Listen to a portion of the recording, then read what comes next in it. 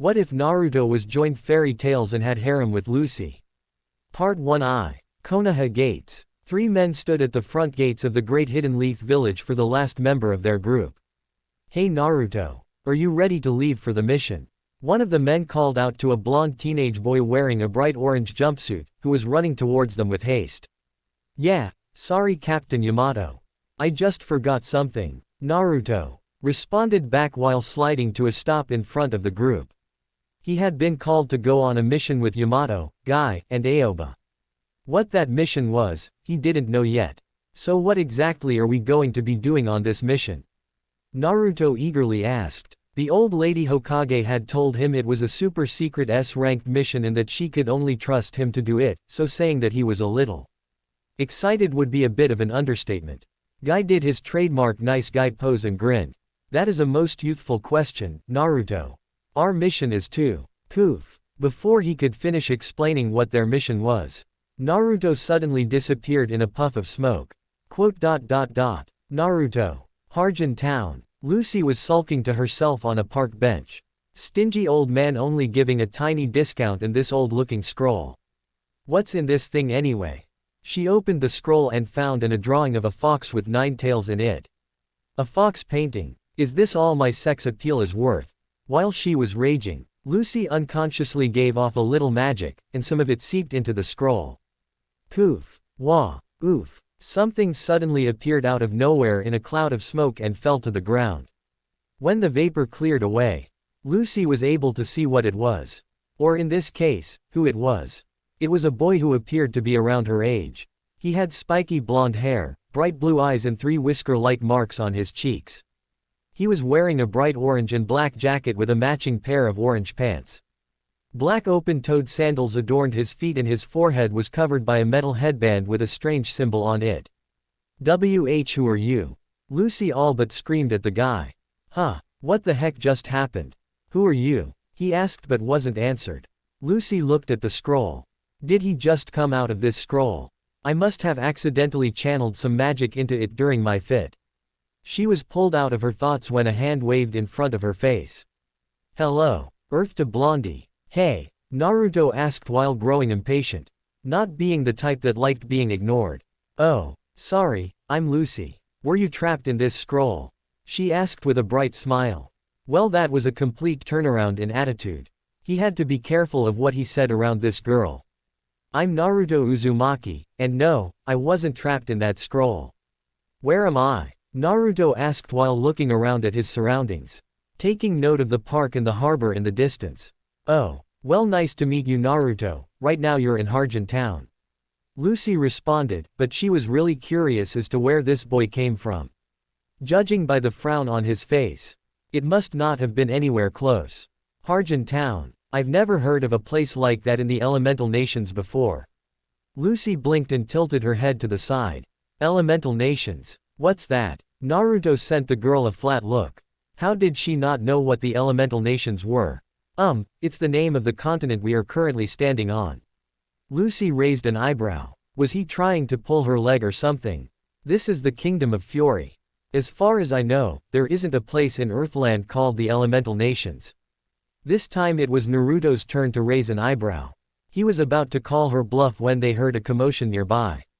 Did you hear? The great fire mage Salamander-sama is here.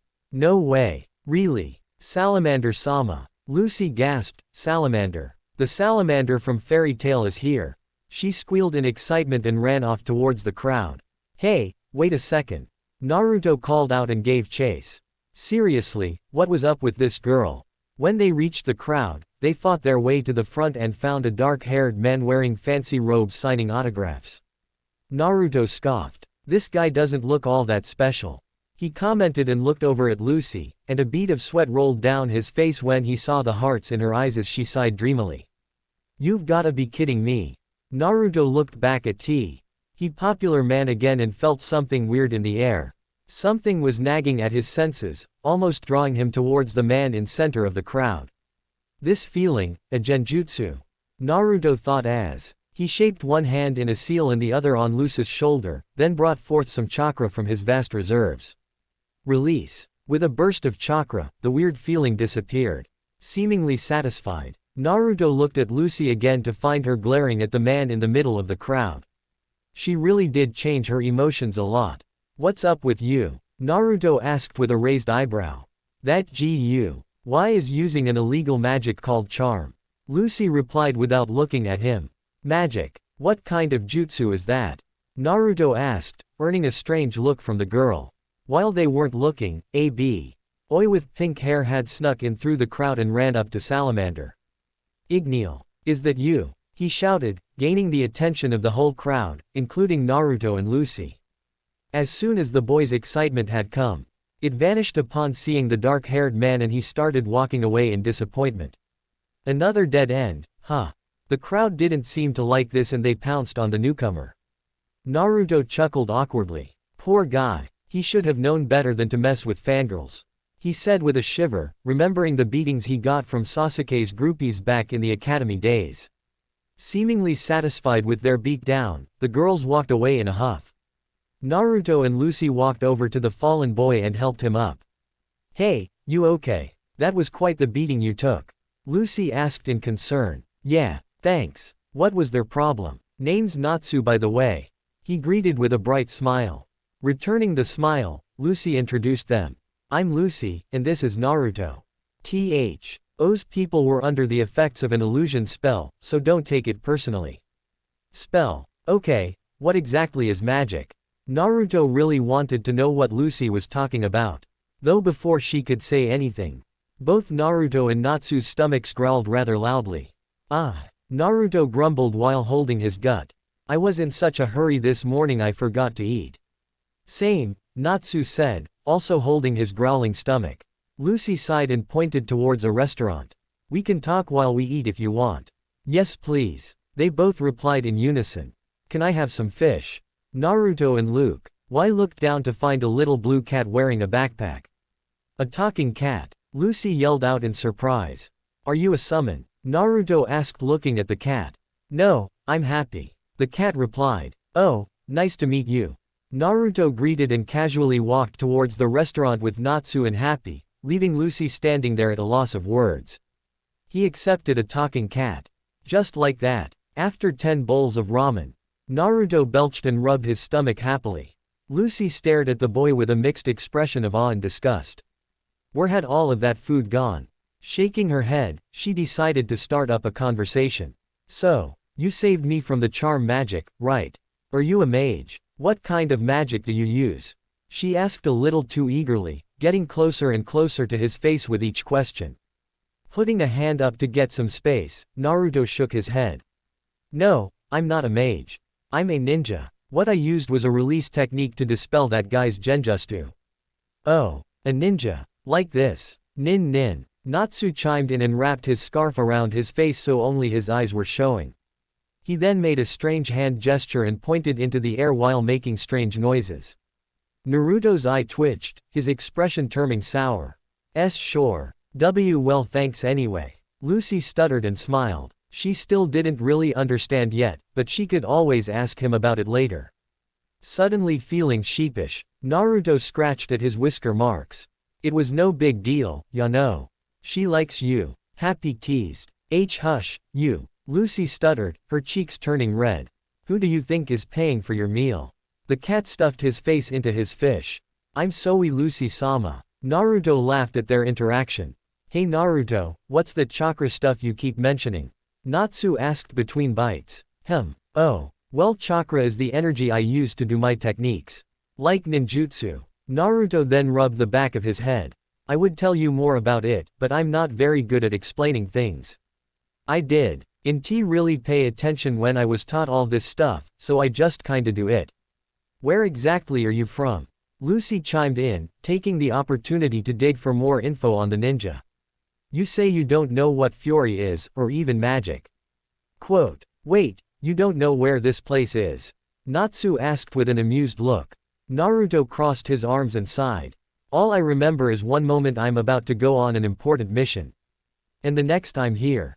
Lucy brought out the scroll and opened it. It's gotta be this scroll's doing.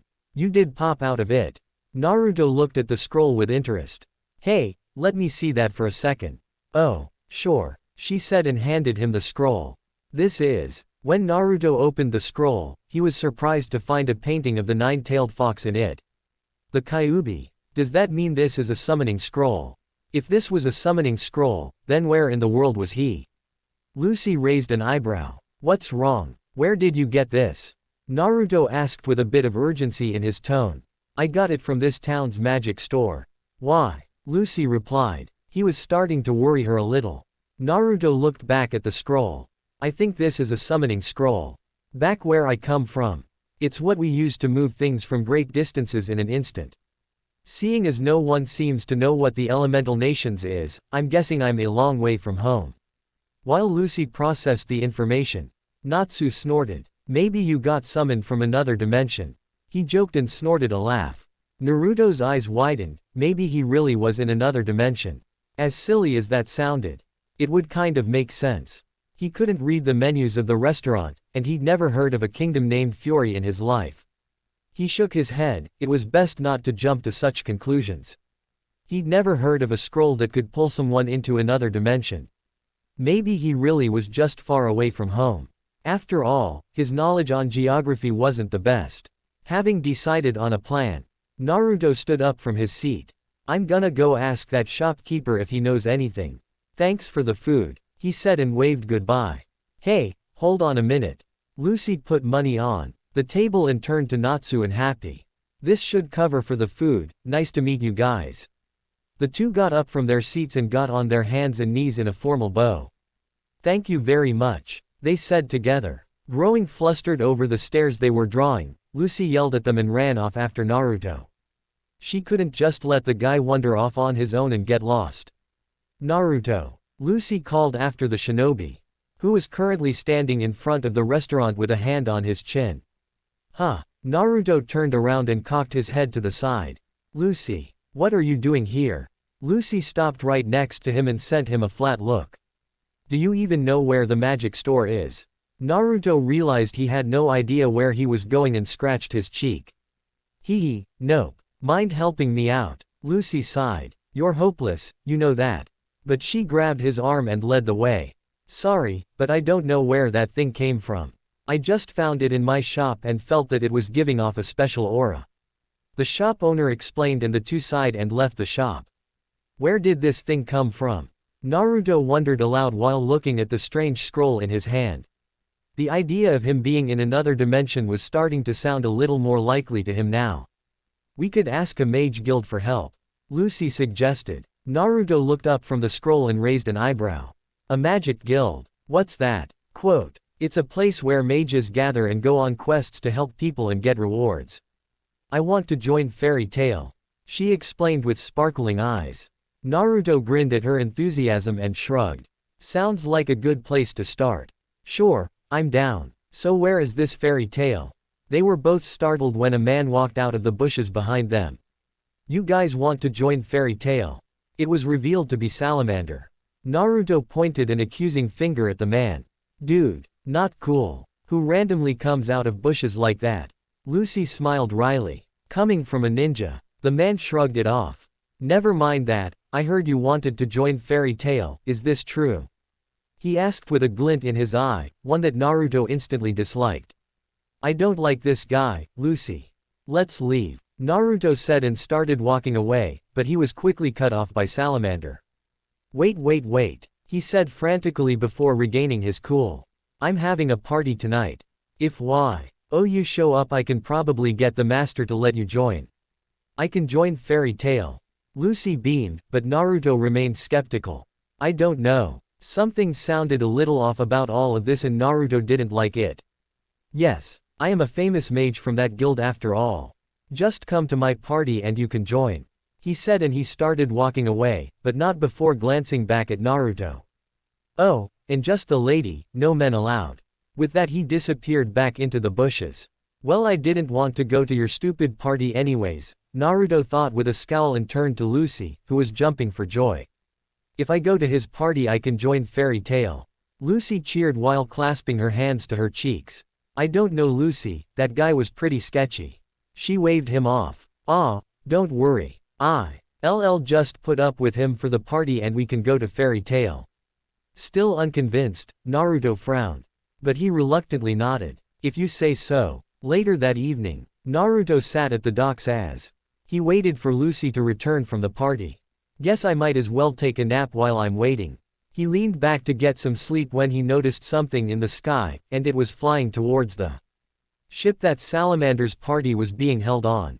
Natsu. Naruto wondered aloud when he took a closer look. Did Happy always have wings?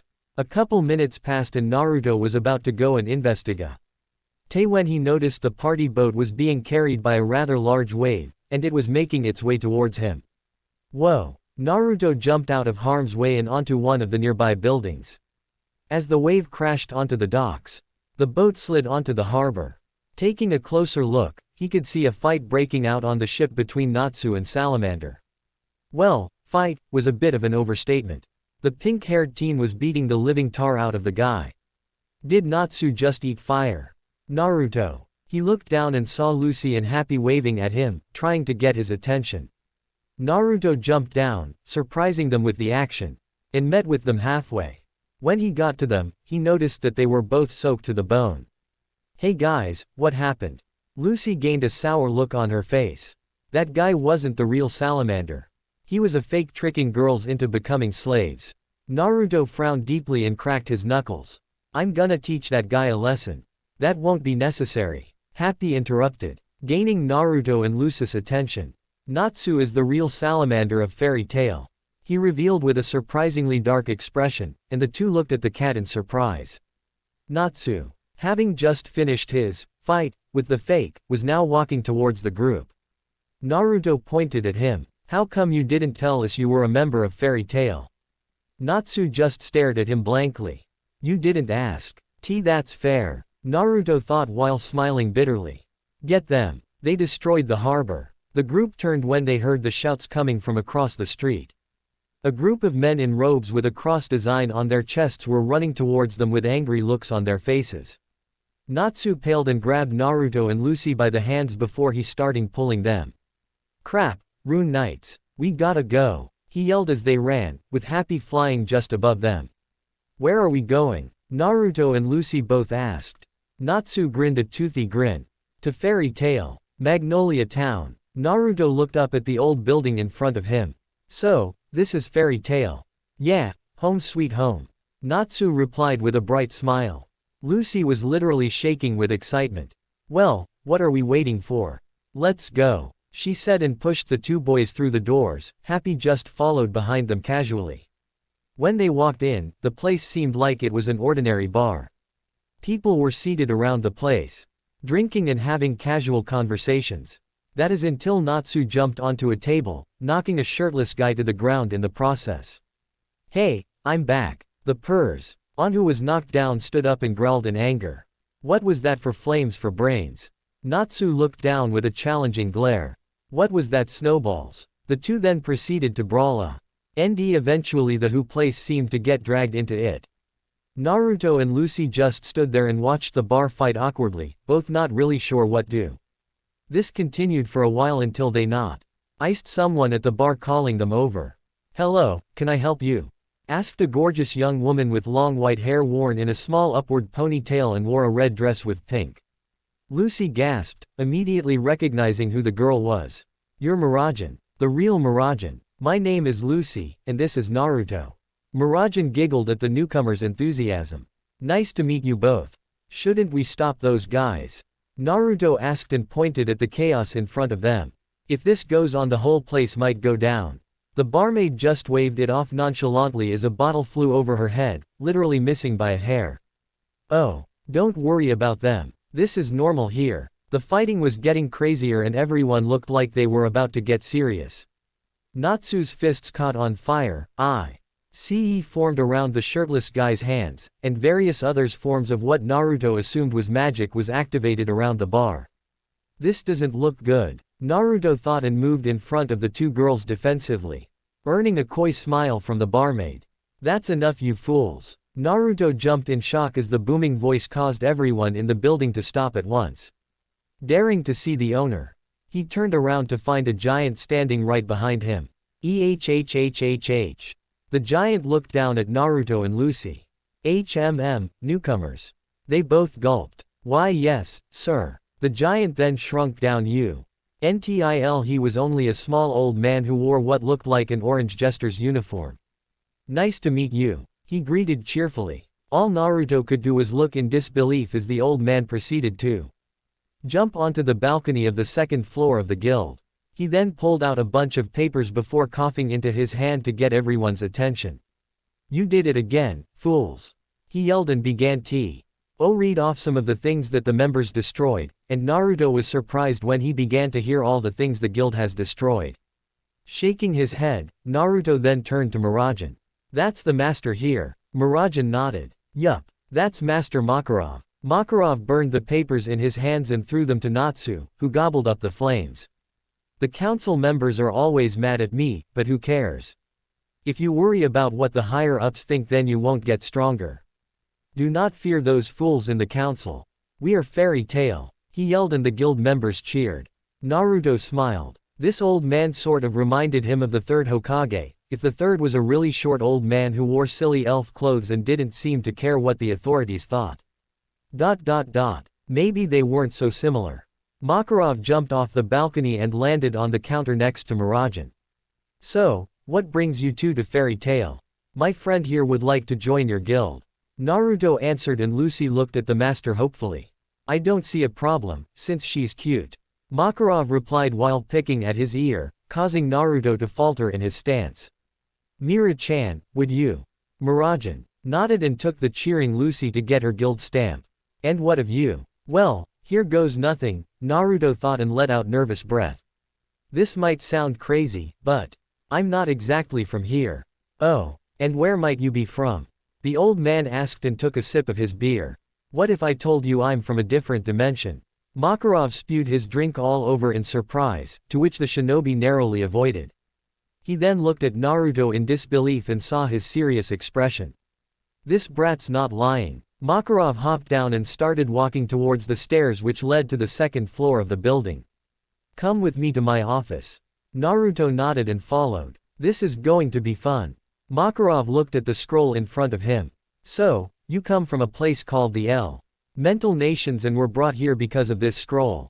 Naruto nodded. That's what I'm thinking, though I can't tell if the scroll is a summoning jutsu or your world's magic. I know it sounds silly. But seeing as no one seems to know what the elemental nations are, I'm starting to think it's true. Makarov nodded, he could see where the boy was coming from. Where did the scroll come from?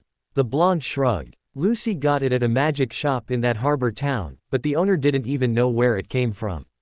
Makarov sighed. I don't know what to say. The scroll somehow ripped you from your dimension and into ours. I've never heard of any magic like this. Except maybe. He paused. Maybe. Naruto repeated hopefully. There is a member in our guild that may know a little about dimensional travel. Naruto's face brightened at this information. Really? Who is it? Where can I find them? The old man chuckled at the blonde's enthusiasm. He was beginning to like this kid. His name is Mistogen, but he's out on a quest right now and is just about impossible to track. Your best bet would be to wait for him to come back to the guild for another mission. Oh, Naruto seemed to deflate into seat. Makarov put on a reassuring smile. Don't worry, he shouldn't be gone for long. You're welcome to hang around the guild until he returns. Naruto gave Makarov a thankful smile. Thanks, old man. Makarov faltered at being called old, but quickly recovered and coughed into his hand. Well, I'd like to know a little more about your homeland. It was called Konoha, I believe. Naruto nodded, not seeing a reason to be secretive. He was asking for the man's help, and he seemed trustworthy. Makarov continued. And in Konoha, your people don't use magic, but this chakra you called it. Yeah, there are 5 hidden villages in the elemental nations, Konoha being the one I'm from, and our armies consist of ninja, or shinobi. Naruto stated proudly while pointing at his headband. You are one of these ninjas. Yup. Ninja are ranked from Genin, to Chunin, then lastly Jonin. With Genin being the lowest. Makarov raised an eyebrow. Which of these ranks are you? Naruto scratched his cheek awkwardly. Well, technically I'm still a Genin. But that's only because I wasn't there for the last Chunin exams. He said and pouted childishly at the last part. Makarov bellowed with laughter. I like you, boy. How would you like to join Fairy Tail? Naruto stopped pouting and looked at the master. Me, join. But I'm not even from here. Makarov shrugged. What if I told you to? Tea's not the strangest thing I've seen in this guild. You'll fit right in. I don't know how long I'll even be here. I gotta find a way back home. Naruto said with a slight frown. The people here seemed nice. And joining this place would probably be fun. But he had promises to keep. Sasuke. Seeing the troubled look on the youth's face, Makarov sighed. Tell you what, you can think about it for now. Go downstairs and get yourself something to eat, but keep the dimensional business between us for now. Naruto nodded thankfully and left the room. Makarov frowned at the scroll in front of him. This scroll. I hope it's not what I think it is. Naruto sighed as he walked down the steps, the reality of things hitting him like a train. He hadn't really given it much thought till now with everything that had been going on.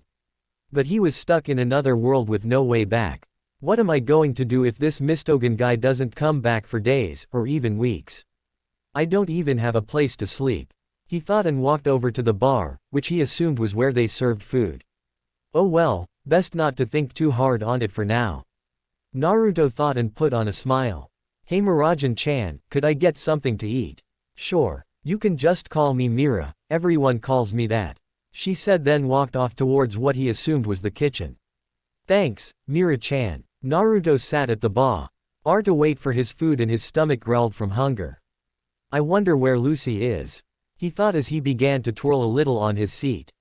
It's not like Lucy had promised to help him find a way home or anything. But she just seemed like the type who liked to help others. At least that was the vibe he got from the girl. She did goes as far as helping him find the magic shop and get to Fairy Tail. Hey, are you one of the newbies? Naruto turned around and saw a guy in his boxers standing behind him send him a lazy wave. He noted that it was the same person Natsu had picked a fight with earlier. Where are your clothes? The guy looked down to see that he in fact had no clothes on. Ah crap. He then ran off to find said clothes. Naruto smiled wryly at the strange scene before feeling a tap on his shoulder. Turning around again, he found a brown-haired woman wearing a bikini top and jeans had taken the stool next to him. Her gaze felt predatory in a teasing manner, and he could feel his face heating up from the way she was smiling at him. That was Gray, he has a bad habit of leaving his clothes everywhere. She said and rolled her brown eyes. Name's Kana, what's your name sweetheart? Naruto laughed nervously, feeling his cheeks burn a little brighter. I'm Naruto. Nice to meet you, Kana. She leaned in a little closer. Those are some cute whisker marks. Are they real? Why yeah. Naruto stuttered, growing even more flustered. Did he just stutter? Curse this nervousness. Why was he acting like this? Kana almost squealed from the blonde's reaction. How cute. Hey Kana, stop teasing the new guy. It's unmanly. They both looked up to see a giant of a man walking up to them. Kana deadpanned. That's because I'm not a man. Hey, the name's Elfman. He said with a grin. Naruto grinned back. Nice to meet you, Elfman. Before long, people from all over the guild had gathered around to say hello to the ninja. Hey, what kind of magic do you use? Wanna join our team? What's with those weird clothes? Not used to the attention, Naruto was beginning to feel a little overwhelmed. Murajan came to his rescue, carrying a tray of hot food in her hands. Now everyone, let's give Naruto some space to eat. Mira-chan, Naruto thought with tears streaming down his face. Mira simply smiled and placed a plate full of food in front of him. Here you go. Thanks. Naruto gleefully wolfed down the food. This is great. After Naruto finished eating he spent the next couple of hours talking with some of the members of Fairy Tail. So far, he'd met some interesting characters. Gray, who was the ice guy that always seemed to lose his clothing, was a pretty chill dude. He learned that the ice mage didn't get along with Natsu at all and were constantly fighting. It kind of reminded him of his rivalry with Sasuke. Elfman, who he learned was Murajan's younger brother, reminded him of Lee back at home. Well, that is if Lee was a giant of a man that was obsessed with being manly. Then there was Kana, who was a mischievous sort of girl. She had long dark brown hair and brown eyes. She wore nothing but a pair of brown pants and a bikini top, which made it difficult for Naruto to look at her at times. Naruto was now sitting at a table with Kana, Elfman, and Team Shadow Gear, which consisted of a girl named Levi, and 2 boys named Jet and Droy. So, Lucy left with Natsu to go find this Mikao person. Naruto had asked where the girl had gone since she was nowhere to be found. Yeah, knowing Natsu and his keen sense of smell, they shouldn't be gone for too long. Kana replied and took a swig from her barrel. Yes, a barrel. Naruto just couldn't get over how much the girl could drink. She was already on her 2nd barrel. He was sure at Kana would even be able to outdrink old lady Tsunade, which was saying something. Hey Naruto, what kind of magic do you use? Levi asked, and the others leaned forward in anticipation. Oh yeah, dimensional stuff in a no-go. Naruto thought and rubbed his chin. Well, where I'm from, we call magic chakra. As for techniques, I know a few. Can you show us? It seemed they were eager to know, so Naruto shrugged. I guess I can show you a few. Though most of my techniques are a little too destructive to use inside.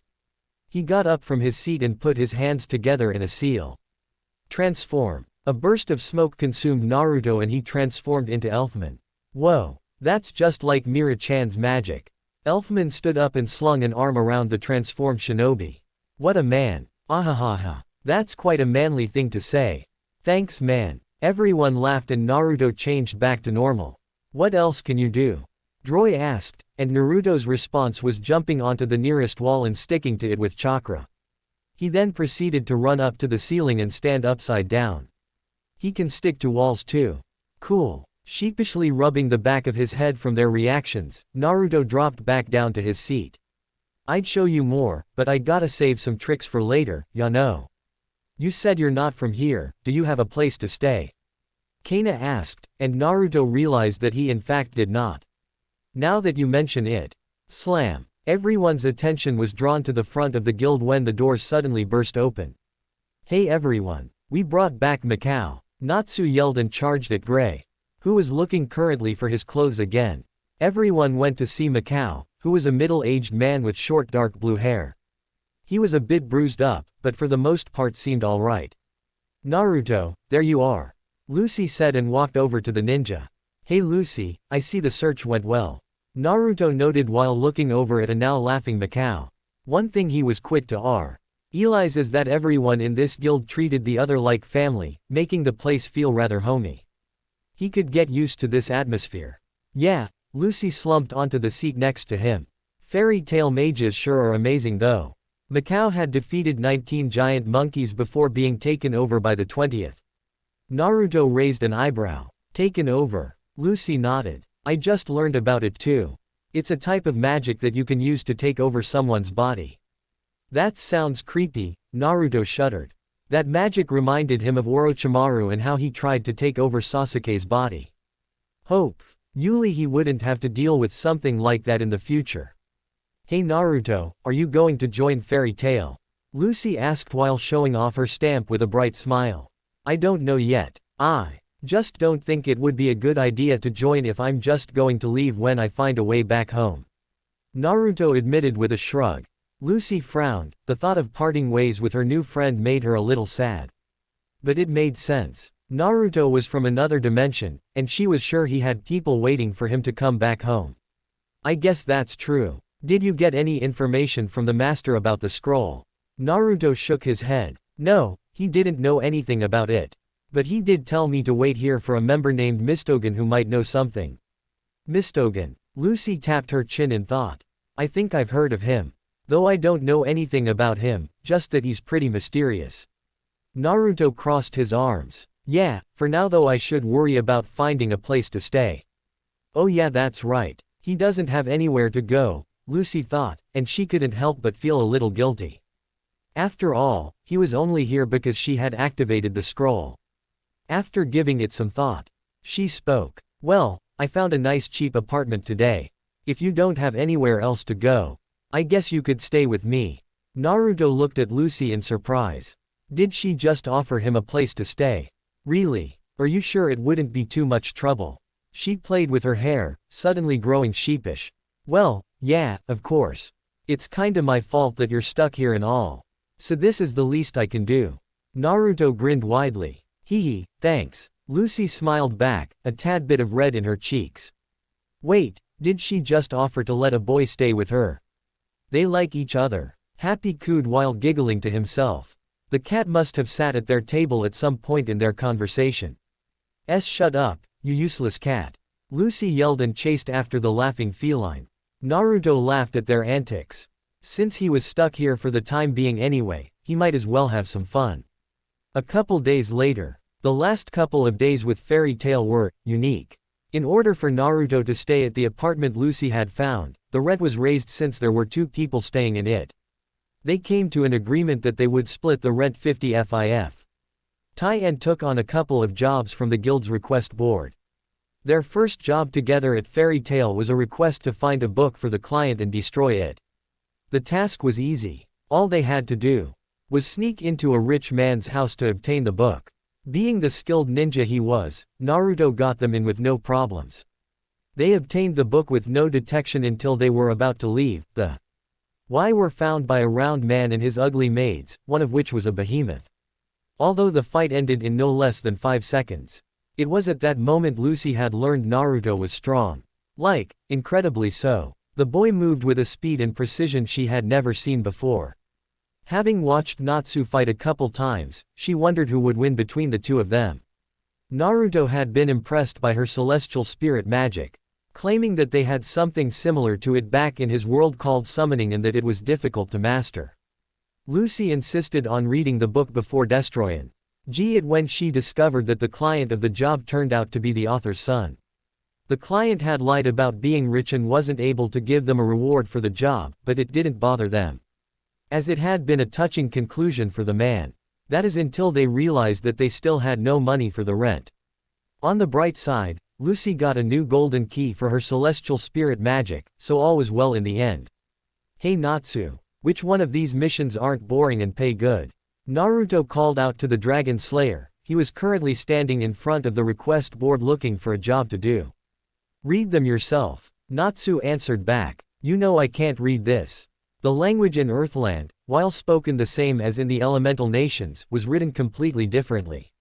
Lucy and Levi offered to tutor him, but it was so boring he ended up leaving a shadow clone to learn for him.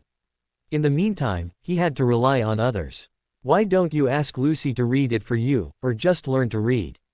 Naruto stamped his foot on the ground impatiently. Come on, Lucy doesn't want to go on a mission today, so help me out, man. We can go on a harder job if you want. That seemed to have gotten Natsu's attention, as he immediately stopped what he was doing and ran over to the ninja. Fine, let's see. There's a mission to slay a demon that's been terrorizing a village. Looks like things are getting pretty bad.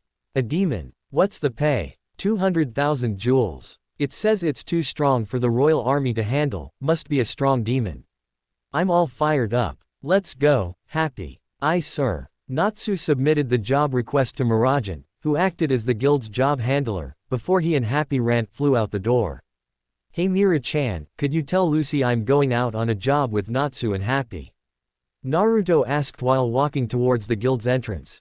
The white-haired beauty nodded and waved them goodbye. Sure. Be careful out there. Naruto gave her a thumbs up and ran after Natsu. Thanks, we will. Kana walked up to Murajan. He says he doesn't want to join, but it looks like he's already a part of the family. Murajan giggled. He's just as stubborn as Natsu. How cute. Upon reaching their destination, Naruto looked at the destruction in front of him. Geez, what happened here? Roads were torn apart and buildings were collapsed. But the most notable thing was the sand. The settlement was located in a large forest clearing, but there was sand all over the place. It looked like Gaara swept in and dropped a sand tsunami on the place. The town's gone, Happy sadly said from on top of Natsu's head. Natsu sniffed the air. It's this way. Naruto nodded, having learned about the Dragon Slayer's keen sense of smell from Lucy. You go find the demon, I'm gonna look for survivors. Natsu nodded back and ran off. Naruto waited until Natsu was out of sight before he closed his eyes and started drawing in the surrounding natural energy.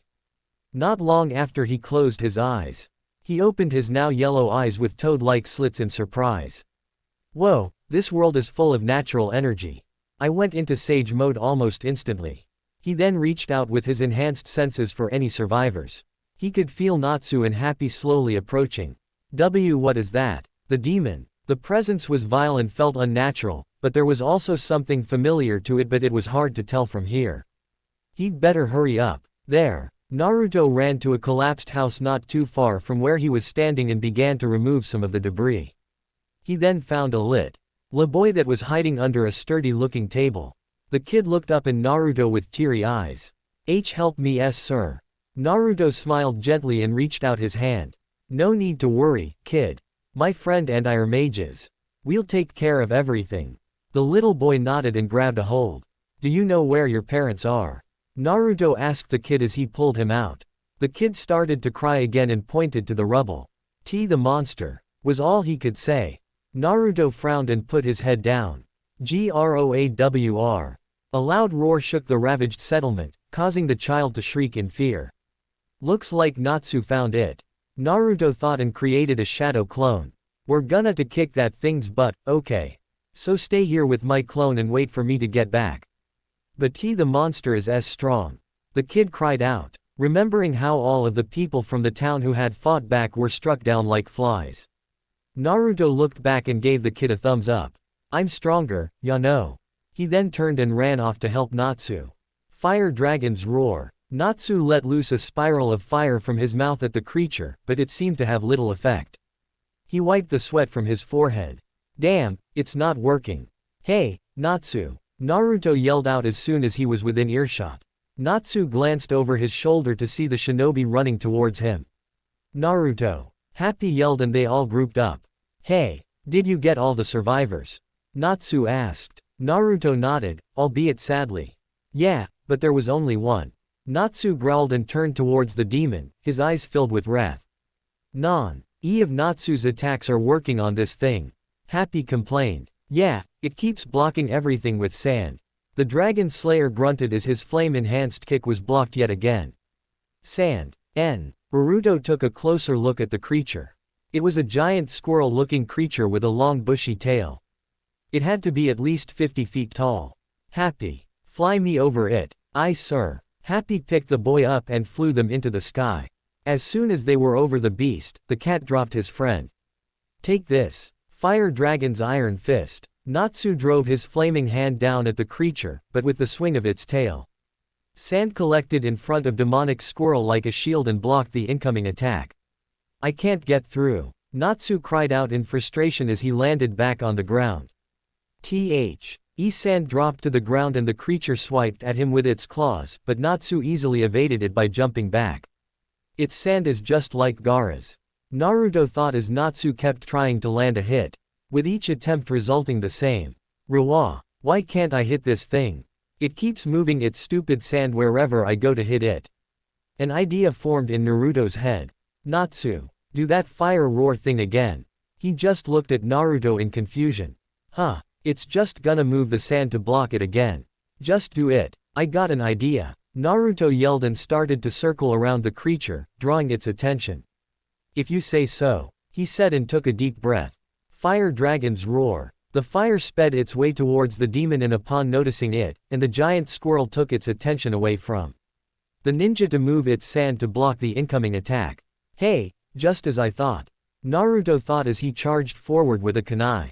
The creature yelped in pain before spinning in a large circle to fend off its attackers, forcing Naruto to back off. The monster's hide was tough, even with Sage Mode his kunai barely pierced it. He got it. Happy cheered. Your turn, Natsu. Naruto called before charging forward.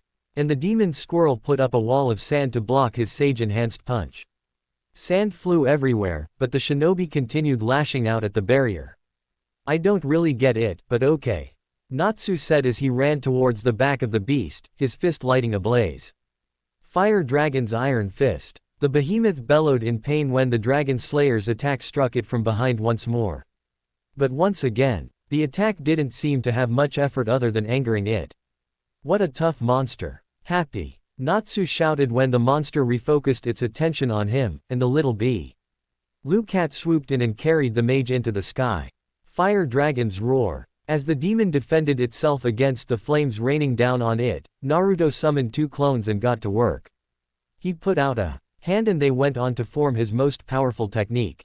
A loud screeching noise filled the air, earning the attention of both Happy and Natsu. They gaped upon seeing the large spiraling shuriken in the shinobi's hand. Then, Naruto lunged forward and threw it.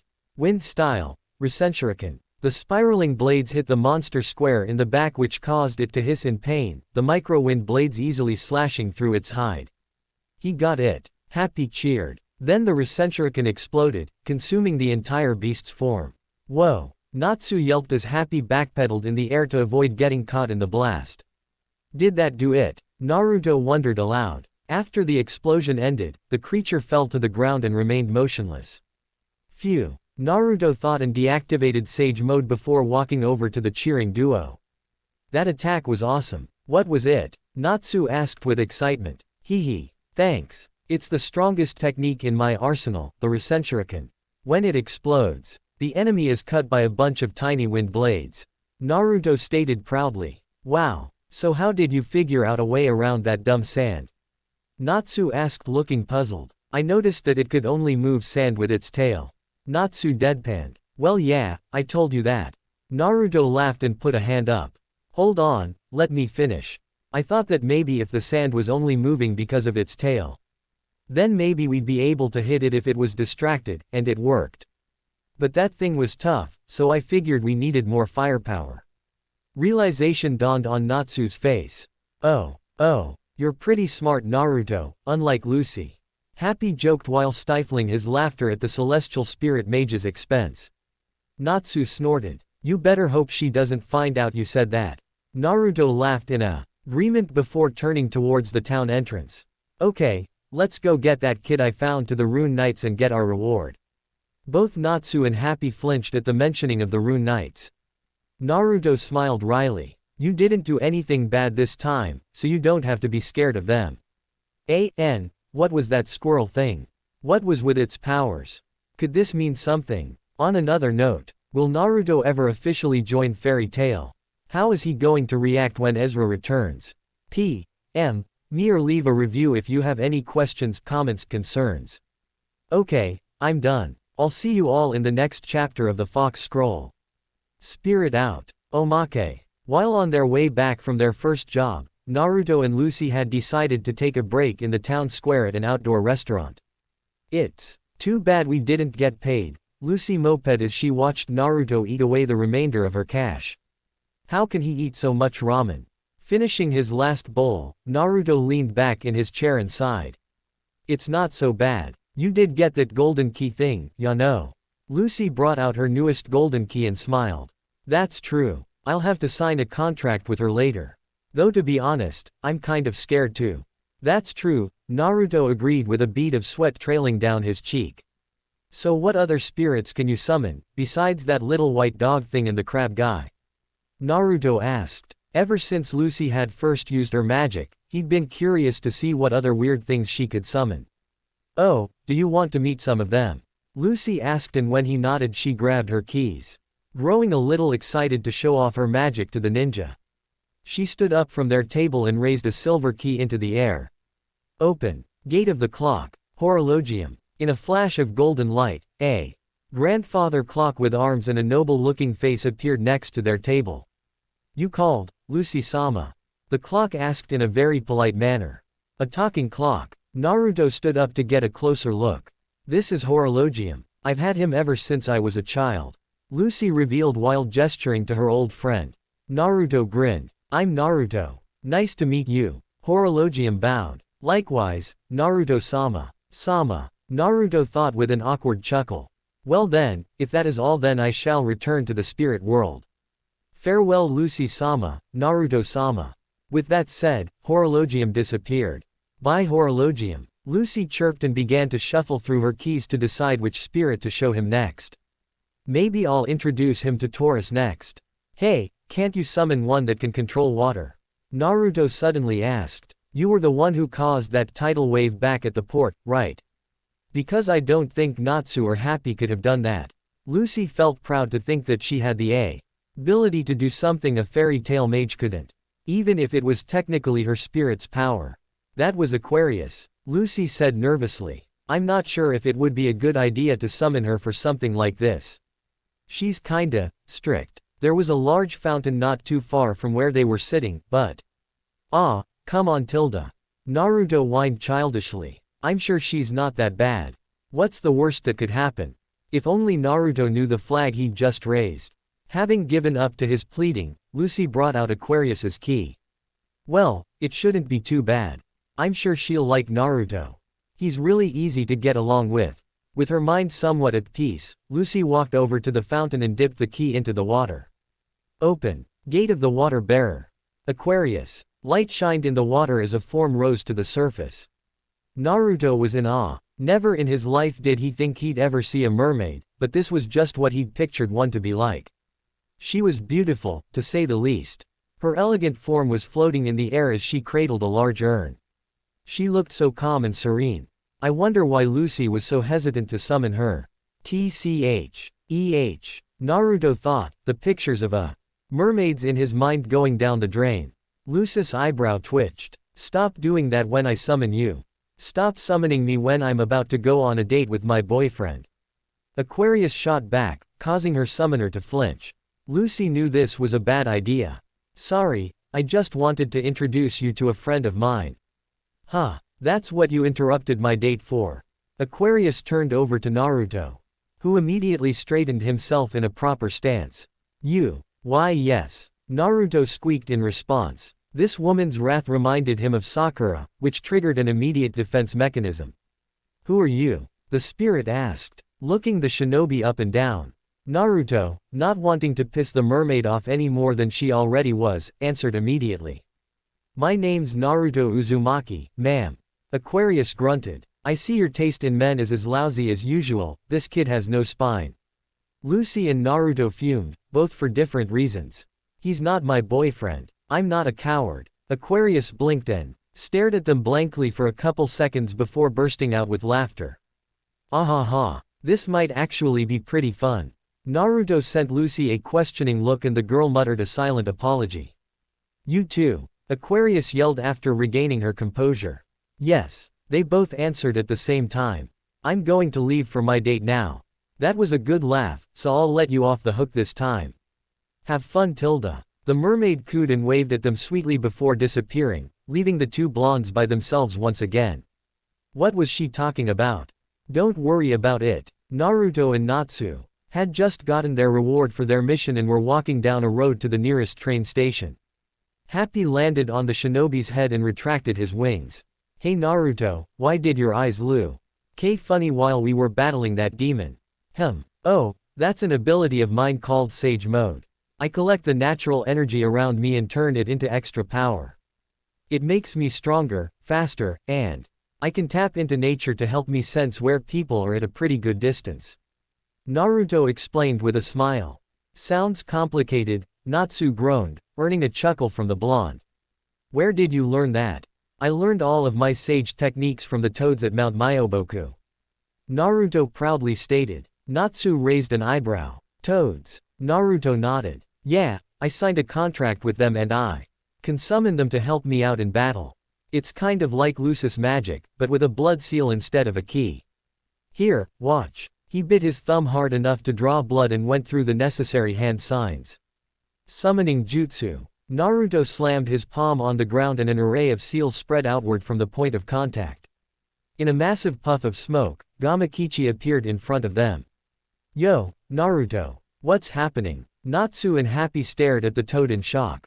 That's a big toad. Naruto laughed at their shocked expressions.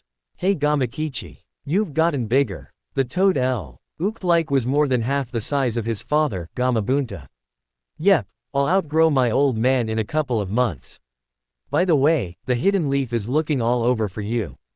The toad glanced around. Is this where you've been? Where is this place anyway? Naruto sighed. Yeah, long story short, we're in another dimension than the elemental nations called Earthland. I was brought here because of a strange scroll. But I have no idea how to get back. Gamakichi bellowed with laughter. Haha, only you would get yourself in these situations. But why haven't you tried summoning us earlier to use He reverse summoning technique to go to Mount Myoboku. Naruto palmed his face. Of course, the reverse summoning. Why didn't he think of that earlier? Reverse summoning? Natsu asked. Oh yeah, Natsu, Happy, this is Gamakichi. Gamakichi. This is Natsu and Happy. These guys are from a guild called Fairy Tail and they've been helping me out. Naruto explained, and they all nodded to each other. E-reverse summoning technique is where the toads summon me instead, most of the time to Mount Myoboku, which is where I learned Sage Mode. I can't believe it slipped my mind. So, do you want to try it now? Gamakichi asked. The blonde nodded. Yeah, let's do it. With a nod of his own, Gamakichi disappeared in a puff of smoke. Naruto turned to Natsu and Happy. If this works and I can't come back, tell Lucy and everyone else back at the guild I said thanks for all their help. Natsu grinned, gave the blonde a thumbs up. Naruto smiled back, and before he suddenly doubled over in a burst of pain. Naruto, what's wrong? Natsu looked over him in concern, but found no clear signs of injury.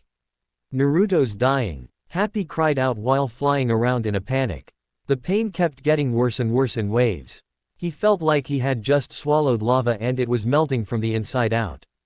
Arg. It's not working. Naruto quickly did the summoning jutsu again and brought Gamakichi back. The pain stopped. Hey Naruto. What give whoa, you okay? Gamakichi asked when he noticed his summoner gasping for air. Naruto laid on his back and caught his breath. Yeah, man, that hurt. Why didn't it work? And why did that hurt so much? I wonder if something is keeping you bound here.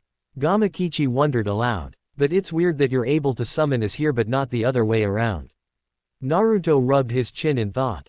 Well, I'll summon a messenger toad later to write a letter to the old lady to tell everyone what's going on. Gamakichi nodded. Sounds good. I'll be going now then, Ma's cooking up some grub. And with that, he disappeared in a cloud of smoke. Naruto sighed. Too bad that didn't work. Well, at least we got this huge reward. Natsu raised up his and Happy's share. Naruto relented a sigh and picked himself off of the ground. Yeah, shall we head back then?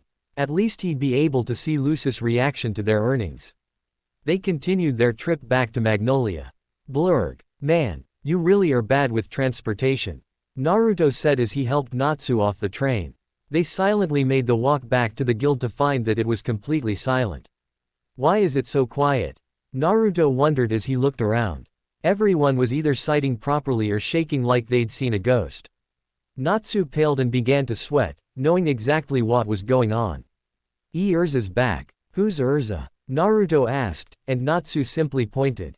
Following Natsu's finger, Naruto found a red-haired woman clad in armor that only covered her upper body and a blue skirt. An odd choice of clothing. But the woman was beautiful nonetheless. Urza must have noticed them, because she was now walking in their direction. There you are, Natsu. Keeping out of trouble, I hope. He squeaked. Naruto took a step away from Natsu, shocked to see the normally hyperactive teen act so timid. Urza then turned her attention to the shinobi. Are you the other new member I've been hearing about? Naruto, was it? Naruto laughed nervously at her serious tone. This girl held so much authority to her presence that it kinda scared him. Yeah, that's me. But I haven't joined and I'm still not sure if I want to yet. She raised an eyebrow. Then why are you here? It's complicated. How so? Urza asked and crossed her arms, her gaze narrowing ever so slightly. She obviously wasn't the type to let things slide by her. Naruto began to sweat. It was kind of hard to talk to this girl. No wonder Natsu was acting the way he was. The master told me not to discuss it with anyone else other than him. At the mention of Makarov, Urza visibly softened. Oh, I see. If that is what the master wants, then I understand. She turned back to the other boy. Natsu. You and Gray are coming with me to help me with something. Natsu looked over at Gray in disgust, who was looking back with a similar expression. Those two really didn't get along. Naruto, taking the opportunity to leave, crept his way towards Lucy, who was sitting at a table with Levi. Hey guys, we're back from our job. Lucy waved back. How'd it go? Naruto grinned and took out an envelope. Looks like we won't have to worry about the rent for another month. Quote. While Lucy wept tears of joy, Levi laughed before pointing at Urza. So, what do you think of Urza? Naruto chuckled and took a seat. She's almost scarier than my teammate back at home. He shivered at the thought of seeing Urza when she was angry, flashbacks of Sakura punching him through literal walls coming to mind. Well, she is the strongest woman in fairy tale. Fine, but if I have to go with Gray, then we gotta take Naruto too. Natsu shouted and pointed at the befuddled ninja. Naruto balked. Urza looked at Naruto for a second before she nodded in approval. Very well. Naruto, you shall come too. Naruto just sat there with a dumb look on his face. On the train, Lucy sighed and leaned back in her seat. Why did I have to go too? Naruto sent her an apologetic expression before whispering. It couldn't be helped, Urza's scary. They both looked at Urza holding an unconscious Natsu on her lap. She had just knocked the Dragon Slayer out because he was complaining about riding on another train so soon. Gray spoke up and asked what they had all been wondering. What exactly are we doing, Urza? The female knight nodded and filled them in, about how they were going to take on a dark guild. They were just getting off of the train when she finished. That just about sums it up, we'll take on Eisenwald. Lucy gasped while Gray and Naruto both smirked, both liking the idea of a good fight. Sounds good to me. This should be fun. Natsu's still on the train. Happy chimed in while pointing at the now leaving vehicle. Everyone stopped in their tracks. This is all my fault. Somebody hit me. Urza panicked and braced herself, expecting someone to hit her. Leaving aside the woman's strange remark, Naruto raised a hand. I can go get him if you want. They all looked at him in disbelief. You, catch up with a train on foot. I'll believe it when I see it. Gray scoffed. Naruto smirked before taking off in an orange blur, leaving everyone speechless. Even Urza seemed impressed by the shinobi's showcase of speed. Naruto was slowly catching up to the train and was now just behind the last cart. He pulled up to the side of it and was about to grab on when Natsu suddenly burst through the window right in front of him. Natsu crashed right into Naruto and they both fell onto the ground, tumbling painfully to a stop. Naruto groaned in pain. Why would you jump out of a train? Sorry. Natsu apologized, his head still spinning. They both got up and dusted themselves off. Why did you jump out anyway? There was this guy making fun of fairy tale and picking a fight with me. Then the train started moving again and I didn't want to be on that thing anymore. I think he said he was from a guild called. What was it? Eisenwald. Naruto's eyes widened. Did you say Eisenwald? That's the dark guild Urza was telling us about. Oh, really? He also had this wooden flute thing with a skull. Natsu added while tapping his chin in thought. A flute with a skull.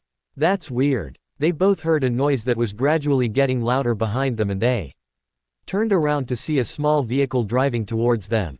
As it got closer, they could see Urza in the front and Lucy leaning out of the window.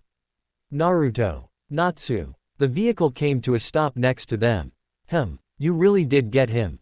Urza noted and motioned for them to get in. No more transportation, blurg. Natsu choked out. Naruto wasted no time and jumped into the seat next to Urza. Follow the train. It has a member of Eisenwald in it. What? Why didn't Natsu get him? Urza complained, centering her wrathful gaze on the cowering dragon slayer who reluctantly sat next to Gray. Never mind that, let's go. Naruto exclaimed, and the redhead nodded before surging them forward. Natsu also said that the guy had a flute with a skull on it. Naruto added, wondering if Urza knew anything about it. Lucy poked her head out. Did you say a flute with a skull? When Naruto nodded, she gained a worried expression.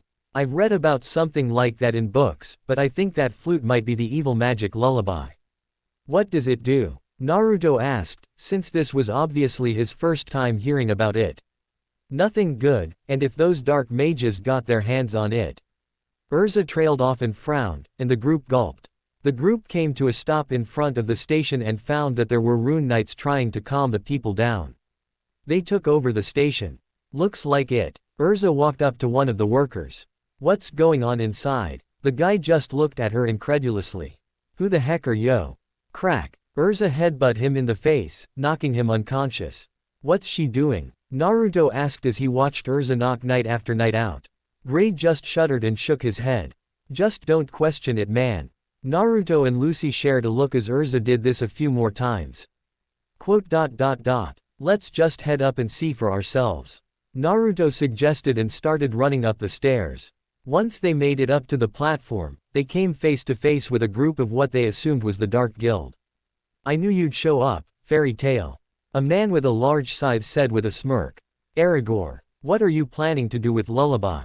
Urza demanded. A gust of wind picked up around Aragorn and he began to float. Oh, you haven't figured it out. He floated up to one of the speakers and tapped it a few times. Urza realized what they planned on doing. You plan to broadcast the lullaby. Everyone gasped upon hearing this.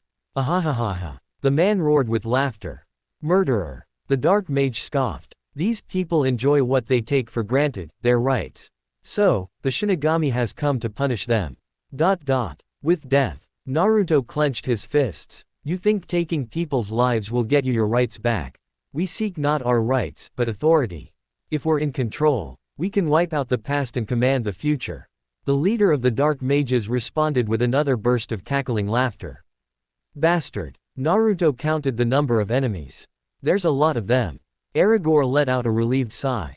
I'll leave these flies to you while I go play the flute. He said and flew out through one of the building's windows. Urza turned towards Natsu and Gray. Natsu. Gray. Go after him. You can beat him if you work together. They grumbled but ran off anyways. The S-class mage then turned to the other two.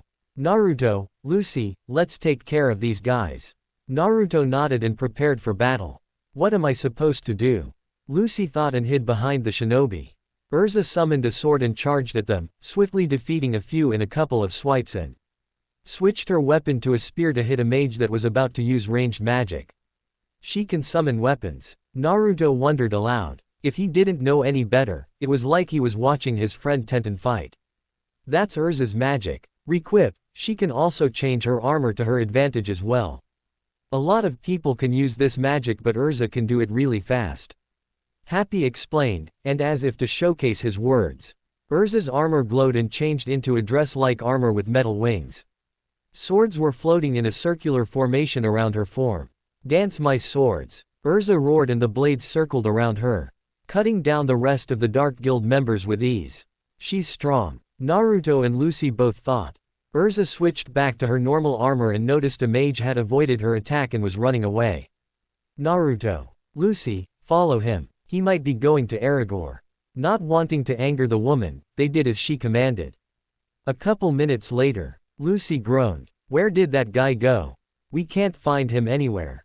Naruto closed his eyes. I'll just go into sage mode and find him. Boom. What was that? Lucy wailed as the building shook from an explosion. Naruto started running in the direction of the source of the sound. Let's go see what that was. Someone might have found Aragorn. Lucy nodded and followed him. When they met up with Natsu and Gray, they found the NT. Rebuilding was encased in a giant tornado-like barrier. They then learned that a man named Kageyama, who was needed to get out of a wind barrier, was stabbed in the back by one of his comrades. They were now trapped. Naruto tried punching his way through the wind barrier. Ow! It had cut up his hand. Don't touch the wind, it'll rip you to shreds. Urza warned them. Lucy ran up to Naruto and looked at his injured arm. Naruto, are you okay? Naruto waved her off. Yeah, don't worry. I heal fast. She watched in awe as the cuts closed right before her eyes. You weren't kidding. Gray kicked a stone wall. I can't believe we fell for this. Natsu stared at the wall of winds. Gramps, it hadn't been hard to figure out what Aragorn planned to do. The masters of the mage guilds were currently having a meeting not too far from the station. If they didn't stop the Dark Guild now, then Makarov was in danger. Lucy sighed. I don't think any of my keys would work here either. Hey Lucy, do you ever sign a contract with the key we got from that one mission? You know, the one that can dig holes and stuff. Naruto asked. If he wasn't mistaken, that spirit had the ability to dig tunnels. Lucy blinked. Oh yeah, she can dig us a way out of here. She grabbed the key and began the ritual. Open. Gate of the Virgin. Virgo. A magic circle formed on the ground and a girl with pink hair wearing a frilly maid's outfit appeared. Lucy and Naruto stared at her in shock. Is that really the same spirit? Naruto remembered her last form and shivered. She's like a different person. Lucy agreed with a curt nod. Would you prefer my other appearance? Virgo asked and started morphing back into her former appearance. And no, you're fine. They both said quickly. Shifting back once again, the maid bowed gracefully. If that is what you wish, my mistress. Don't call me that, Lucy said, and they proceeded to have a conversation about how Virgo would address her. Urza walked over to Naruto. What's going on? That's a celestial spirit that can dig tunnels and stuff. He idly explained to the knight. Hey Lucy, hurry up will ya? How about, harem? Virgo asked, and Lucy finally nodded in acceptance. That's fine, Naruto sighed. Of all the times to be picking a title for herself to be called, and she was okay with harem of all things. Then, here I go. Virgo dove right into the ground as if it were water, creating a human-sized tunnel as she went. Urza smacked Lucy in the back, knocking the girl flat on her face. Good job, Lucy. Naruto jumped into the tunnel. Okay, let's go. Everyone followed him in with Natsu carrying the injured Kageyama. Once they reached the other side, Gray stretched. Sweet, we're out. Urza looked around. Hey, where's Natsu and Happy? Lucy looked around as well. Naruto isn't here either. Naruto ran across the railroad as Natsu flew with Happy at their max speed. I didn't think Happy could fly that fast. Naruto yelled up at them. We gotta get to that Aragorn person as fast as we can. Aye sir. They soon caught up to Aragorn, and Naruto sped up and jumped at him. Surprise! Naruto yelled as he punched the guy right in the face, landing gracefully as Aragorn crashed into the bridge. The wanted man snarled. How did you get out of the barrier? Natsu landed on the ground with Happy in his arms. Natsu, I'm tired, the cat said sleepily. Thanks for the ride, buddy. You rest up now, Natsu said as he laid his feline friend on the ground. Hey, Natsu. Sorry, but I call dibs on this guy. He really pissed me off earlier. Nah, Ruto claimed and did some light stretches. The Dragon Slayer grumbled but complied. Fine, but when we get back, I wanna fight you. Ever since they finished their job with the squirrel demon, he'd been itching to spar with the blonde. Naruto smirked and then charged at Aragorn. Sounds good to me. The wind mage snarled. What do you think this is a game? Stupid brats, thinking they can defeat the Shinigami so easily. He was cut off by Naruto who kicked him in his side, knocking the wind out of him. You wanna give me that flute before someone gets hurt? Naruto asked nicely. Aragorn recovered and took to the sky. Never. Eat this. He blasted a wave of wind at Naruto, who jumped straight up to avoid it. The dark mage met him in the air and brought down his scythe. Pulling out a kunai, Naruto redirected the blade away from him. The moment the shinobi landed, he threw a dozen shuriken. They were easily deflected by a gust of wind magic, but this gave Naruto enough time to create a couple shadow clones. Clone magic. Aragorn thought as he fought off the clones, slashing a few with his weapon that earned him a satisfying pop. His thoughts were interrupted when the wood splintered underneath Aragorn, and the original Naruto flew at him with a glowing blue sphere in his hand. From under the bridge, when did he? Rasengan. The attack hit the dark mage right in the gut, causing him to howl in pain as the orb launched him across the bridge until he eventually tumbled to a stop. Naruto calmed himself before walking over to Aragorn. He knelt down and looked over his enemy, confirming that he was out for the count. Turning and giving his friends a thumbs up, Natsu and Happy cheered. Now to get the flute. He thought just as the others in the magic vehicle skid to a stop behind them. No way. Aragorn-san was defeated. Kageyama yelled in disbelief. Yeah. Naruto was like, Huya. And Aragorn went, Kaya. And went flying into the air. Natsu began reenacting the fight, covering his face with his scarf to look more like a ninja. That guy didn't even see Naruto coming. Happy jumped onto Natsu's head and made a hand sign with his paws. Naruto really is a ninja. Your boyfriend's tough, Grace said to Lucy, and the girl flushed bright red. He's not my boyfriend. Gray put his hands up in defense, realizing he must have stepped on a landmine. All right. Geez, I'm sorry. Urza looked at the laughing shinobi and noticed that besides the dust and wood flakes, he didn't have a scratch on him. He defeated Aragorn without getting hurt. Just who are you, Naruto? The group's attention was suddenly drawn to the magical vehicle when it turned on and zoomed past them.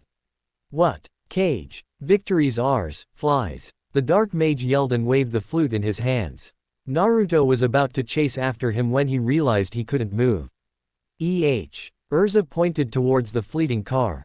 Naruto. After him. I can't. Move. Naruto said as he tried, and failed, to move any part of his body. But it was like he was frozen from the neck down. Urza ran over to him and looked to see what was wrong.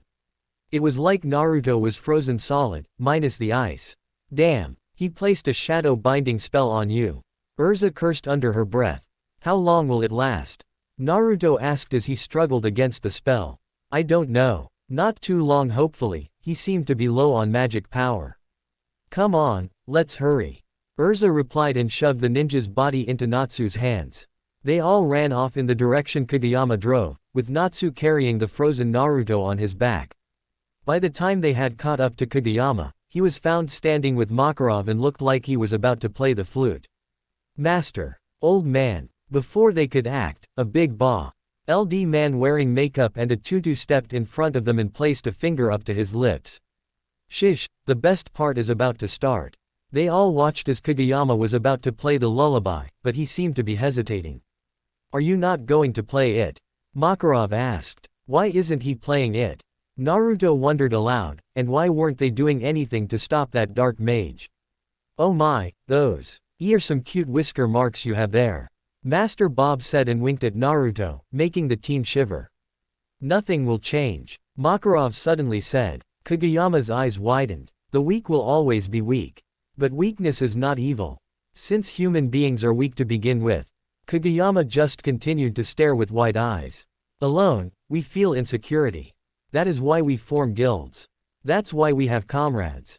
Naruto grinned, his nerves relaxing as he could see where things were going. We walk together in order to live a strong life.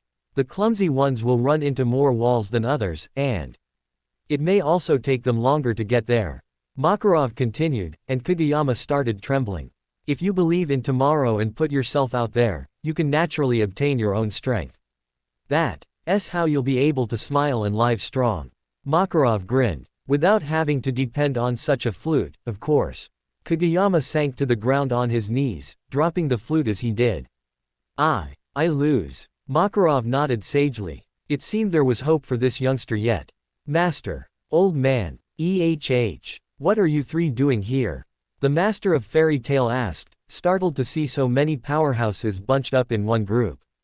That was amazing, Gramps. Master, I really felt your words. Thud. Ouch. Naruto laughed when Urza brought the old man's head to her armored chest. That looks like it hurt. But it seemed everything turned out alright. Zoo. Pathetic mages, you have no guts. What was that? The flute is talking. A demonic presence washed over them as a dark miasma poured out of the flute. It floated up into the air as it began to take shape to something massive. Naruto looked at the smoke with wide eyes. This feeling, it's the same as the smoke form. Into a massive wooden demon with 3 gaping holes for eyes. It roared as it towered over the forest. Let me devour your souls. Humans. It's a demon from the Book of Zirf. Lucy exclaimed while hiding behind Naruto. Let's show this monster just how weak humans are. Natsu said as he ran towards the demon. Well said. Natsu, Urza, and Gray started attacking the demon from different directions. Naruto sat down and began to collect natural energy. Makarov walked over to him. Naruto, my boy, what are you up to? When Naruto opened his eyes, they were lime yellow and outlined what almost looked like red eyeshadow. Makarov raised an eyebrow at the shinobi's change in appearance. Don't worry, old man. I'll finish this with one attack. Naruto formed 2 shadow clones and they began charging his most powerful technique. Makarov gulped, the way the attack screeched gave him a bad feeling. Not to mention the sheer potency of energy that leaked out of the now spiraling technique. Hey guys, get out of the way. Naruto yelled as he began to run towards the demon. Wind style, Rasenshuriken. Do you really think such a puny attack can defeat? Shing. Everyone sped as the bladed sphere cut right through Lullaby, splitting the demon clean in 2. He cut right through it. Who is that mage? Lucy stared at Naruto in disbelief. I knew he was strong, but this. Makarov sighed in relief. At least they didn't destroy anything. Boom. Their cheering was cut short when the Rasenshuriken flew right into a building in the distance, destroying it completely.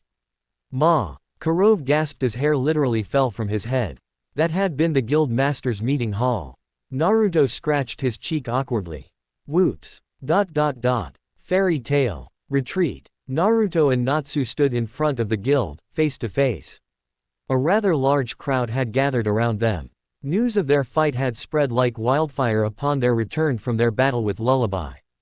Natsu is going to fight Naruto. One of the onlookers murmured. This should be a good fight. Another exclaimed. Lucy pushed her way to the front of the crowd. Are they really going to fight? Yes, and we should expect a good fight between these two. Urza said as she watched the two combatants stare each other down. She was looking forward to seeing how the ninja fought. Especially after hearing about his apparent one-sided fight against Aragorn. I'm curious to see what happens myself. Lucy looked down to find Makarov walking towards the duo. Okay brats. I don't want to see the town get destroyed, so keep the magic tone down a bit will ya? The two nodded and started doing some light stretching. A little warm-up before a sparring match never hurt anyone. Natsu got into a fighting stance. I'm getting fired up. Ready when you are. Naruto agreed as he tightened his headband. At the indication, Natsu ran straight at him with his burning fist reared back. Naruto sidestepped and stuck his leg out, tripping Natsu in the process. Charging head-on with no plan. I've been there. Rolling back onto his feet, the pink-haired mage smirked. I have a plan all right, to kick your ass. He reared back his arm and launched himself at the shinobi once more. Fire Dragon's iron fist. Naruto jumped straight up as the attack hit the ground, causing a minor explosion. He could feel the heated dust from T. He attack rushed past him as he began to fall. His punches are heavy, but they're too hasty. Sorta reminds me of my old fighting style. Looking up, the Dragon Slayer found 10 Narutos falling right at him. You can't dodge if you're in the air. Taking a deep breath, he roared. Fire Dragon's roar. The flame consumed the descending clones, destroying all of them in an instant. Natsu laughed victoriously. Huh. Serves you right for being cocky. Huh. Feeling someone tap his shoulder, he turned to see the real Naruto holding a kunai to his back. The ninja waved casually. Yo. Natsu widened his eyes in surprise. He could have sworn the real one was in the air with the clones. How did Naruto get behind him so fast without him noticing? Alright, that settles it. Naruto is the winner. Makarov sighed, relieved to see the match end with no damage done to the town. He then looked over at Naruto with a slight grin as the crowd began to cheer. Crafty kid. Urza nodded in agreement. Naruto had used one of his clones to throw him out of sight, she'd almost missed it due to the dust. He clearly knew what Natsu would do after seeing so many targets, and took advantage of the distraction. Natsu was outsmarted. It's no wonder Naruto had been able to defeat Aragorn. He is unpredictable with that cloning magic. As the crowd continued to chant Naruto's name, Natsu growled in frustration. Ah come on, we were just getting started. He whined fruitlessly. If we were fighting for real, I would have won for sure. Gray walked over to the raging teen and shook his head. With a knife at your back. Face it hothead, you were beat. Oh yeah, wanna fight me next, pervert? Natsu challenged as they butted heads. I don't see why I'd bother with a weakling like you. The ice mage retorted. Their little feud was cut short by a loud clap. There will be no more fighting. I am a messenger from the Magic Council. Naruto looked at the messenger with a raised eyebrow. A frog. Seeing as he got their full attention. The messenger spoke. The one named Naruto Uzumaki has been placed under arrest. The amphibian declared, earning a collective gasp from the crowd. What did I do? The accused ninja stepped back. Confused on why they would want to arrest him. He didn't do anything wrong. Oh wait, he accidentally destroyed the building where all the guild masters met up. Makarov walked next to him. It's best just to do what the council say, boy. It'll make things easier. Naruto nodded hesitantly, but ultimately left with the frog. If the old man thought it was better to go without question. Then who was he to argue? Naruto followed the messenger down a rather long hallway. They stopped suddenly when a man with blue hair walked into view. The guy must be important Bako. Say his escort bowed with the most respect the blonde had ever seen. Naruto Uzumaki I presume. The man asked. Naruto nodded. Yeah, who are you? I'm a council member, Seagrain. He answered, amused at the teen's straightforwardness. What does a council member want with me? The ninja honestly just wanted to leave this place as soon as he could. What if that Mistogen guy showed up at the guild while he wasn't there? Seagrain grinned ever so slightly. I find you interesting. I can't find anything to prove you existed until a couple of weeks ago. For someone who is powerful enough to defeat a demon from the Book of Zirf in a single attack to go unnoticed until now, it's intriguing. I'm not exactly from around here, Naruto answered nervously. Did this man know he wasn't from this dimension? That couldn't be. The only people here that knew were Lucy, Natsu, Happy, and the old man. If the council member knew, he didn't show any signs of proving so. And where might that be? The blonde kept silent, thinking of a way to either fib his way out or maybe change the subject. He was pulled out of his thoughts though when Seagrain laughed. You don't have to answer. I was just curious. Naruto raised an eyebrow when the man faded out of existence. I look forward to the next time we meet, Naruto Uzumaki. Something about those words made the shinobi uncomfortable. He didn't like this Seagrain person. After about an hour, the trial ended and Naruto was on a carriage back to Fairy Tail. No one had gotten hurt when the building was destroyed, but he was charged with property damage. Although the payment had been covered by his slaying of the demon Lullaby, so it all worked out in the end. Was there even a point to all that? What a waste of time, Naruto said with a sigh. Poof. A messenger toad appeared next to him in a puff of smoke. What was with all these amphibians and messages today? Not that he was complaining, since this one was holding a scroll with a hidden leaf seal on it. The leaf has received your letter, it said before holding out a scroll. The Hokage asked me to give you this. Naruto's face brightened at the news. Oh, they got my letter. Thanks. He took the scroll and began to read it. With its task now done, the messenger toad disappeared in a poof of smoke. Naruto. It is good to know that you are alive and safe. Why do you keep getting involved in such situations? A different dimension. This would only happen to you. These fairy tale mages sound like very good people. Konoha's reconstruction is going well. We were all relieved to find out that you were okay. Now let's get down to business. Naruto Uzumaki. You have been assigned an S-ranked mission to stay with this fairy tale guild and try to find a way back home. We will do our best to look for a solution as well. Stay safe and try not to cause them any trouble. Tsunade Senju. Naruto laughed and stashed the scroll away for safekeeping. Well, I guess that settles it. What? You're going to join the guild? Lucy asked in excitement. Those within earshot cheered. Naruto rubbed the back of his head. Yeah, I found a way to contact my home and I was told to stay here for the time being, so I thought why not. Elfman clapped him on the back, knocking the smaller boy over. What a manly decision. Naruto chuckled as he picked himself up. So, what do I gotta do? Makarov gestured over to Murajan. Miura-chan, if you would. The barmaid smiled and nodded happily. Of course, master. Naruto, if you would, follow.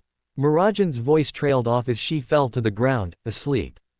In fact, every member of the guild seemed to have fallen asleep.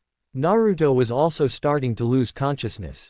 Release. With a flare of chakra, the drowsiness faded. Makarov grinned, impressed to see that Naruto could resist Mistogen's sleeping magic.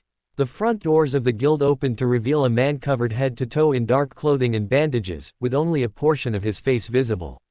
Hey, was it you who put everyone to sleep? What was that for? Naruto fumed. A new member. The cloaked man wondered aloud. Mistogen. The master greeted. Naruto's eyes widened. That's Mistogen. The bandaged man walked to the request board and picked out a mission. He then placed it in front of Makarov. I'll be leaving. Mistogen, I'd like you to meet our newest member, Naruto Uzumaki. The master gestured to Naruto. The quiet man sent Naruto a nod and turned to leave the guild. Hey, wait a second. Naruto yelled and followed the mysterious mage outside. As soon as they left, everyone in the guild began to awaken. Was it Mistogen again? His sleep magic is powerful. Lucy looked around and noticed that Naruto was gone. Where did Naruto go? He left to follow Mistogen. Makarov said, pointing to the doors. He left before getting his stamp. Murajan mumbled with a frown. So, the new guy can resist Mistogen's sleep magic, huh? A voice came from the second floor. Everyone looked up to find Laxus leaning on the railing with a smirk plastered on his face. Fight me, Laxus. Natsu challenged the moment he saw the older boy. Ignoring the ranting teen, the HTNING scarred mage looked at the guild's doors, his smirk growing into a malicious grin. Naruto Uzumaki, huh, interesting. Why are you following me? Mistogen asked without looking back. The OLD man said you might know something about dimensional travel. Is that true? Naruto asked. The mage turned and seemed to study the blonde. Another dimension. Are you from Edolis? Naruto shook his head. Never heard of it. I'm from the elemental nations. Mistogen continued down the road again. Then I'm afraid I can't help you. I've never heard of such a place. Do you know anything at all about dimension hopping? Naruto insisted, his voice growing desperate. Mistogen stopped, his patience wearing thin. I'm sorry to disappoint you, but I do not have information that could be of any use to you. Now if you'll excuse me, I have a job to do. Naruto stopped, disappointment growing on his face as he watched the mysterious man disappear into the night. That had been his only lead. With a heavy sigh, he turned around and began to walk towards his shared apartment. It was getting late anyway. How am I going to get back now? There sure are a lot of strong people in Fairy Tail. Luke, why commented to a tiny white dog thing as she made her way home for the night. Pooh. It responded as if to agree with her statement. Walking up to her apartment building, she climbed the stairs and opened the door to her shared room to find Natsu and Naruto working out. Hey Lucy, hope you don't mind. Natsu being here. Naruto greeted between crunches. Why are you working out in here? Where are your shirts? Lucy barked, her face heating up from the view. Natsu showed up and wanted to work out, so I joined him. Naruto replied with a shrug. Natsu offered her a pair of dumbbells. Wanna join us? No, you reek. Natsu. Get out. Lucy yelled while pointing to the door. Why does Naruto get to stay? Natsu whined. Because he lives here. Wearing herself out from all the yelling, Lucy slumped onto the couch. Happy pat her on the head. It's okay Lucy, we'll leave so you and Naruto can be alone. Swiping at the laughing cat, Lucy noticed he was holding a flyer. What's that paper? Naruto and Natsu both smirked. We're going on an S-ranked mission. Lucy gasped. But none of us are S-rank mages. Speak for yourself. Back at home, I'm ranked S-class in the bingo book, run on site. Naruto boasted with his arms crossed. I don't think that applies here. Lucy thought with a deadpanned expression. Why are you even in on this, Naruto? I can understand Natsu, but you. Naruto shrugged. Because all the other mission requests are either too easy or too boring. Besides, Mistogen was a dead end to getting back home, so I wanna blow off some steam with a challenge. Lucy sighed in defeat. Whatever. Do what you want. But I'm not going. Oh yeah, I never looked at what the mission request was. What do we gotta do? Naruto asked Happy. To save a cursed island. Natsu and Happy both said with spooky faces. Naruto gulped nervously. See cursed, you say? The dragon slayer gained a mischievous grin. Yeah, I bet there'll be ghosts and stuff. Maybe we should listen to Lucy and not go. Yeah, I don't want to get you guys in trouble with the old man. Naruto asked a bit hopefully. Natsu snorted. You scared of some haunted island? What are you, a chicken? PY started making chicken noises for added effect, prompting Naruto to fume.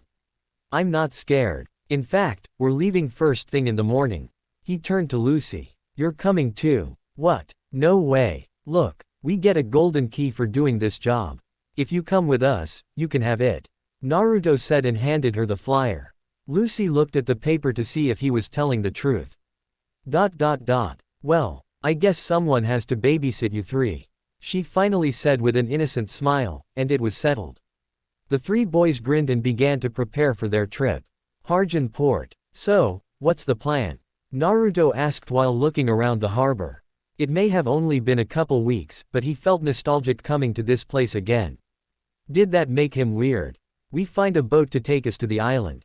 Lucy simply said. Natsu shook his head at the thought of more transportation. No way. We'll swim there. Rejected. Lucy swiped the air with finality, much to the dragon slayer's dismay. They asked around to see if any of the sailors would help them, but the sailors all denied them passage the moment they mentioned the name of the island. No luck, huh? Naruto asked, and Lucy shook her head sadly. I guess we're swimming, Natsu chirped, and he would have jumped into the water had Lucy not grabbed his collar. I can probably run us there if the island isn't too far out, Naruto suggested, and the other three looked at him incredulously. What? The island is across the ocean. You can't run there, Lucy stated flatly. Of course I can, watch this. Naruto jumped off the dock, landing on the surface of the water as if it were solid land. Natsu and Lucy watched in awe as Naruto showed off his ability. They wondered just how many abilities this guy had. Found ya. They turned around and found Gray standing behind them, and he did not look happy. Lucy raised an eyebrow. What are you doing here? Naruto jumped back onto the port. Hey Gray, wanna go on the job too? He sent Naruto a flat look. No, I came to bring you guys back. If you come back now, maybe you can avoid being expelled from the guild. Lucy's eyes widened. Expelled? She had only been thinking about the golden key. But they really were breaking the rules of the guild. Of course they might get expelled for this. No way. We're going to do this S-class mission. Natsu yelled in defiance. I guess I'm going to have to use force. Gray snarled as his fists began to glow. The flame wielder ignited his own fists on fire. You wanna go? A nearby sailor noticed their magic and called to them. Are you mages? Are you here to stop the curse? They stopped their respective magics and looked at the man. We're from Fairy Tail. Naruto answered with a grin. It felt pretty good to say that. Here, hop in. He motioned for them to get on his boat. Lucy beamed. Really? You're a lifesaver. Natsu turned his attention back to his rival. Now all that's left is He was surprised to see Naruto holding an unconscious Gray over his shoulder. Seeing their stares, the shinobi raised an eyebrow. What? He wasn't looking, so I knocked him out, he said and did a chopping motion with his open arm. Let's go on our S-class mission. Plessy. No more, blurg. Transportation. Natsu groaned. Is he okay? The sailor looked at Natsu worriedly. Lucy laughed sheepishly. Don't worry about him, he's just really bad with transportation. Gray, who was tied up and couldn't move, was laying right next to Natsu. Why was I forced to come? I'm gonna die tilde. And stop complaining you wimp. Gray yelled and headbutt Natsu in the face. So why did you change your mind? Naruto asked the sailor, ignoring the ice mage's rambling. My name is Bobo. I used to live on that cursed island. But I escaped. The now named Bobo responded. Happy raised his paw to get their attention. What kind of curse is it? Those who step foot on that island are cursed. He began and removed his cloak to reveal his demonic-looking arm. The demon's curse. They gasped at the man's arm. There it is, Garuna Island. Off in the distance, they could see an eerie-looking island. It was dark, and shrouded in a chilling mist. Naruto shivered. The island isn't really haunted, is it? He asked and turned to see that Bobo was no longer on the boat. Lucy gasped and whirled around. Where did he go? A deep rumble started rocking their boat. What's that noise? Natsu mumbled. A tidal wave. The giant wave was rapidly making its way towards them. Their tiny boat didn't stand a chance. Thinking fast, Naruto crossed his fingers. Shadow Clone Jutsu. Each clone grabbed a person on board before jumping onto the water, easily outrunning the wave towards the shore of the island. After making it to the beach, he put everyone down and dispelled his technique. Phew, that was close. We're saved tilde. Natsu whimpered as he and Happy wept tears of joy. Lucy smiled bashfully. Thanks for saving us, Naruto. Naruto gave them a thumbs up and took a look around. The sun was beginning to set, making the beach look rather ominous. Resisting the urge to shiver, Naruto turned back to his resting group. It's getting late. We should set up camp for tonight and look for the client in the morning. He then walked over to Gray and untied him. Still gonna try and stop us? Gray rubbed his hands, stared at the ninja hard, but eventually sighed in defeat. Well, I guess I might as well tag along. It'd be annoying if you guys got to the second floor before me. The next day. So, this is the village. They walked up to the gates and saw a sign that said, "Keep out." Hello. Is there anyone there? Could you open the gate? Lucy called out in an attempt to get someone's attention. Two people looked over the top of the gate. Who are you? Quote, we're mages from Fairy Tail. We saw your request. The guards looked at each other in confusion. We haven't heard of anyone accepting our request. She was about to say more when Gray stopped her.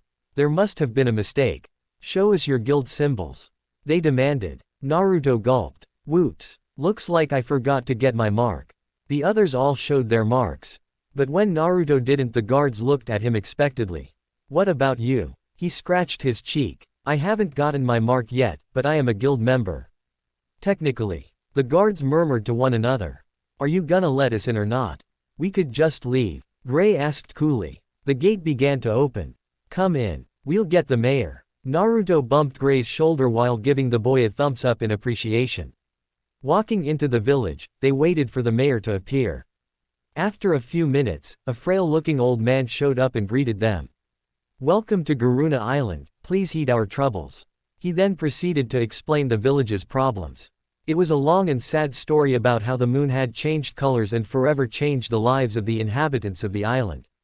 Which is why I had to kill my son. He said sadly and showed them a picture of Bobo. Naruto stiffened. That's that sailor guy. He was a ghost. The mayor continued. If this goes on, we will all become engulfed in darkness and become demons. We won't let that happen. Natsu yelled and the others nodded in agreement. The old man pointed up. Then please, destroy the moon. Later in the forest. We're not really going to destroy the moon, are we? Naruto asked. Not even knowing if his techniques could reach, he doubted any of them had the power to destroy something as big as the moon. Gray snorted. Of course not, there's gotta be a reason behind the moon turning purple. Guys, you have to be careful. Who knows what's in this forest? So she says. Horologium said. Nar. Yuto looked at the girl that had concealed herself within the clock spirit with a flat expression. Lucy, what are you doing? This forest is scary. So she says. Naruto waved his hand dismissively. Don't worry. I'll make sure nothing bad happens. Wah. Naruto and Lucy. Horologium turned to see Natsu and Gray running from an enormous rat. Trees toppled over as the rodent bulldozed its way towards them. What the? Run. The two boys screamed and took off running. Naruto, flashing into Sage mode, jumped towards the giant animal and punched it right in the face. The rat groaned and tumbled backwards, causing a minor tremor as it hit the ground.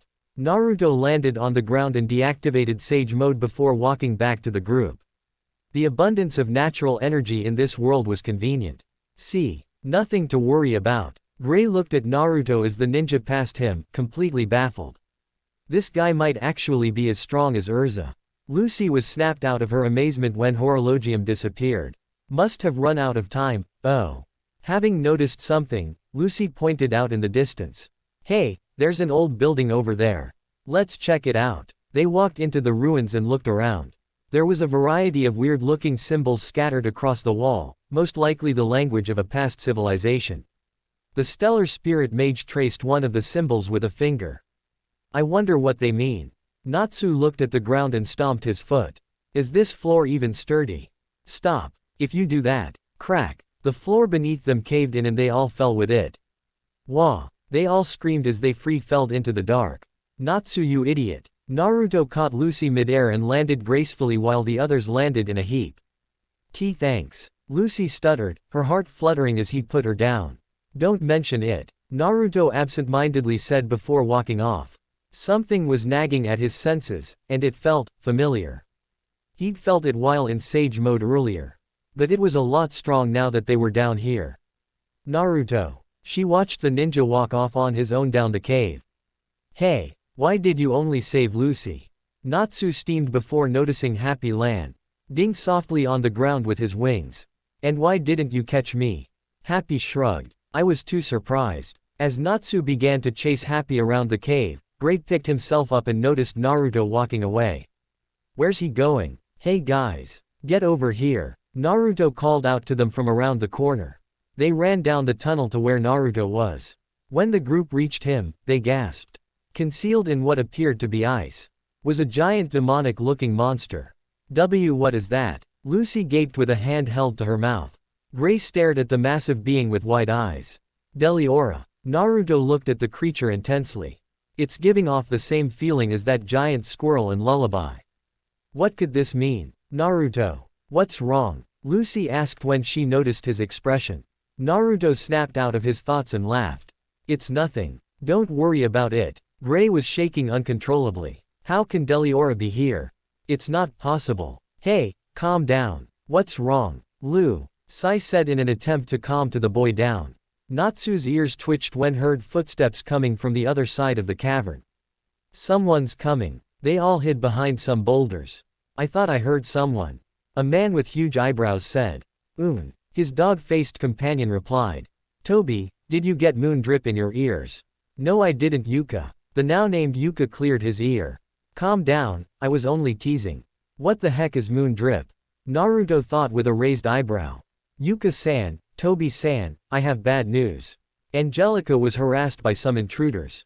A girl with long pink hair said while walking up to her comrades. It's just a mouse. She's not just a mouse, she is a knight that gallops the darkness, and… She looked off to the distance dreamily. Love. Naruto's face scrunched up. Single quote. What? Let's get rid of these intruders before Raite-sama finds out about them. After the three people left, Natsu stepped out and punched his fists together. We should have caught them and questioned them. Lucy shook her head. Not yet, we don't know enough about what's going on. She turned over to Naruto. What do you think we should next? Naruto scratched his cheek sheepishly. Getting more information sounds good, haha. He wanted to catch them too. Lucy thought with a bead of sweat rolling down her cheek. Naruto walked over to Gray, who was still glaring at the frozen demon intensely. Hey Gray, just what is this demon to you anyways? Gray clenched his fists. This demon attacked my home village when I was little, I'm the only one that survived. My teacher sealed it away at the risk of her own life. Naruto's eyes softened. So Gray had lost everything because of this demon, seeing it here was probably very painful. The shinobi unconsciously held a hand over a certain seal located over his gut. At the risk of your teacher's life? Lucy asked. The way Gray had said that made her feel uneasy. Gray nodded. Yeah, and it's just sealed up. It's still alive. Lucy gasped. No way. So we just have to destroy it, right? Natsu said and started walking towards the ice while cracking his knuckles. Naruto put a hand out. Wait, there's gotta be more to the story. Right, Gray. Gray glared up at Deliora. Used a magic called iced shell to seal it. It's an unmeltable ice. If it's unmeltable, then why did these people bring it here? Naruto wondered aloud. He knew close to nothing about seals, and magical seals were beyond that to him. But Gray didn't seem like he was exaggerating how powerful the ice seal was. Maybe they found out how to melt the ice. Lucy suggested. Gray kicked a wall. Damn it. Who would want to unseal Deliora? Let's follow those guys and find out. Naruto suggested. Lucy was right. They clearly needed more information. And following those people would surely lead them to it. Gray shook his head. No. We should wait until the moon rises. Naruto nodded in agreement. I think that's smart. This island's mystery seems to be surrounded by the moon. So we might find something out if we look around at night. Natsu groaned. But it won't be night for a couple hours. A few hours later, Natsu was snoring peacefully on the ground, with Happy nestled up on his stomach. Naruto cracked an eye open and looked at him. And he was just complaining about waiting too. He too was laying on the ground getting some rest. Lucy sighed. Even though we agreed to wait, this is still boring. She then smiled as an idea came to her. Open, Gate of the Lyre. Lyra. In a bright flash of light, Lyra appeared. Oh, Lucy, you haven't summoned me in ages. Lyra beamed. That's because I can only summon you in very certain times, Lucy replied while smiling bitterly. Oh, I haven't seen this spirit before. Naruto said and sat up to greet the spirit. In the time he had come to know Lucy, he found out that she really loved her spirits and treated them like friends. It was just like how he was with the toads. So far, he had only met a couple of Lucis spirits, Horologium, Virgo, the little white dog thing, and Aquarius. Naruto shuddered remembering his first meeting with the mermaid. Upon seeing Naruto, a sly smile grew on Lyra's face.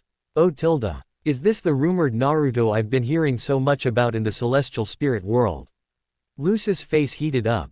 Just what were they talking about in the spirit world? Naruto, not noticing the hidden tease aimed at Lucy and himself, grinned a fox-like grin. That's me. Nice to meet you. Any friend of Lucis is a friend of mine.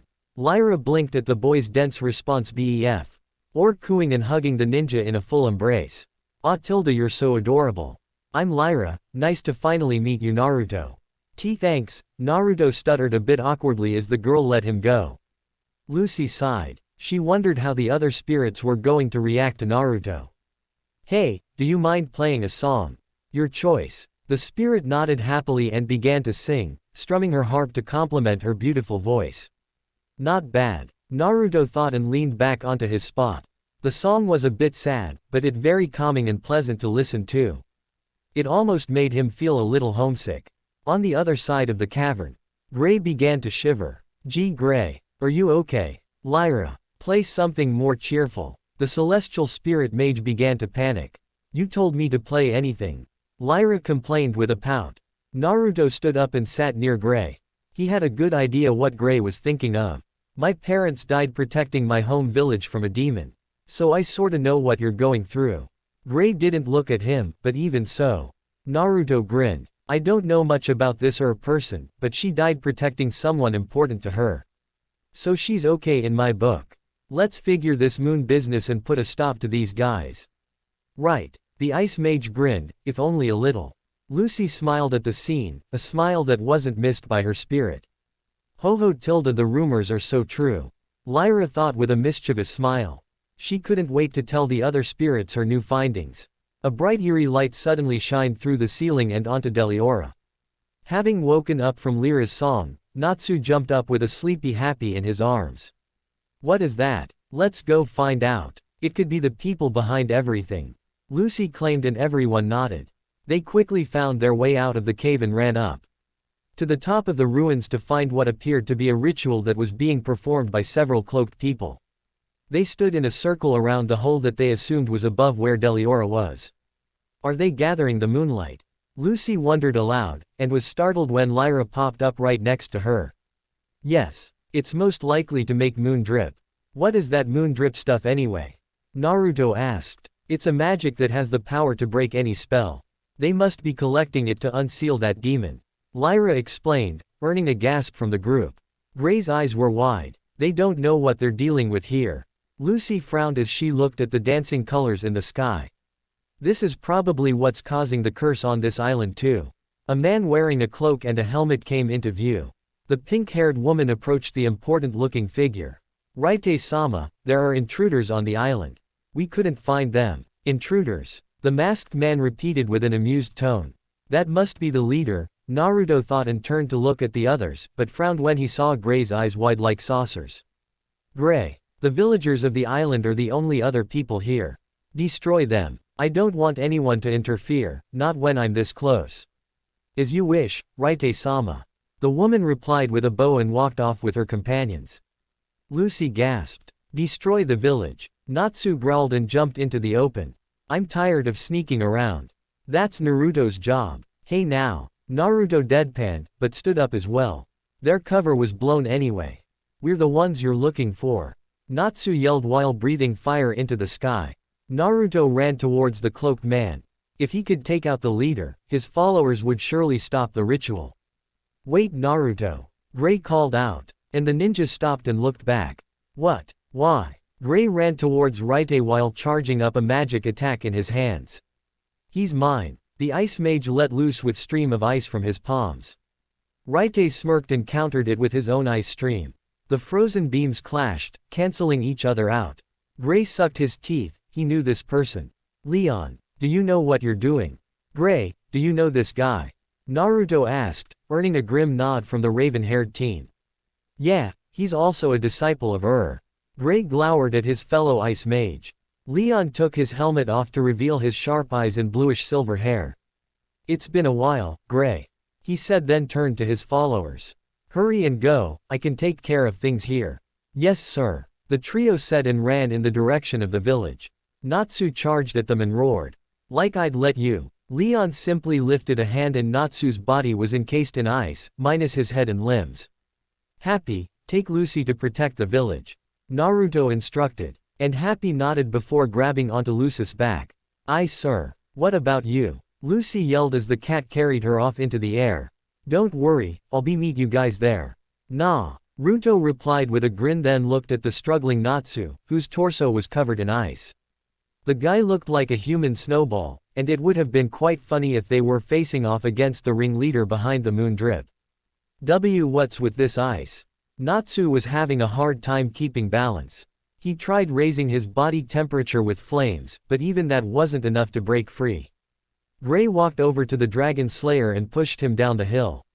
Wah tilde. Naruto watched the tumbling boy with a raised eyebrow. You obviously have some beef with this guy, and I'm sure Natsu will be fine. So I'll be going back to the village to help Lucy, he said before taking off towards the village, leaving Gray to face off against his fellow student. Gray never took his eyes off of Leon. Thanks. After a bit of traveling, Naruto hopped over the village gate and softly landed on the ground. Hey Lucy. I'm her Ak. The ground beneath him crumbled and the blonde fell into a pit. Ouch. What the heck? Lucy and Virgo poked their heads over the edge and peered down. Naruto. Sorry, I thought you were an enemy or I would have warned you. Naruto pulled himself out of the hole and dusted himself off. You made pitfall traps. Do you really think the enemy would fall for this? Lucy tried to conceal her laughter. You did. Happy walked over to Naruto. I take back what I said about you being smart. Naruto turned bright red. Well, I just wasn't really paying attention. Virgo popped out of the ground next to the pouting blonde, having just made another pitfall trap. Is it punishment time, Naruto-sama? He gave the maid a blank stare. What's with you and punishment? What happened with Gray and Natsu? Lucy asked, worried about her other friends. I left that Leon guy to Gray. And Natsu's somewhere in the forest. She gave him a questioning look. Naruto shrugged. I'm sure he's fine. It's them. The gate guards yelled. Naruto watched as the gate started to open. I still don't think they'll fall for it. Oh, is little Naruto still mad about falling for such a stupid plan? Lucy teased. Naruto grumbled to himself and watched the gates open to reveal Natsu holding a bruised up Gray. What are you guys doing here? So, Gray lost. Naruto thought with a frown. That Leon guy must be strong if Gray couldn't beat him. He knew Gray was about equal in strength to Natsu. And Natsu was no pushover when fighting seriously. Lucy noticed Natsu was about to walk over a trap. No, wait. Don't come any closer. Crack. Natsu and Gray looked down when they heard a strange sound. Huh. The dragon slayer poked the trap with his foot and they went crashing down. Ak. Naruto smiled wryly. At least I'm not the only one. Who's pulling pranks at a time like this? Natsu fumed from the bottom of the pit. Happy flew down into the hole. It was Lucy. How did you get here before the enemy, Natsu? They left before you did, right? Lucy asked quickly to change the subject. Yeah, they must be planning something. Naruto agreed as Happy helped the two out of the hole. The villagers then began to panic, their shaky fingers pointing at the sky. What is that thing? It's carrying something. What the? Naruto muttered as he looked up and saw the giant mouse he had defeated in the forest flying towards the village. Yes, it was flying. Its tail was spinning at an impossible rate to keep it airborne. It was truly an odd sight to behold. Hey, it's holding something, Lucy noted and pointed at the giant bucket in the rat's hands. A drop of the substance splashed out of the bucket and fell on the ceiling of a house, melting right through it. Lucy's eyes widened. Acid. They're going to dump it on us. Naruto shouted when the rat began to spin the bucket. Thinking fast, he bit his thumb and did a few hand signs. Everyone, clear a space. He ran to a large enough spot and slammed his hand on the ground. Summoning jutsu. In a huge puff of smoke, giant toad appeared under the ninja. Huge. Everyone thought. What do you want, brat? Gamabunta's voice boomed. Quick, shoot some toad oil at that acid. Naruto ordered quickly. The toad grumbled but did what he was instructed. He shot a stream of toad oil straight at the acid. Since Naruto didn't know any fire-style jutsu, he threw a kunai with a paper bomb attached to it. Boom. Everyone covered their heads as the explosion went off, and acid was completely wiped out by the toad fire. That was way too close. Naruto thought and sighed in relief. That acid would have wiped out the entire village. And he didn't want that to happen to these good people. Natsu ran up to Naruto as he hopped off of Gamabunta. Naruto, that was so cool. It's not over yet. The people we're riding, the giant mouse jumped off and landed in the village. What is that? A giant frog? Yuka asked. It's a toad, Toby yelled. Angelica, can you take care of that? The pink-haired girl asked. With a hiss, the giant rat flew down towards Gamabunta. You think I'd lose to an overgrown rodent? Huh. He met the beast head-on and they both crashed through one of the village walls. Everyone watched in awe as the two giants duked it out. After all, it wasn't every day you got to see a giant toad brawling with a giant rat. Taking advantage of the distraction, Naruto appeared in front of Yuka and punched him in the face. Natsu. Lucy. Yeah. The dragon slayer yelled and charged at the dog guy. I'll get the girl. Lucy called out. Naruto ran towards his fallen opponent and threw a couple kunai at him. How do you expect to beat a mage by throwing daggers? Yuka asked dryly while blocking them with a wave of magic. You haven't seen anything yet. Naruto replied and formed a Rasengan in his right palm. Magic doesn't work against me, the vibrations I make render it useless. The mage stated while putting up a field of vibrations. Naruto smirked and ran straight at his opponent. Then it's a good thing I don't use magic. What? Gah. Naruto's Rasengan went right through the guy's magic field and hit the ground, throwing Yuka into a wall. Naruto flinched when the now unconscious mage hit the ground. Good thing I didn't hit him with it directly. The guy the first fought was dumb, I just tricked him into paralyzing himself. Natsu said while barking with laughter. Naruto pointed in the direction Gamabunta went. I'm going to check up on the chief toad, you go check on Gray. Natsu nodded and they went their own separate ways. The blonde noticed Lucy was no longer in the village. Her fight must have gone into the forest, better check on her later. Lucy bent over to catch her breath. I beat my opponent. I'm getting stronger. I'm a member of Fairy Tail after all. That is unless the master banishes you all as punishment. The celestial spirit mage yelped in surprise and turned around to find a familiar red head glaring daggers at her. Urza, you have some explaining to do. Naruto ran through the forest, following a path of destruction. At the end, he found Gamabunta smoking his pipe while sitting on the giant mouse. Hey chief, you're done already. The toad grunted. Of course. This thing wasn't even a warm-up. Naruto laughed. Okay, thanks for the help. His response was another grunt and the giant toad disappeared in a cloud of smoke. I better look for Lucy. Nearing the beach, he heard the girl's voice. But we can't just leave the villagers. There she is. He was about to walk out when he saw Urza, his face paling. What's she doing here? He thought and quickly hid behind a tree. That's none of my concern. Urza responded, her face ever stern. Then let us finish the job and. Lucy was cut off when Urza pointed a sword at her. No, we're leaving. Scary. Lucy thought as her legs began to shake. Urza looked at the tree Naruto was hiding behind. Naruto, I know you're there. Come out. Naruto flinched. How did she know I was here? Naruto inched out into their view. Hey Urza. How ya doin'? She just stared at him for a second then began walking. Let's go get Natsu and Gray. The two just looked at each other and followed her. Their heads lowered in silent defeat. A couple hours later, Naruto sat tied up next to Lucy and Happy, who were also tied up. He sighed. After all that hard work, too. Silence. Urza commanded. Naruto zipped his lips. After few minutes passed, Gray showed up. Urza. He gawked. She lowered her gaze at him. I got the whole story from them. She gestured to the tied-up trio. Where's Natsu? Urza asked and looked at her prisoners. Lucy and Happy shook their heads negative. The knight then focused her gaze on Naruto, who shrugged. Last time I saw him, he was here in the village. Urza stood up and made a move for the exit. Then we must go look for him. He must be lost and doesn't know where to go. Naruto smiled bitterly. What is he, a lost puppy? After we find Natsu, we're leaving. Gray looked at her in shock. What are you talking about, Urza? If you heard the story from these guys, you should know what's going on here. Urza's face remained neutral. So what? Gray looked down, his hair shadowing his features. I'm going to finish this job. Urza narrowed her eyes. What was that? She said challengingly and pointed a sword at him. Gray grabbed the sword by the blade, surprising everyone in the room as blood seemed out of his fingers.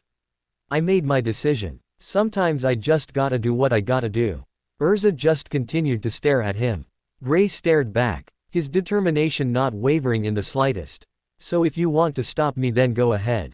Gray turned to leave and saw Naruto standing right behind him.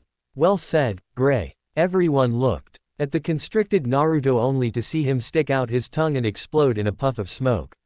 My thoughts are the same. It wouldn't sit right with me to leave these people to their doom. Naruto said and looked Urza right in the eye. Any objections, Urza? After a couple of seconds, Urza swiped her sword downward, cutting the ropes that bound Lucy in half before she walked past Gray and Naruto. I can't believe this. You'll receive punishment after we finish the mission. Naruto and Gray shared a triumphant grin. So where do you think he could have gone? Urza asked as they traversed through the jungle. Naruto pointed towards the ancient ruins in the distance. My guess is there. On their way to the ruins, they were shaken by an explosion going off in the direction of the ruins. What was that? It must have been Natsu. Let's hurry. The group picked up their pace in the direction of the commotion. Naruto pulled up next to Gray. What does that Leon guy hope to gain by unsealing that demon? He wants to defeat it because couldn't. His goal was to surpass her. Gray replied, his eyes narrowing on the ruins. Naruto grit his teeth. He'd sacrifice the villagers for something like that. Once they got closer, they noticed the building was slanted. The entire structure was literally tilted to the side as if it were on an unbalanced scale. Natsu most likely did this, Gray said with a twitching eyebrow, earning nods of agreement from the others. The bushes around them began to rustle and cultists started pouring out in great numbers. When they were almost upon the group, Urza pointed to the ruins. Go. I'll take care of them. Gray didn't hesitate and left. Lucy was about to go too, but Naruto put a hand out and stopped her. Naruto. You and Happy stay with Urza. Naruto said, not taking his eyes off the ruins. I'm gonna finish this. Goo. Gray grunted as he defended against a barrage of ice projectiles. This isn't going anywhere. What's the matter, Gray? Weren't you going to stop me from killing Leon mockingly asked. Whatever, I've already wasted enough time and magic on you as it is. Deliora should be revived any minute now. Gray clenched his teeth and forced himself up to chase after his senior pupil, but the wound on his side stung with pain and he fell to his knees again. A pool of blood was beginning to form underneath him from the blood loss. Leon smirked and turned to leave when a shuriken flashed right past his face, cutting his cheek deep enough to draw blood. The ice mage touched his cheek and growled with anger. Who's there? I heard you're doing all of this, because you think it's the only way to surpass your teacher. Naruto said as he walked into the ice-filled room. He glanced over at Gray and frowned at the teen's state. What are you doing here? I told you this was my fight. Gray barked as he formed ice over the gushing wound on his side. Ignoring his fellow pupil's outburst, Leon kept his gaze on the newcomer. He didn't notice it before, but this person had a powerful aura to them. He must have been concealing his power earlier. Of course it's the only way I can surpass her. She's dead. How else am I supposed to surpass her than to defeat the monster she could not? Naruto took a couple steps forward. You say you want to surpass your teacher, but what you're doing now won't give you that satisfaction. What do you know? Leon snarled and formed a dozen ice birds around him before pointing at the ninja accusingly. Was my goal. My dream. I'm willing to sacrifice anything to surpass her.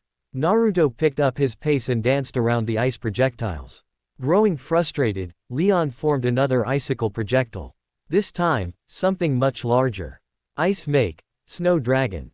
The giant ice creation roared as it homed onto Naruto, and the shinobi slid underneath it just before it could clamp onto him with its frozen jaws.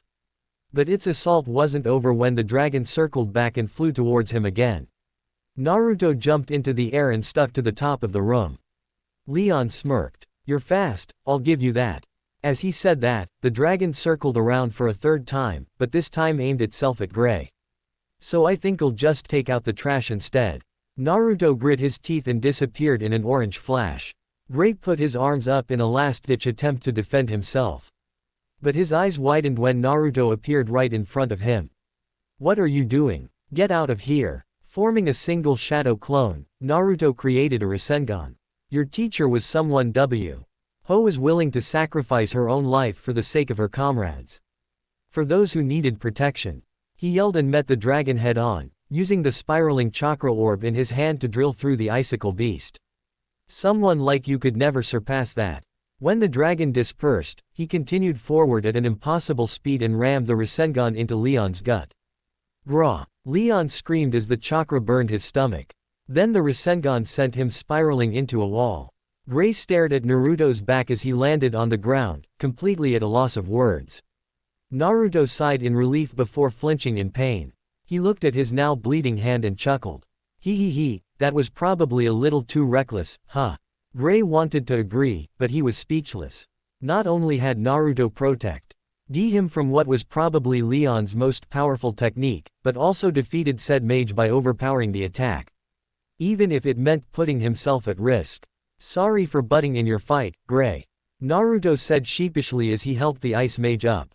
I was just a little fed up with this GU. RAAAWWWRRRR. An ear-splitting roar shook the room, surprising both boys. Was that Deliora? Naruto asked with wide eyes. And Gray nodded grimly. You go on ahead. I'll watch over Leon, Gray said and limped over to the fallen mage. He now knew that if anyone could stop Deliora, it was Naruto. Not wasting any time arguing, Naruto took off running. RAAAWWWRRRR. After a couple minutes, Naruto entered the cavern and saw that the monster had just broken out of the ice completely. It was roaring and smashing the surrounding boulders like a mindless beast. Naruto noticed Natsu standing with a cackling masked person down below. Natsu. Is that an enemy? Natsu looked up and cheered, relieved to see the ninja. Man, am I glad to see you. They had a single person continuing the ritual up there and it was enough for Deliora to break free. Naruto clenched his fists. We were too late. Haha. Of course you were. Deliora is here. Naruto looked down and was surprised to see Leon crawling next to him. How did you get here so fast? Fool. I've spent the last 3 years on this island. I know this place like the back of my hand. Leon replied and grinned maliciously as the demon continued its rampage. Naruto's eyebrow twitched. I guess that's true, but then what happened to Gray? He was probably okay. But Naruto was still worried about his friend. Now I shall defeat this monster and surpass my teacher, Ahaha oomph. Leon wheezed when Naruto kicked him in the side. Did you not listen to a single word I said back there? Naruto asked before closing his eyes. You want someone to surpass so bad. By now, Deliora had taken notice of them and took a massive step in their direction.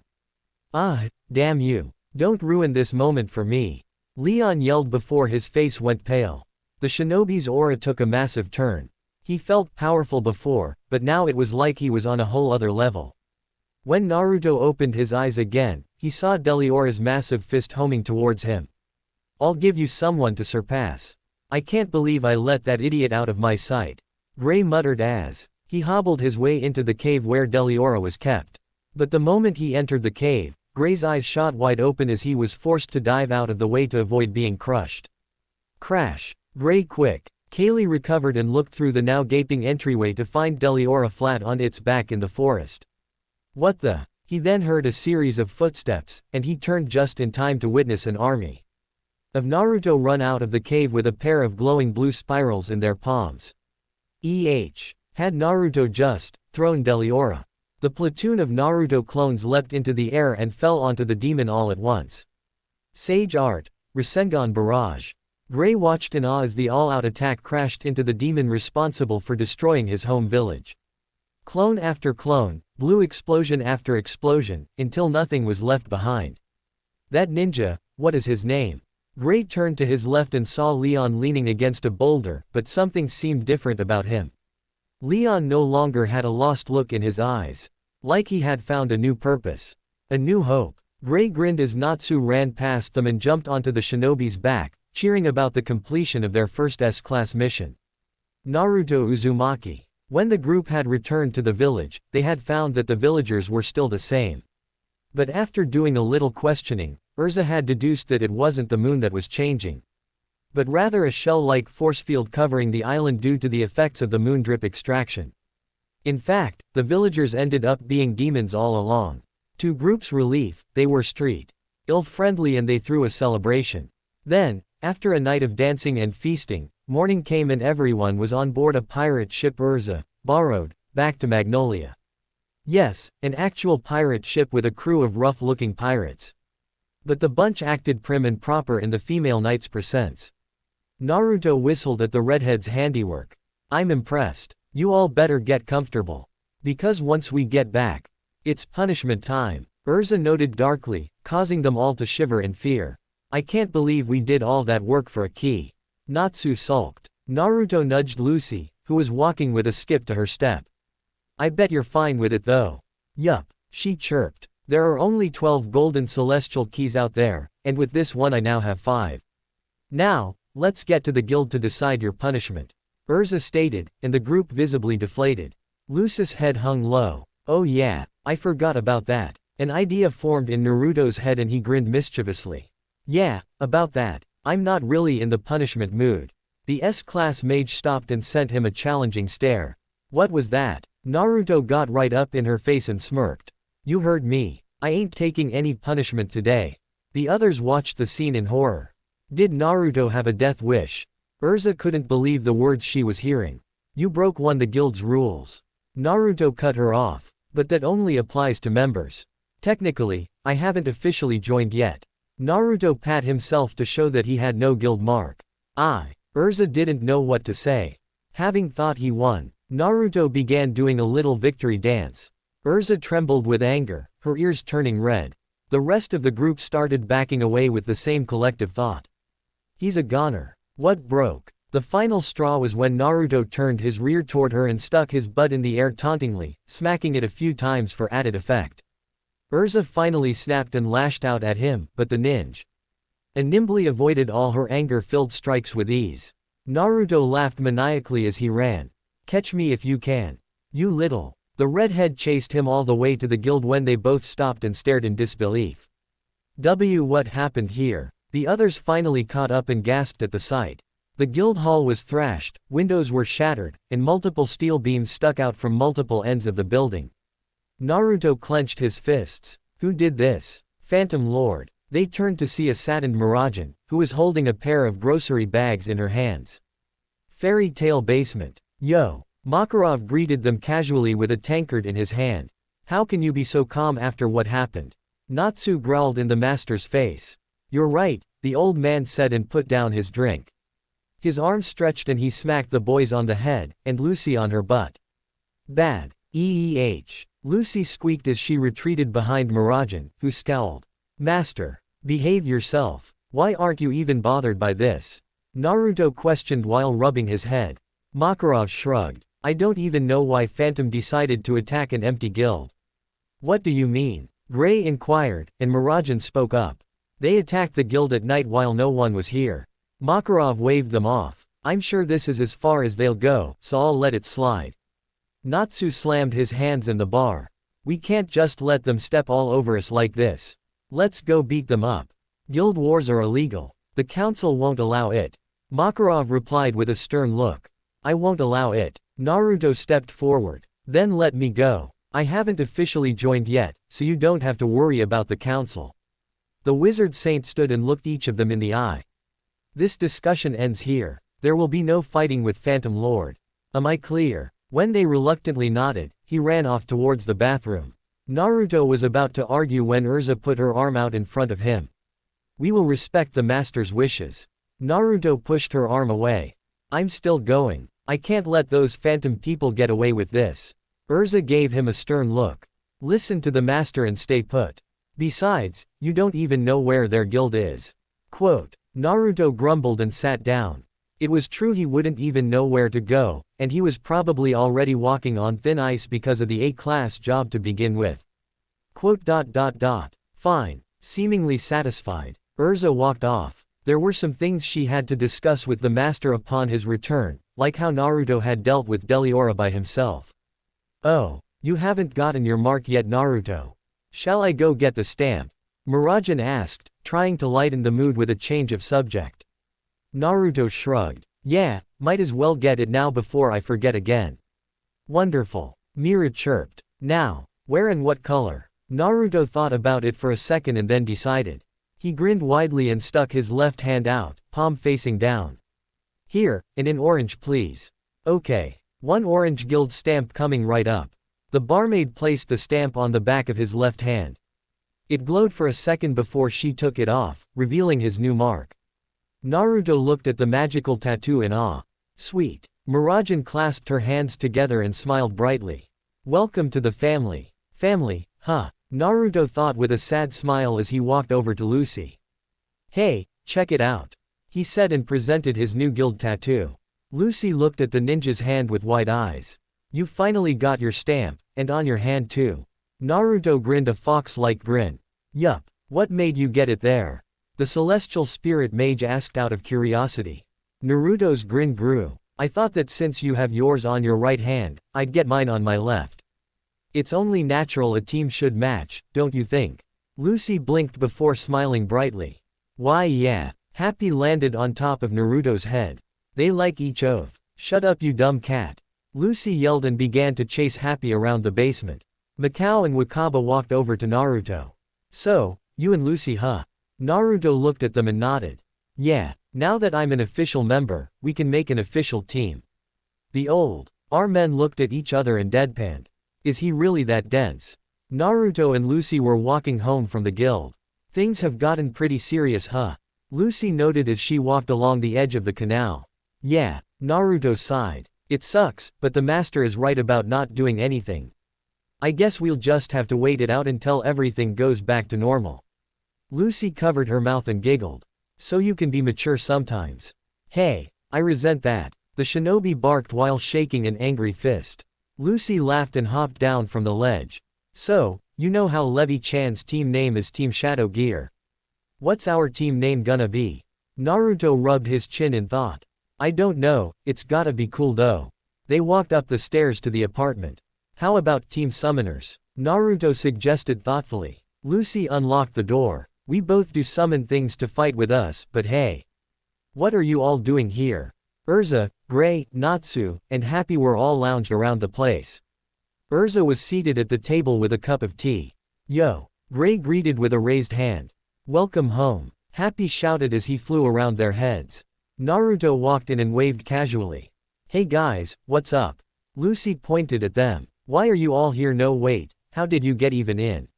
Natsu gave her a dumb look. The door, duh. Naruto chuckled. Sorry, I told them about the key under the plant outside. Lucy's eye twitched before she sighed in defeat. So, what's going on? Urza put down her tea. It's possible Phantom Lord might strike at us when we're alone. Gray nodded. It probably won't happen, but Mira suggested we stay in groups for a while. Naruto nodded sagely. That does make sense. So everyone is having a sleepover today. Happy declared cheerfully. Lucy walked towards the bathroom. It was bath time, and nothing would get in the way of that. Alright, if it's just for one night. Does anyone know why Phantom attacked us in the first place? Naruto asked. He wanted to know if there was any previous beef between the two guilds that would cause such an event to even happen. Urza shook her head. Our two guilds have never been on good terms, but this is a first. Natsu grumbled. I wish the old man would just let us blow them up. Naruto sat down on the couch. Me too, Natsu. But it can't be helped. The Dragon Slayer folded his arms stubbornly like a child. He's just scared. Gray scoffed. He's not scared, Natsu. Master's one of the 10 wizard saints. They don't get scared. Naruto raised an eyebrow. 10 wizard saints. What's that? The raven-haired teen sent him a strange look. You don't know what they are. The 10 great wizard saints are handpicked by the council for being the strongest on the continent. Naruto hummed in thought. Strongest, huh? Sounds interesting. And old man Makarov is one of them. Gray nodded. Yes, so he isn't scared. It's just smarter not to fight. If our guilds were to battle, it would be catastrophic. Urza added with a nod. Are they really that strong? Naruto asked, silently cursing the fact that he didn't know anything about this world. But thankfully everyone was pitching in with very useful information. Their master, Jose, holds the title of a wizard saint and has the same amount of magic power as our master. There's also the Elemental 4, and Iron Dragon Gajiel. He's an Iron Dragon Slayer. Dragon Slayer. Like Natsu? Lucy asked as she walked out of the bathroom, looking refreshed in her pajamas. Naruto let out a laugh. So wait a second. If Natsu eats fire, then does that Gajiel guy eat iron? They all thought about it for a minute. The thought of eating metal was a weird one. Quote. That's kinda weird. I wonder if it tastes good. Natsu wondered aloud. Lucy smiled wryly. I doubt it. The next morning. It sure was fun having everyone over. Naruto commented with a smile on his face. We should all hang out like that again sometime. Lucy yawned. No way, I could barely sleep. Your snoring is bad enough. Quote. I don't snore. Naruto barked before he thought about it and poked his fingers together. Do I? She put her hands on her hips. Like an animal. And having Natsu and Gray in the same room didn't help at all. He put his hands behind his head. But Urza slept fine, didn't she? Lucy stopped and thought about it. The redhead had slept through the night without any problems, unlike herself. She had either worn earplugs, or was just one hell of a heavy sleeper. The two were passing by a park when they noticed a crowd gathering around a large tree. I wonder what's going on. Let's go check it out. When they got close enough they saw what they were all looking at, their eyes widened in horror. Levi, Jet, and Droy were posted on the tree. The only in keeping them from falling were metal shackles that had been nailed to the trunk. Lucy gasped, mortified by her friend's current state. Naruto created 2 clones and ran up the tree to get them down. At the same time, Natsu and the others showed up. What happened to them? Naruto laid them down on the grass, and some of the onlookers could have sworn his eyes glowed red for a second. Is this a good enough reason to fight, old man?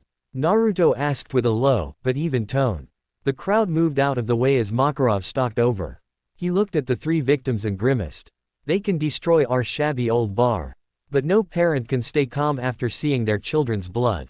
His killer intent flared, scaring some of the townsfolk. This means war. Naruto walked into the hospital room that held Team Shadow gear.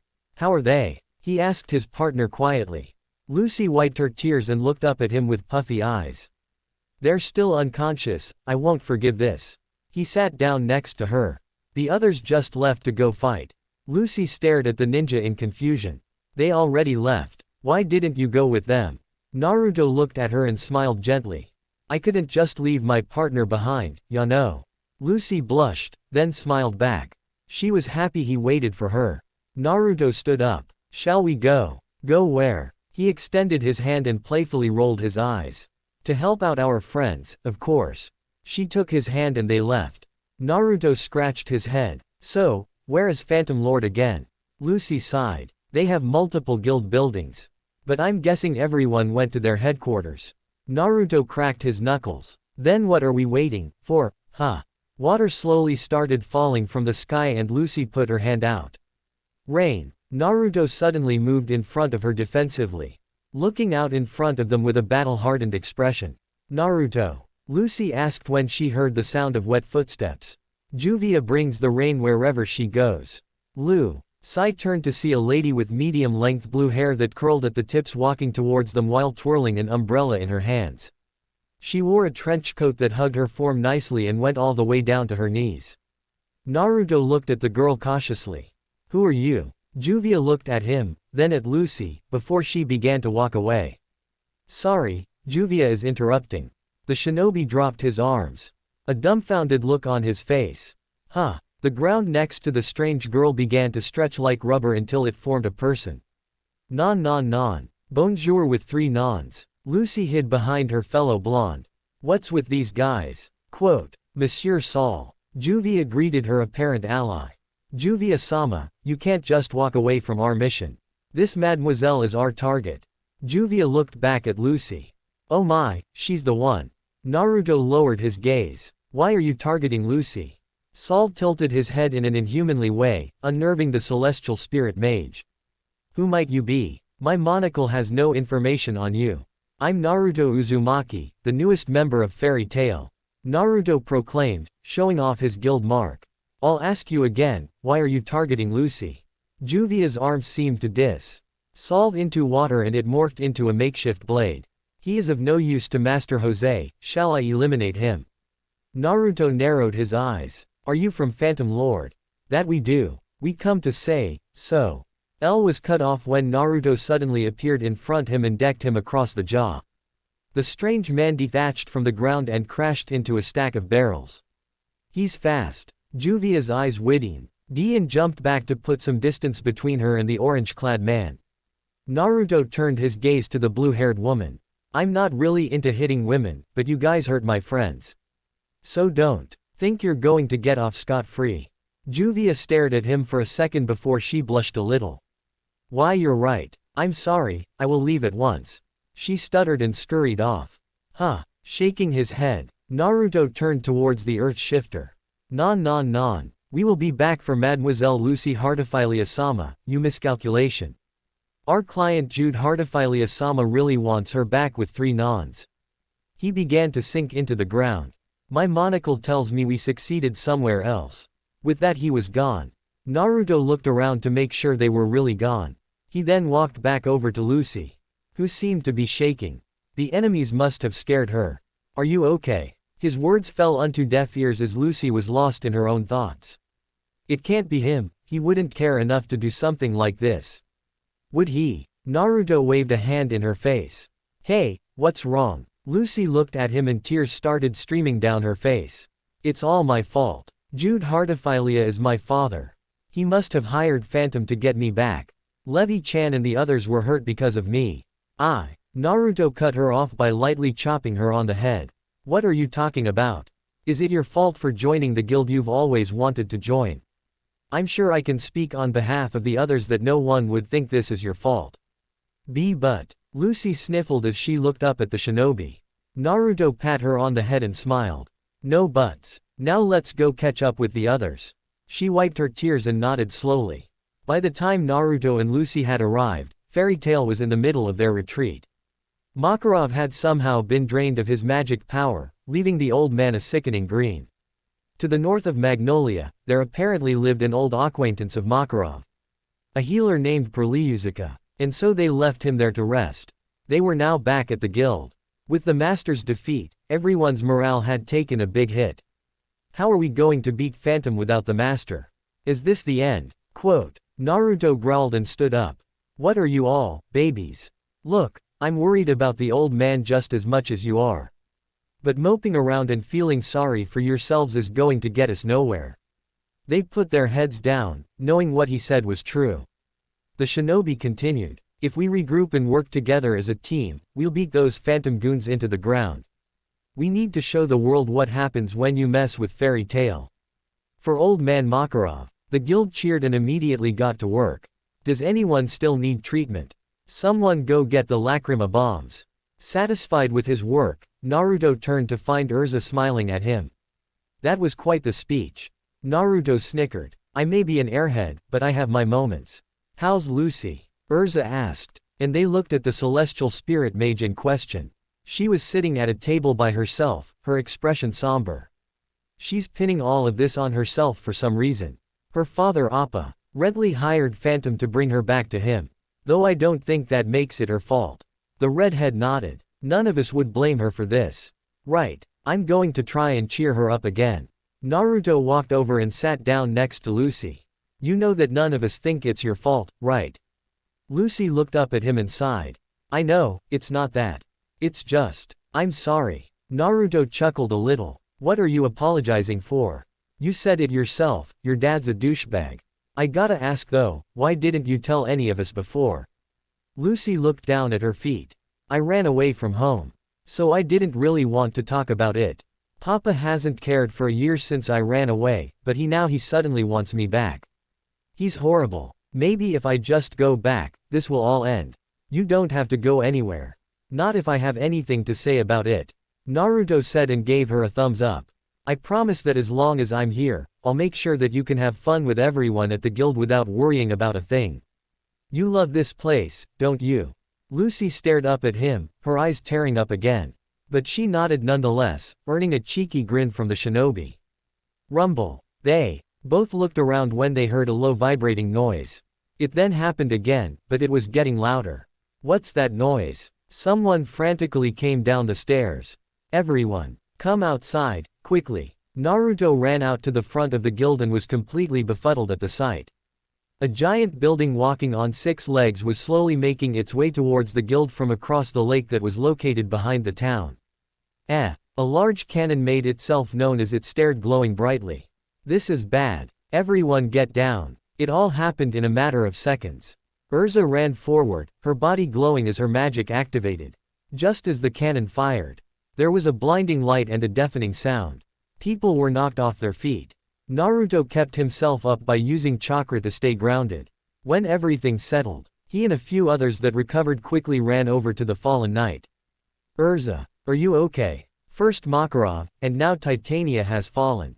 A person speaking through a speaker from the walking fortress. Naruto looked towards the voice and glared. Jose, give up Lucy Heartophilia now. The fairy tale mages yelled in defiance. No way. Get out here. Lucis our comrade. Despite her wounds, Urza forced herself up from Naruto's arms. We'd rather die than give you our comrade. Everyone. Lucy began to cry again. To think that these people would go to such lengths for her. Even if she'd only been a part of the guild for a short time. They were treating her like family. Fine. Then struggle for 15 minutes as we charge an even stronger Jupiter cannon. Just wait right here. I'm sick of this guild. Naruto said as he lay Urza on the ground. He then jumped onto the water before taking off towards the metal giant in a blur of speed. Naruto. The ninja looked up to see Natsu and Happy flying above him. We're going to stop Jupiter. Okay. I'll meet you guys up there. Naruto shouted back and watched as they flew straight into the cannon. That's right. The first thing they had to do was stop them from firing that thing again. Another shot and the guild, along with the town, would disappear.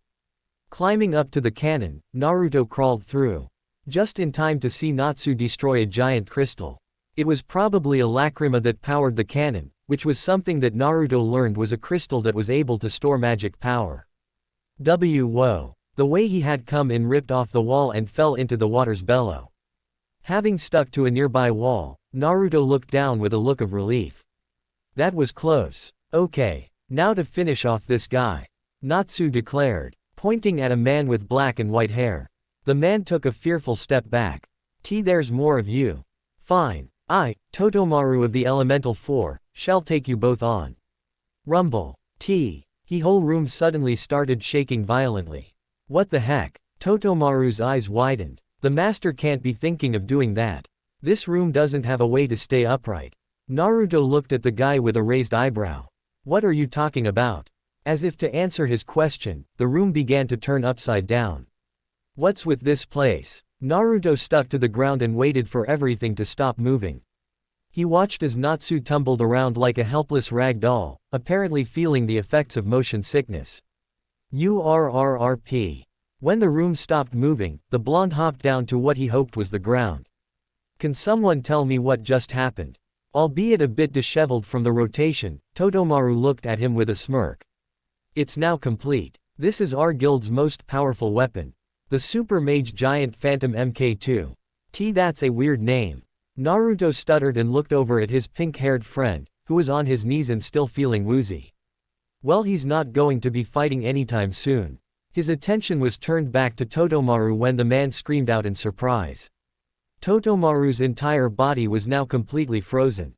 Elfman ran past Naruto and grabbed the enemy with his arm, which now resembled that of a beast, then proceeded to throw him hurtling out of the building through an opening. Naruto shrugged. Well, that works. Hey guys, how are things outside? Gray spoke first. Not good. Everyone is fighting off Jose's shade magic and now this thing just turned into a giant robot. We nearly fell off while climbing up. But real men don't fall off of giant robots. Elfman boasted while pounding his chest, earning questioning looks from the others. The room began to shake again. What was with this building? Was it a fun house or something? I'm going to go see what's going on now. Happy said and flew outside. Gray kicked Natsu on the head. You're so useless, you know that. His only response was a groan from the Dragon Slayer. The shaking stopped and Natsu jumped back up to his feet. Oh, it stopped. He then turned over to Gray and shook an angry fist. What was that for, punk? While they were arguing, Happy flew back in with a troubled expression. Guys, it's terrible. This place really did turn into a giant robot and it's charging a super powerful spell that's going to destroy the city. They all looked at each other and gulped. We should split up and try to find this thing's power source. Naruto suggested and pointed up. I'm going to the top of this thing and summon Gamabunta to cripple it. You guys find a way to stop the cannon. They all nodded, split up to stop the building from leveling the city. Finding himself on top of the mechanical monstrosity, Naruto looked at the magic circle it was creating. I still don't know much about magic. But even I can tell that thing is almost complete. I better get the chief to cut off the arms or something. He was about to summon the chief of toads when it started raining. This again. Then that would mean. He turned to find the rain woman making her way towards him. Drip, drop. Hello again, Mr. Sun. Juvia greeted, her dark blue eyes neutral as she stared at the boy. Naruto raised an eyebrow at the nickname. Mr. Sun. The girl blushed lightly and pointed at his hair. Looking up to where she was pointing, he realized what she was referring to. Oh, you mean my hair? Wait, no. How do I stop this thing from destroying the town? Juvia looked at him with sad eyes. Juvia's sorry, but Juvia cannot say. Please hand over Lucy if Mr. Sun wants it to stop. The shinobi crossed his arms. Sorry, but that's not gonna work. I told you before that I don't like hurting girls. But if you keep targeting my friends, then you're in for a world of hurt. Juvia blushed and turned around. Confusing the blonde again. It's happening again, this pitter-patter in the chest. She turned and looked at the confused boy, who was now tapping his foot impatiently. I must make him mine no matter what. Running out of patience, Naruto spoke. Hey, are you okay? Whoa, blub blub blub. A sphere of water enveloped his entire body. He fruitlessly tried to swim out. But found that no matter how hard he swam, he didn't move an inch. I can't get out. This is just like Zabuza's water prison jutsu. She looked at him sadly again. No one can escape Juvia's water lock. Goodbye, Mr. Son of Love. What the heck is she saying? Wait, now's not the time for that. I'm running out of air. Naruto frantically thought of ways to escape when he remembered that time he was eaten by a snake during the Chunin exams. He crossed his fingers and shadow clones started popping into existence around him, slowly filling up the water dome. I'm not done yet, was his last though. UGHT as he kept creating clone after clone. The water bubble, having reached its limits, finally burst and Naruto gasped for air. Juvia's eyes widened in shock. He escaped the water lock. Juvia was sure it was inescapable. Is this fate? She thought, her heart thrumming strongly in her chest. Naruto fell to the ground and glared at her, water dripping down his face. Why is he looking at Juvia with such cold eyes? Ah, this man is an enemy. Juvia must be strong. It is war. Her eyes now determined, she shot streams of water at him.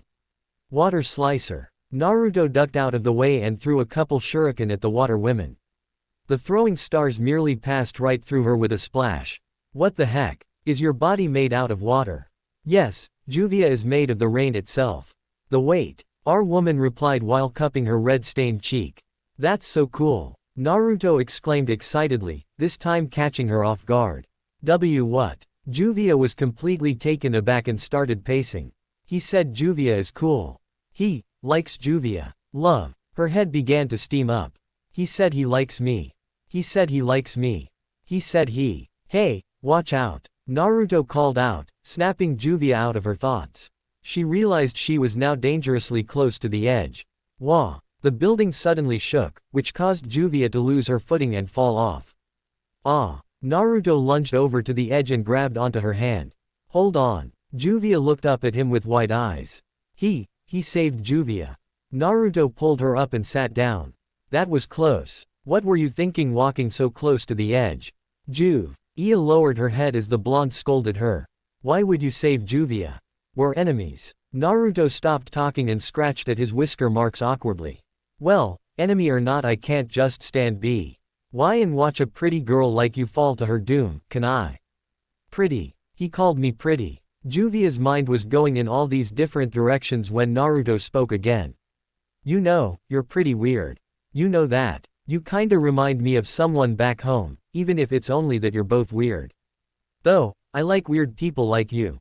He said and flashed a fox-like grin. Juvia's mind overload. Dead as a puff of steam was released from her face. She then fell back and passed out. Ah, are you okay? Naruto asked, waving a hand in the girl's face. This woman really was weird, but she didn't seem like a bad person. Naruto. Elfman and Mirajan were running towards him.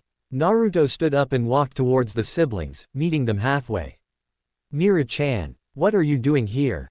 The barmaid shook her head. A lot happened, but there's no time for that. Is she one of the elemental four? Mirajan pointed at the unconscious Juvia. Naruto shrugged. I think so, she was pretty strong. Elfman pumped a massive fist. Then we just need to beat one more. So the elemental four are this thing's source of power? Naruto asked as they ran through the building. Mira nodded. Yes, now all that's left is Arya, the wind. Elfman growled. He's the bastard that drained the master's magic power.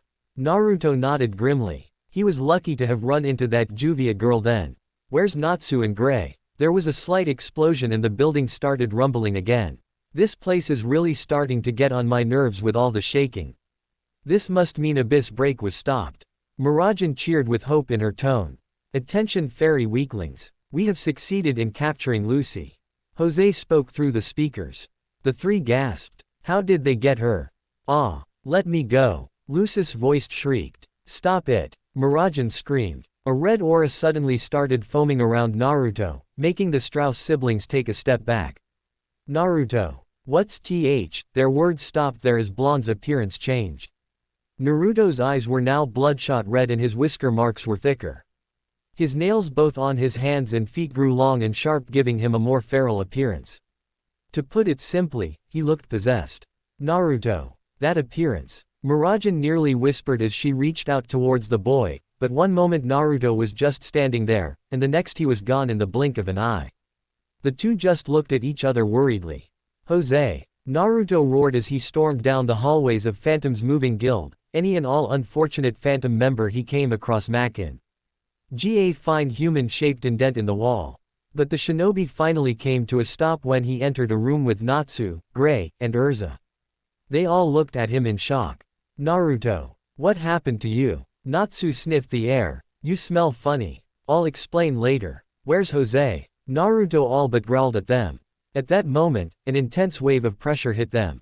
Gray gagged. What's this vile feeling? My, what a ferocious appearance.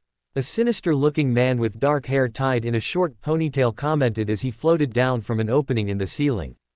His purple cloak flapped as he descended, a smug expression adorning his face. Naruto looked up and glared death at the man. Jose, where's Lucy? The guild master put a hand up. Now, no need to be so impatient. Don't play games with me. Swinging an arm out, a red hand made purely of red energy extended towards Jose. The attack went right through the man and his body flickered. Urza's eyes widened when she saw this. Naruto, that's just a thought projection. Be careful. Naruto looked around for his target. Show yourself, you bastard. A bunch of dark human-shaped figures emerged from the shadows and latched onto the shinobi.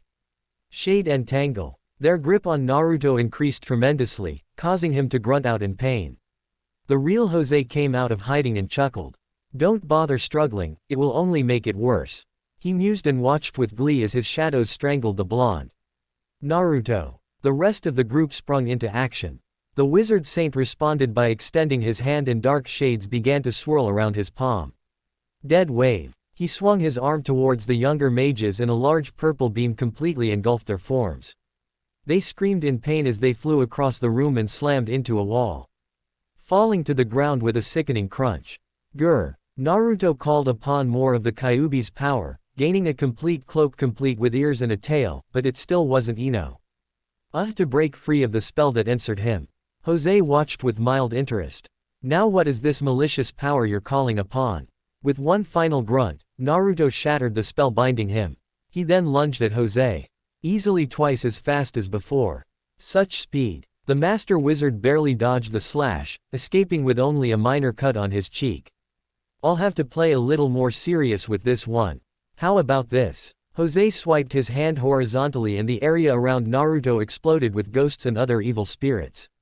I'm not done yet. He continued to do this until he sensed something from underneath him. He jumped just as another red arm burst from the ground and tried to grab him. Is that all you got, brat? The chakra limb retracted back to Naruto with a silent snap before he burst towards the smirking mage once more. Ducking under a horizontal swipe, Jose charged another shot in his hand. Death wave. The beam hit its target at point-blank range and his smirk grew wider.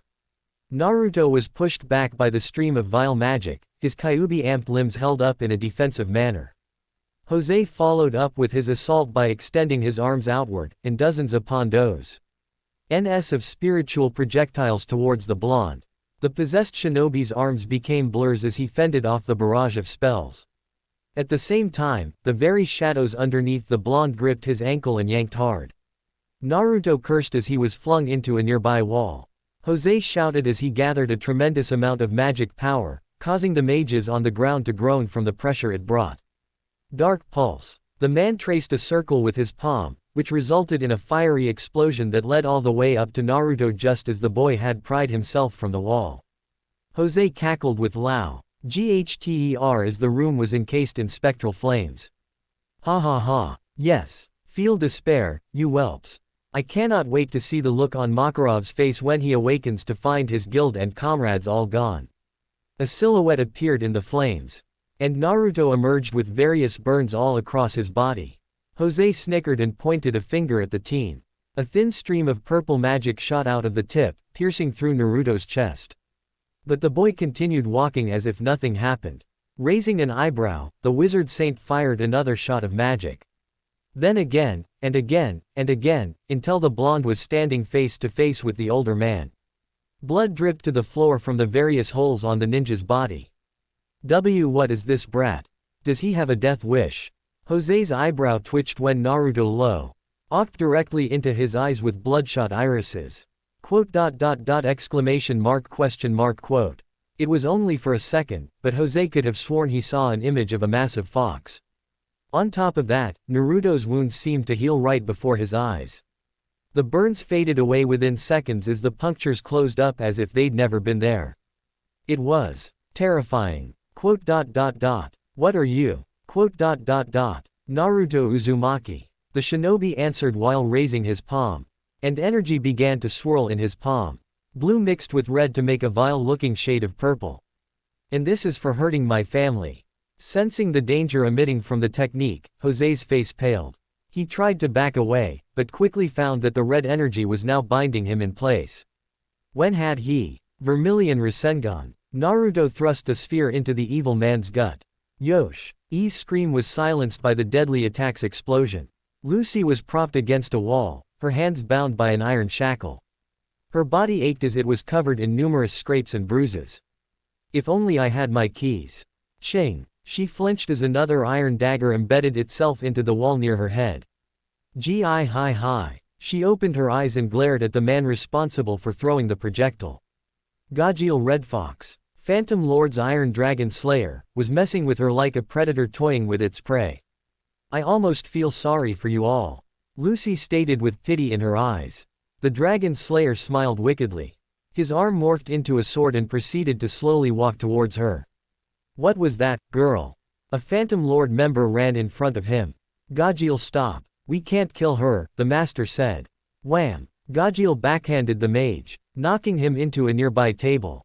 Out of my way, I don't give two shits. Lucy continued defiantly. You all just made enemies of the strongest guild in Fury. The only thing you fairy tale flies are good at is being weak. Gajiel brought his sword up and struck down at her. Lucy squeezed her eyes shut. Naruto. Crash. A man suddenly smashed through the wall. And tumbled to a stop in front of Lucy. What? Gajiel looked at the now unconscious mage with wide eyes. Master Jose was defeated. He sniffed the air and turned towards the hole in the wall his master crashed through. What is this scent? Lucy followed her captor's gaze and gasped upon seeing her partner's appearance. Naruto looked at Lucy, saw her bruises and the knives that were sticking to the wall around her. He lowered his head, his bangs shadowing his crimson-colored eyes. Lucy, who did this to you? Lucy didn't get a chance to answer when Gajiel laughed. That would be me. Are you the one who defeated our Moss? Bam! Gajiel was completely cut off by Naruto's fist carving into his face. Gajiel flew across the room and he caught himself in the air. Once he landed he barely had enough time to cover his arms with iron to block another blow. Now fully covered in iron, the Dragon Slayer roared and thrust his fist with all his might. Everyone in the room had to shield their eyes from the shock wave that followed the mighty punch. Lucy's shackle broke off the wall and she fell to the floor. When she managed to pick herself up, she found that Naruto had caught Gajil's fist. His own hand steaming from the impact. Gajil gulped and began to sweat. What are you? He wasn't answered. Naruto brought his clawed fist back and rammed it into the metal man's stomach. Guha. Gajil fell on his knees and coughed up a wad of blood. How could this guy inflict so much damage on him through his iron skin? Naruto kicked Gajil in the chin and the man bounced off the roof and back to the ground. He then jumped on top of Mage and continued to beat down on him. Gajil attempted to defend himself, but quickly lost the ability as he lost consciousness after the fourth strike. The phantom mages cowered in fear as they watched their strongest member get pummeled into a literal pulp. Monster. Naruto stood up, palming Gajil by the face and effortlessly lifting him off the ground. He reared fist back for the final blow. But just as he was about to finish the job, someone grabbed his arm. Growling, Naruto turned to look at who it was when his face softened. It was Lucy, and she was crying. Why was she crying again? He was saving her. Lucy struggled to remain standing, let alone hold onto his arm. It burned. The corrosive chakra ate at her skin but she refused to let go. Stop, please. This isn't you. The vile chakra began to seep back into the seal, and Naruto's features slowly reverted back to normal. Seeing a familiar pair of ocean blue eyes, Lucy let go. Naruto dropped his crippled enemy and caught her in his arms. Lucy. Lucy smiled weakly. She could already feel herself slipping away into unconsciousness. Let's go back to fairy tale. Having pushed way past her limits, she fell limp. Naruto's form began to tremble. I'm such an idiot. You're right, you are an idiot. Naruto turned to see Makarov perched on some of the rubble. He was covered in various bandages, but otherwise seemed alright. But the look in the old man's eyes brought wave of shame. Gramps, Makarov raised a hand and Naruto clamped his mouth shut. We'll talk about it later. He then looked at the fallen phantom mages. You didn't kill them, did you? Looking at the enemies and seeing their chests move, albeit slowly, Naruto sighed in relief. He had completely lost it anymore and he surely would have broken Fairy Tail's most important rule. Never again. The sounds of cheering could be heard outside. Makarov spoke. Let's go. We've won. Naruto looked down at Lucy one more time before picking her up bridal style and following the master of Fairy Tail. 1 week later, Naruto took a bite of his food. I can't believe the stupid council questioned us for a whole week. He looked up and saw Natsu and Gray competing against one another to see who could carry more wood. But one of them tripped on a rock and they both crashed down, the wood beams buried them. The shinobi laughed at them, slapping the crate he was sitting on. Haha, you guys suck. I bet I could carry 10 times the amount you had, and more. Natsu's head popped out of the pile. Oh yeah, then do it. Gray's head came out next. Hey, where'd you get the food? Naruto looked at the pink bento box in his hands. Oh, this. I sorta just found it after I woke up from my nap. It was probably Lucy. I'll have to thank her later. Natsu and Gray shivered when they suddenly felt an intense killing intent. What was that? Naruto just looked at them, oblivious of what they were feeling. What was what? Natsu. Gray. Quit messing around. Urza scolded. She had re-equipped into a construction worker's outfit complete with a yellow hard hat. The rivals grumbled under their breath as they began to pick up their mess. What was that? The redhead growled challengingly. Nothing Urza. Naruto laughed at their panicked state. Urza turned her attention to the laughing teen. Naruto, you too. Stop eating and help out. Naruto simply pointed behind her. Following his finger, Urza saw that there were over a dozen Narutos helping all over the construction site. Ignoring his smug expression, she sighed. At least do something productive. Naruto got up and dusted himself off. Yeah, I was going to go find the old man anyway. What for? Urza asked, curious as to what the boy could be hiding. Naruto looked back at her and scratched his cheek. Complicated stuff. Urza frowned. I hope that you will share these complications with the rest of us sometime. Or do you not trust us? Naruto sighed. It's not that, it's just. I'm not ready to tell you all yet. I will though, I promise.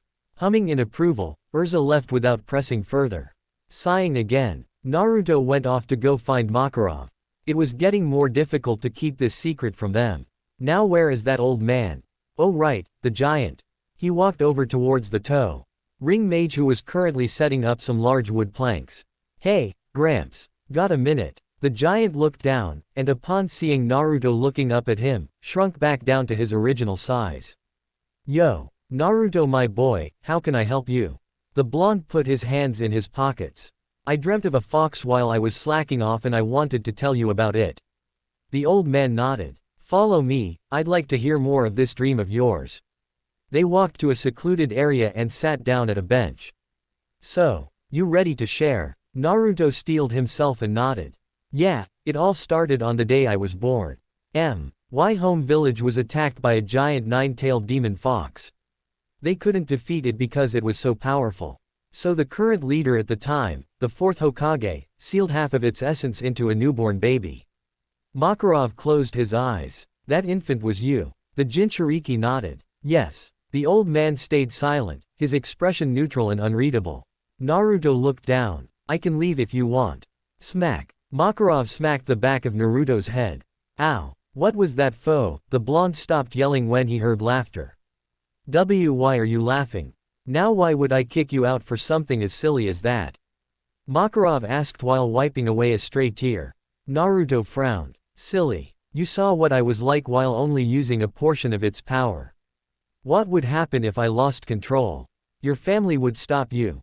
Makarov answered with a serious tone, and Naruto's eyes widened. I've told you once before, here in this guild we treat all of our guildmates like family. If one of us is in trouble, we help them. Naruto remembered what Murajan had said when he got his guild stamp.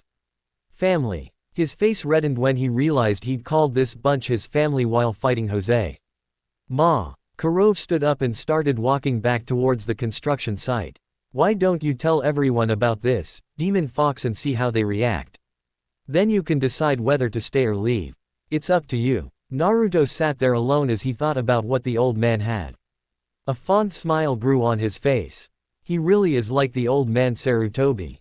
With a new plan developed, Naruto ran off to go gather everyone up. Naruto was walking to his and Lucis' shared apartment, but he wasn't alone. Why are you guys following me? He looked back to see Natsu, Happy, Gray and Urza walking behind him. Because we're worried about Lucy. Gray elbowed him on his side. Or did you want to be alone?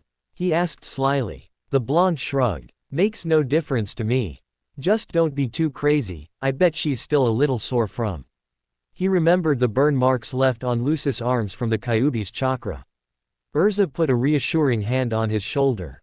It wasn't your fault. It was a nice gesture, but she still didn't know about the demon sealed in his gut. So Naruto offered a weak smile.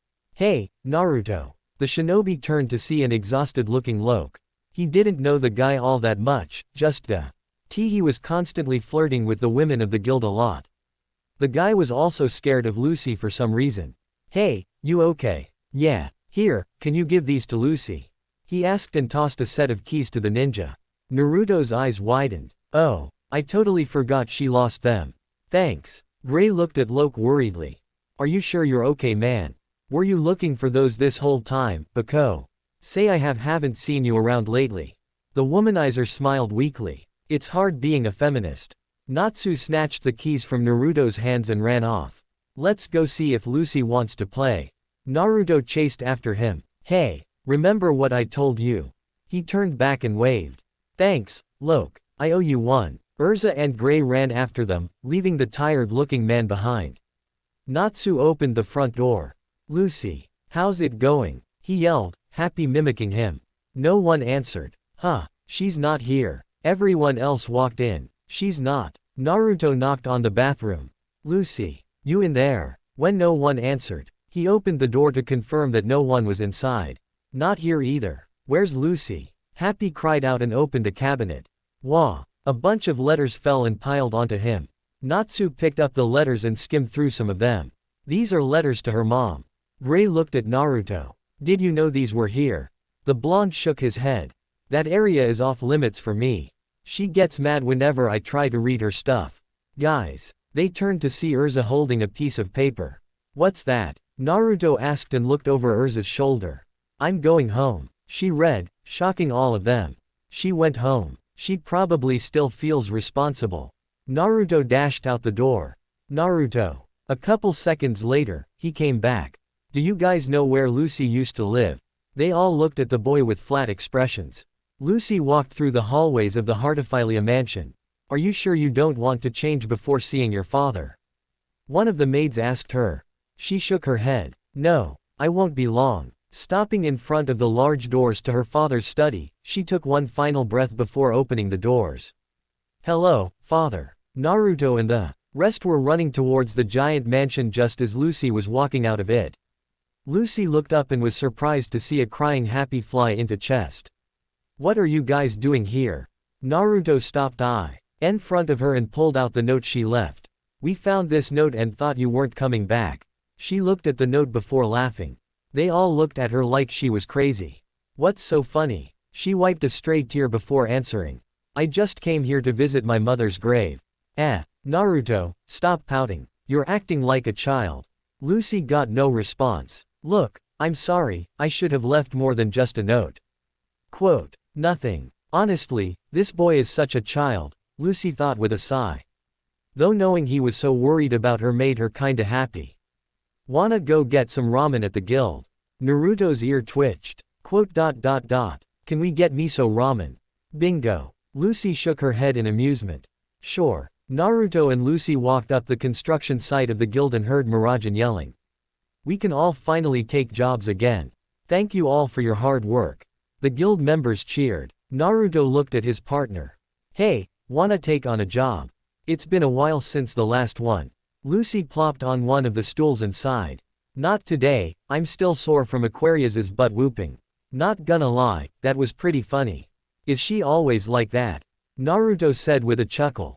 It probably would have been worse if you weren't there. Lucy shivered as she thought back to her spirit's wrath. Miragen walked over to them. Hey you two, are you going to do a mission today? Naruto sat down next to Lucy. Not today Mira-chan, but can I get some miso ramen please? The barmaid giggled. Of course, just give me a minute. Before she left, they heard a crash behind them. I dare you to say that again. Urza. Naruto saw the redhead talking to a tall blonde man with a scar going down his right eye. Who's that? Oh yeah, you didn't see him because you left with Mistogen. That's Laxus, one of the strongest members in our guild. Miragen explained with a troubled expression. Then I'll say it again. Our guild doesn't need weak members. Laxus repeated with a shrug. Just. From one sentence and Naruto already didn't like this guy. You bastard. Urza growled. The tall man pointed at Levi, Jet, and Droy. I heard you were beaten up by Iron Dragon Gajiel. Pathetic. Lu. Sai frowned as she watched her friend get badmouthed. How mean. Laxus turned to Lucy and sneered. Well if it isn't the princess who caused all of this herself. Naruto stepped forward and got right into his face. Hey, back off. Laxus smirked. Oh, sorry if I offended your girlfriend. What was your name again, newbie? The tension was intense and some of the guild members unconsciously took TEP back in fear of a fight breaking loose. Urza grabbed Naruto's shoulder. Stop, he isn't worth it. Naruto stared at the man for another second before turning away. It's disappointing that you have to be protected by women. And here I thought you might be worth something. Naruto growled but sat back down. He didn't want to cause any trouble, not after he'd almost lost control during the guild war. Laxus turned and started walking away. Once I take over this guild, I'll make all the weaklings disappear. Ha ha ha. Lucy let out a breath she didn't know she was holding. That was tense. At first I thought you two were going to go for each other's throats. Naruto grunted. Become the next master. Don't make me laugh. It's actually quite possible. Miragen noted sadly. Naruto blinked. The barmaid smiled bitterly. Because. Laxus is the master's grandson. Naruto looked at her in disbelief. How could someone like that be that old man's grandson? Urza walked over to them. That's why you should just avoid him altogether. Here, I have an idea. Let's take on a mission. She handed Naruto a job posting. Destroy an illegal magic school. He managed to read. Those shadow clones were really doing their jobs. He'd have to thank Levi for the tutoring. Urza nodded. Yes, Natsu and Gray will come too. The two rivals glared at each other. Naruto looked at Lucy, who nodded happily. Okay. We're in. Why do you guys have to be so destructive? Lucy yelled at her partner who was sheepishly sitting in a barstool. Here she was, hoping to go on a job to blow off some steam. But she didn't get a chance to do anything because she was too busy babysitting the group of powerhouses because they seemed to destroy everything they touched. Naruto scratched his cheek. It couldn't be helped. The enemy was about to activate a bomb. You probably did more damage than the bomb would have. Lucy huffed and sat down. And because of that, we don't have enough money for this month's rent. Sorry, Naruto stuttered before he suddenly stood up. Naruto. Sorry, I just remembered I had some things to do. I'll be back in a couple of days. Lucy raised an eyebrow. Couple of days. What things are you doing? Naruto waved her off and ran out of the guild doors. See ya. Lucy pouted as she watched her partner run off with suspicious eyes. Just what is he up to? Stepping off the carriage, Naruto read the job description again. Mysterious destruction in forest. Please investigate. 400,000 jewels reward. If I do this solo, I'll get enough money. For rent and maybe even find a challenge. Naruto snickered, imagining the look on Lucy's face when he brought home the reward money. You best be careful out there, kid, there's a terrifying beast in this area. The carriage driver warned. Naruto grinned. Don't worry, I'm a trained mage. I can take care of myself. The driver shrugged indifferently. If you say so. Thanking the man, he waited until the carriage was out of sight before he jumped into the trees. Man, I missed doing this. Naruto wistfully said to himself as he jumped from branch to branch. The first thing he had to do was look for a sign of where this supposed beast could be. Naruto continued this way of travel until he spotted an unnatural-looking clearing. What do we have here? Hopping down to the ground, he was greeted by the sight of scorched trees, shattered boulders, and giant claw marks in the dirt. But what really caught his attention were the color of the flames. They were white. Whatever did this must be massive. Sitting down in a meditative position, he began to call upon natural energy. Opening his now toad-like eyes, he reached out with his senses for anything that seemed out of the ordinary. Nothing but wildlife. He stood up and jumped back into the trees. Better go somewhere higher for a better look. Stopping at the foot of a nearby mountain, he jumped onto the side and began to climb it. Once he reached the top, he looked around for anything suspicious. But all he found was a gorgeous bird's-eye view of the terrain. What a view! The entire forest could be seen from where he was. It was like an ocean of green. Oh, Naruto noticed some trees that were shaking violently in the distance. Got you. Naruto dropped from his post and began to descend back to the earth. Crashing through the leaves, he grabbed onto a sturdy branch and swung off of it. He landed on a nearby tree and began to travel in the direction he saw the trees moving. The closer he got, the stronger a certain presence became. It was very familiar. This feeling, it's just like those demons. He then began to hear something. It almost sounded like someone screaming. Picking up the pace, Naruto finally reached his destination, and what he saw surprised him. A 50-foot tiger stood over a broken horse carriage, its fur was a striking black and white. But what surprised him most were the two tails wisping back and forth behind it. Somebody, help! He was drawn out of his thoughts by the panicked scream. Running towards the beast, he crossed his fingers and created a group of shadow clones. Hey, ugly! The beast looked over in his direction and snarled, its massive paw pressing against the carriage as if staking a claim to its prey. Pick on somebody your own size. You overgrown hairball. The demonic tiger turned away from the carriage and stalked towards the clones. While the creature distracted, the real Naruto snuck around. There was an old lady holding an unconscious man in her arms. There was blood on the man's head, likely from when the carriage had been upturned.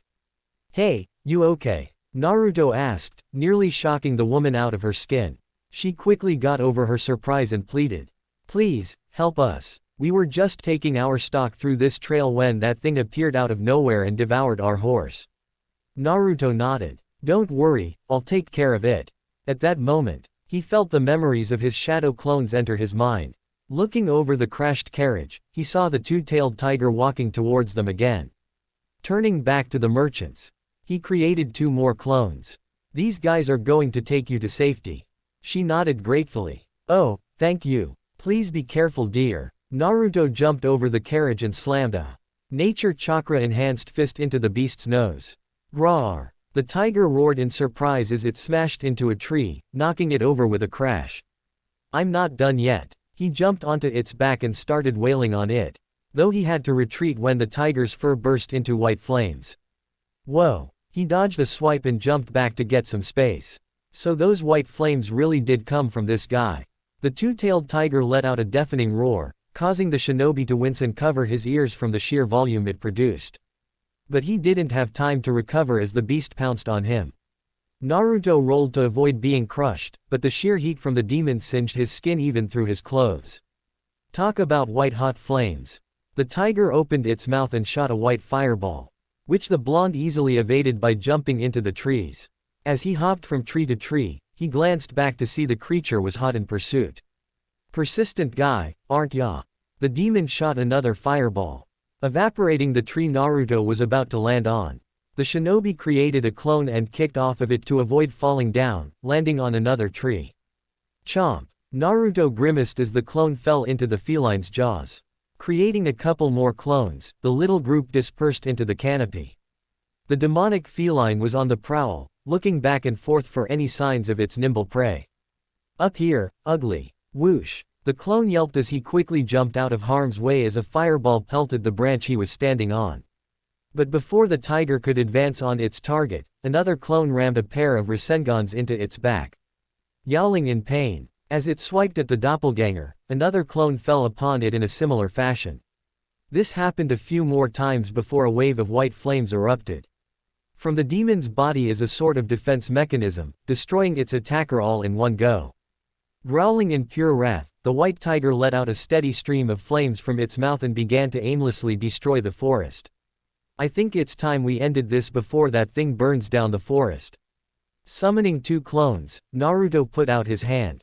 While the clones did their job, he noticed something interesting. His replicas didn't have guild marks on their hands like he did. That's interesting. Upon completing the jutsu, the shadow clones ran forward to make one final distraction. The demon took notice immediately and released another heat wave, destroying the clones that had attacked on both fronts. But it was now a sitting target for the spiraling disc that was currently flying towards it. Hearing the loud screeching from a mile away, the giant tiger tried to slash at the Rasenshuriken with its flaming claws. But the S-ranked jutsu cut right through its arm and hit true, dealing a fatal amount of damage. Boom! Naruto watched the giant blue explosion of tiny wind blades with a half-baked smile. I can never get over how crazy this technique is. He then hopped down from his hiding spot when the jutsu was finished to check to see if it was truly over. Kicking the demon once and getting no response, he assumed it was dead. Sitting down, Naruto relaxed and closed his eyes as he drifted into his mindscape. It was time to stop putting this conversation off.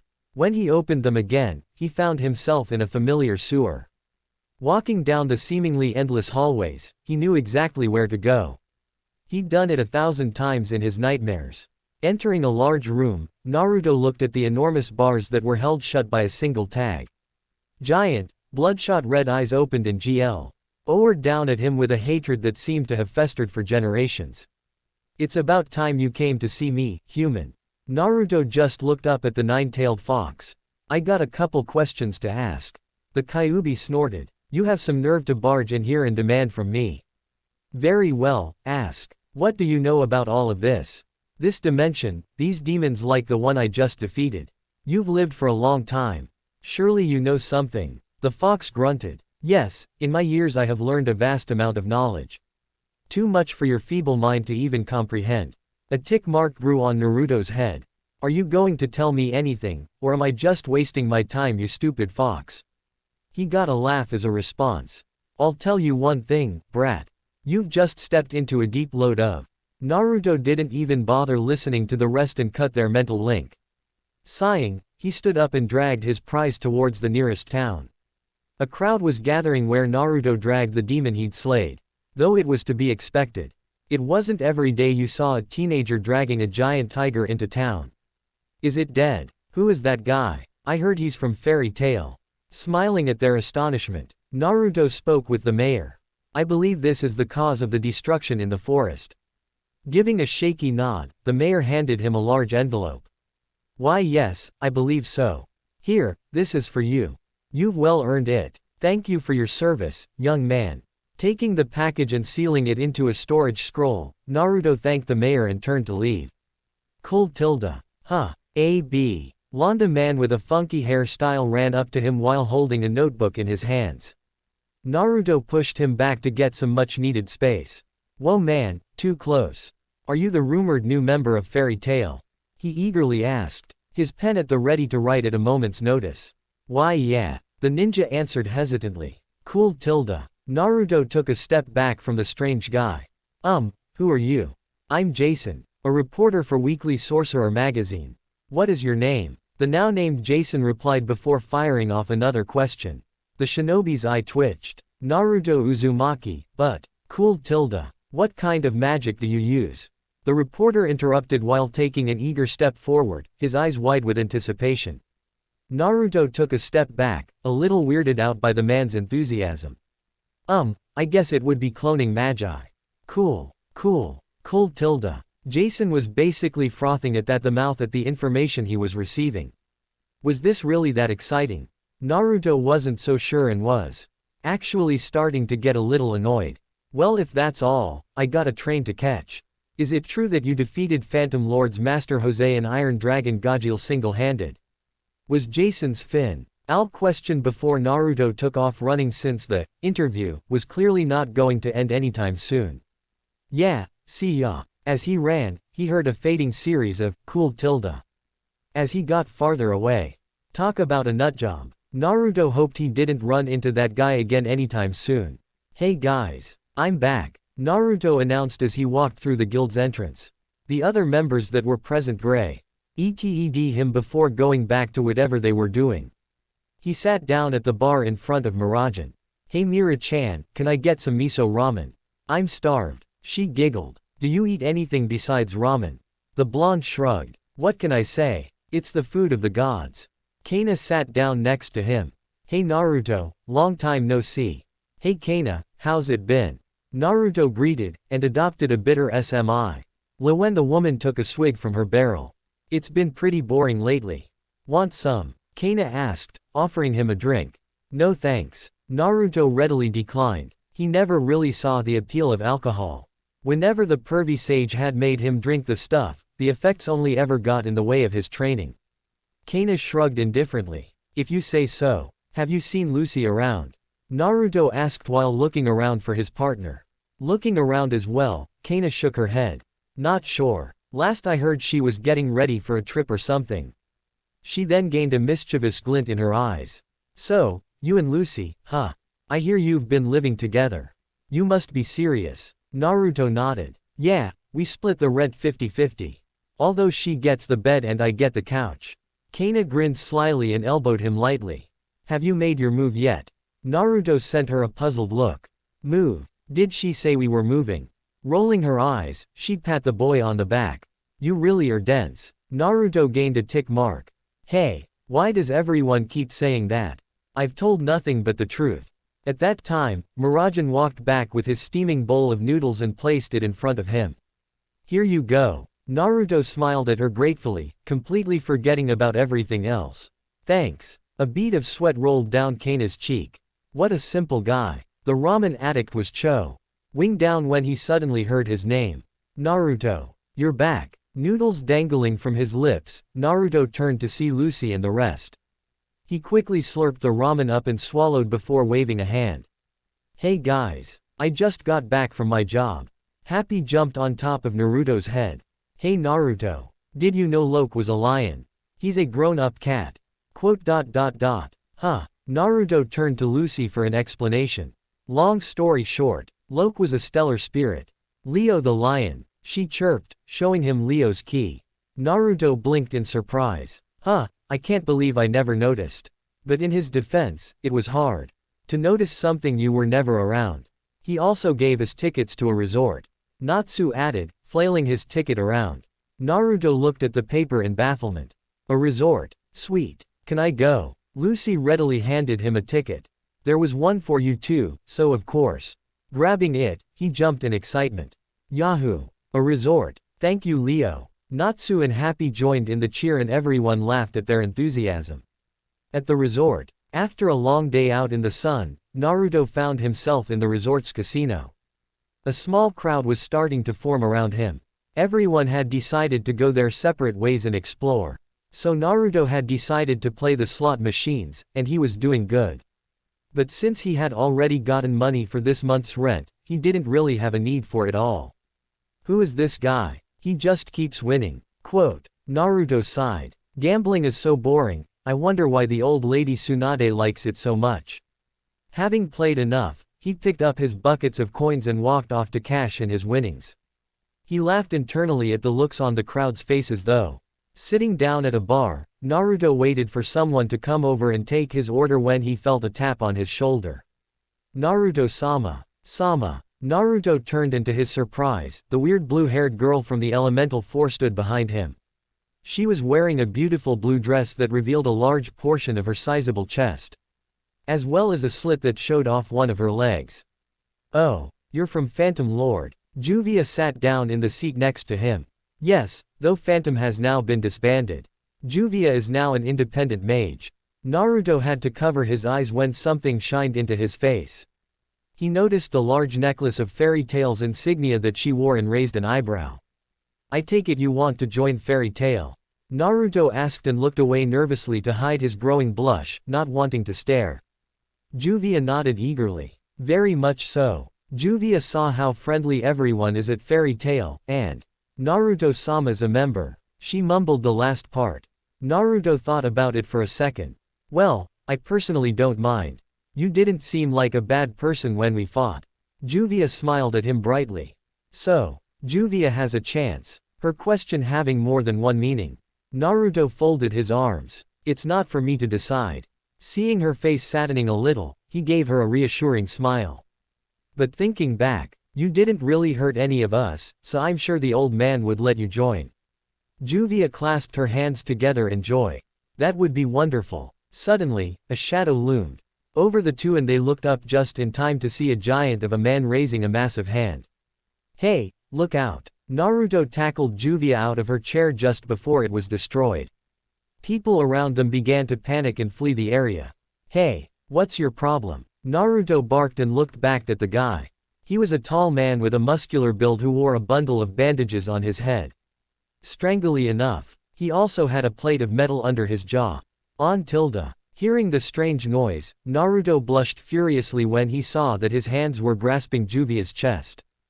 Soft. Juvia looked away bashfully. So bold. Quickly regaining his senses, Naruto jumped off of the girl and prostrated himself. Sorry. The giant coughed and looked away awkwardly, seemingly embarrassed. Naruto's ears burned bright red. It's not what you think. Regaining his composure, the stranger pointed at Naruto. Are you the one called Naruto Uzumaki? Naruto straightened himself and leveled his gaze up at the man. Depends who's asking. What do you want? Where's Urza? The stranger demanded. You ask that after attacking us. Naruto thought with a bead of sweat rolling down his cheek before narrowing his eyes. What do you want with Urza? Something seemed to catch the man's attention and he began talking to himself. Oh, you found her. Okay, I'll be there shortly. Juvia stepped in front of Naruto defensively. I won't let you hurt Naruto-sama. The shinobi was about to tell her not to worry when his vision went completely dark. What the? He suddenly heard the stranger's voice. You can't escape the darkness. Naruto sensed an incoming attack and pulled Juvia and himself away to avoid it. Looking around and still seeing nothing but darkness, he put his hands together. Release. Nothing happened. Why can't I break through this illusion? The voice came again. Because it is not an illusion. My dark moment takes away the light, and leaves only darkness. Growling in frustration, Naruto lashed out randomly. His fists hitting nothing, he was forced to stop when he suddenly fell into water. Was I near a fountain or something? He tried swimming where he felt was up, but he got nowhere. His senses were in complete disarray. I still can't see anything. At this rate, I'm gonna drown. After a couple seconds of panicking, Naruto felt the water rushing away. No, something was pulling him out. He hit the floor and gasped for air. Drowning while not being able to see a thing. Worst feeling ever. Naruto, are you okay? Opening his eyes, he found Lucy and Juvia both staring at him worriedly. Yeah, but what the heck happened to me? Juvia twiddled her fingers. Juvia wanted to protect Naruto-sama. Do Juvia put Naruto-sama in her body? Resisting a nosebleed, Naruto shook his head. Thanks. Just warn me next time, okay?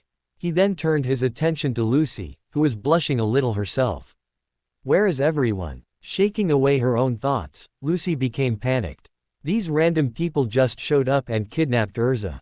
Naruto's eyes widened. What? Hey guys. What happened? It was Gray, who ran up to them.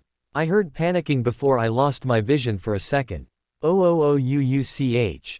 That hurt. They turned to see Natsu going on a fiery rampage. What normal person would shoot someone right in the mouth? He yelled, holding his jaw in pain. Natsu. Where did they go? Can you still smell them? Naruto yelled up at the raging teen. Natsu looked down at them and growled. Of course I can. He sniffed the air. Blocky bastard, you're gonna pay. He said and stormed off in a random direction. Naruto turned to the others. Urza's been taken Gray, let's follow Natsu. Gray's eyes widened before he nodded and they ran after the Dragon Slayer. Are you sure we're going the right way? Naruto frantically looked around, but saw nothing but open ocean. Are you sure you can still smell them, Natsu? His response was a weak yes. Poor guy. Motion sickness must suck. They were currently on a small boat in the middle of the sea. Gray suddenly stood up in a fit. Damn it. I can't believe they took Urza and Happy. Juvia nodded her head sadly. It's hard to believe a mage as strong as Urza-san was defeated. The ice mage glared at the outsider. Urza sure as hell didn't lose. You don't know anything about her. In fact, what are you even doing here? Juvia yelped at his cold stare and hid behind Naruto, who put an arm out in front of the girl defensively and frowned. Hey, calm down Gray. Getting angry isn't going to help anyone. Gray sucked his teeth and sat back down. Hey Lucy. You were with Urza, right? What exactly happened? Naruto asked his partner, and the celestial spirit user put her head down in thought. She said something about those guys being her former comrades. Lucy said with a sigh. Although when it comes to Urza, no one really knows anything about her. Noticing something out in the distance, she blinked. Oh, look, there's a tower. Following the girl's finger, they saw a giant tower sticking out of the ocean. It looked roughly made, with multiple parts of the structure being made of different materials. It almost seemed like someone took parts of random buildings and welded them all together. What's a tower doing in the middle of the ocean? Gray wondered aloud, seemingly calmed down for now due to the distraction. Naruto stood up at the front of the boat and pointed at the mysterious structure. I don't know, but that's where Urza and Happy are, and we're gonna get them back. He declared, with Juvia cheering at his heroic display in the background. URRP, blurp. Natsu groaned in agreement. Lucy and Grace sent each other a worried look. Are we going to be okay? After stashing their boat, the group hid behind some rocks to survey the area. That's a lot of guards, Lucy meekly said as she peeked her head out. There had to be at least 30 people standing guard in multiple places. Nar. Yuto and Natsu both cracked their knuckles. Bet I could beat more than you, Natsu. The pink-haired teen laughed. Yeah right. I'll beat twice as many as you, and I'll save Happy and Urza. Lucy smacked them both on the head. Oh, no you don't. If you do anything reckless, you'll put them both in danger. The waters behind them swirled and Juvia's head poked above the surface. Juvia found a way into the tower's basement underwater. Naruto grinned and gave her a thumbs up. Oh, nice Juvia. The water woman smirked at Lucy. Juvia 1, Lucy 0. Lucy smiled awkwardly. What? How far is it? Gray asked to keep them on topic. It is about a 10-minute travel. Juvia replied before adding, you should have no problem holding your breath that long, yes. Of course that's not possible. Lucy bared when she saw the boys preparing to jump into the water. Then please, use this. A head-sized bubble formed in Juvia's hand. This water keeps oxygen in it so you can breathe underwater. Naruto took off his jacket and tied it around his waist, revealing his mesh undershirt. Okay, everyone ready? He asked while putting on a water bubble, courtesy of the water mage whose eyes were glued to the boy's skin-tight under armor. They all nodded and one by one jumped into the water. A hooded man sat in a throne with a chessboard in front of him. He moved a couple pieces behind a lone knight piece and grinned. Another man with long black hair walked up to the man. Jalal-sama, Urza has escaped and there are intruders in the basement. Jalal's grin grew wider. I take it you're already aware. But of course, this is all just a game. I'm curious to see its outcome. Gah. The last of the guards grunted in pain as he was quickly dealt with. Naruto laughed. It's funny that we were actually trying to be stealthy with these two with us. Says the one wearing bright orange. Gray retorted. Besides, it's because of this loud mouth that we were caught. Natsu growled in response. We wouldn't have been caught if it weren't for you getting in my way. Naruto laughed again as he squeezed the water out of his shirt. So, what are we going to do now? As if to answer his question, the door above a nearby ladder creaked open. Well, that works. Naruto shrugged and walked over to the ladder, but he was stopped by Lucy. Wait, what if it's a trap? Lucy asked skeptically. Naruto waved her off and started climbing. We'll just power through everything they throw at us. Isn't that how we always do things? Natsu rushed up the ladder behind Naruto as Gray walked past her. He's got a point. Juvia walked past her and started climbing up as well. Seeing as they weren't going to change their minds, Lucy just sighed and followed everyone. Hopefully this wouldn't lead to too much trouble. After climbing up, Naruto did a quick scan around the new room. There's no one here, so come on up. Where are you, blocky bastard? Oof. Naruto smacked Natsu onto the ground. I'd rather not have the enemy know where we are all of the time, thank you very much. Juvia looked at where they came in. It's probably already too late for that. Seeing as this door wasn't opened from this side. It must have been opened magically. Meaning the enemy must have a way of knowing where we are. Naruto scratched his head in confusion. Magic was confusing, he guessed there were sensory-type ninja in his world. Not to mention the Yamanaka clan and their mind communication techniques. Gray looked around in thought before turning to Lucy and raising an eyebrow. Where did you get those clothes? Lucy smirked and showed off her new outfit, which consisted of a long green dress and a matching green bandana to keep her hair out of her eyes. I had Cancer bring me some clothes from the spirit world earlier. What do you think, Naruto? I can probably ask to get you some dry clothes as well. She completely deflated when she saw Juvia drying the shinobi's clothes with her magic. Here, Naruto-sama. Allow Juvia to get the water out of your clothes. Oh, thanks. They were getting kind of annoying too. Juvia looked over at Lucy with a smug look and put up a peace sign. Lucy got a little red in the face. Why am I getting so frustrated? She noticed Gray and Natsu holding back their laughter, causing her to turn even more red. What? Hey, there's the intruders. They heard shouting down the hall. And a group of guards started running their way. Crap, they're here already. Naruto got ready to fight again only to relax when he saw a familiar face. Well, there she is. Before anyone could ask what he was talking about, the guards started screaming and falling like flies. Urza. Lucy beamed upon seeing the beautiful knight. The redhead finished off the last enemy and looked up at them in shock. What are you guys doing here? Naruto walked up to her and grinned, happy to see the girl was alright. What, did you expect us to just let them take you and not do anything about it? Yeah, and they have happy too. Natsu shouted in agreement. Go back, Urza suddenly said, surprising them all. Huh, I'll take care of Happy, you guys shouldn't get involved. No way, do you even know where he is? The Dragon Slayer steamed. Urza looked away in shame. No, I don't. Okay then, here I come Happy. Natsu yelled and ran off before Urza could stop him. Naruto shook his head. Man, that guy's louder than I was when I was a kid. Lucy sent the ninja an incredulous look. You're still loud. Hey, we should probably go after that idiot. Grace said, and started to run after Natsu but was stopped by Urza. Hey, what gives? Leave, I'll get Natsu and Happy. I already told you I don't want you getting involved. Naruto was starting to get a little annoyed. Would you stop that already? Look, we came here to get you back and we're not gonna leave just because you tell us to. Like it or not, we were involved the moment those guys attacked us. Ow. Lucy elbowed Naruto in the side. I think what Naruto was trying to say is that we're your friends and we'll always be here to help you. Urza began to tremble a little. Come on Urza, this isn't like you. Just tell us to follow you like you always do and we'll help you out, it's as simple as that. Gray added coolly. Urza turned to look at them with a teary eye. Lucy elbowed Naruto again. Why? You sorry, Urza. Urza shook her head and wiped her tears. No, I'm sorry. Whether I win this fight or lose, I will disappear from this world.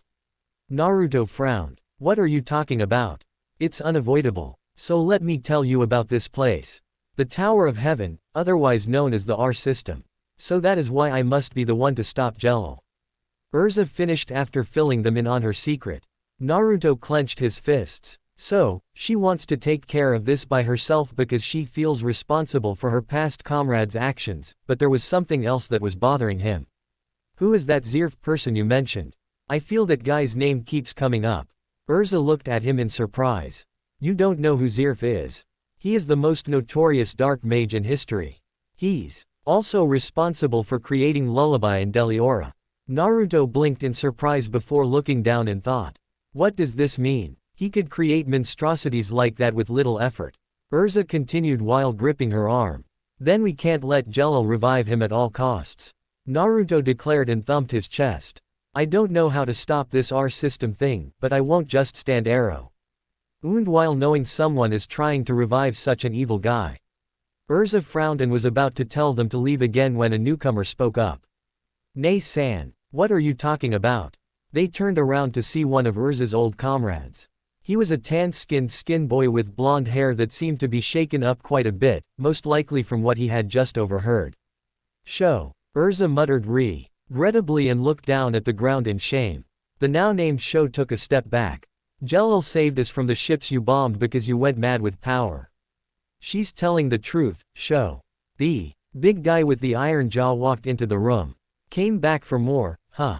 Naruto said and cracked his knuckles, but he stopped when the man raised a hand. My name is Simon, and I had no intention of killing you at that time.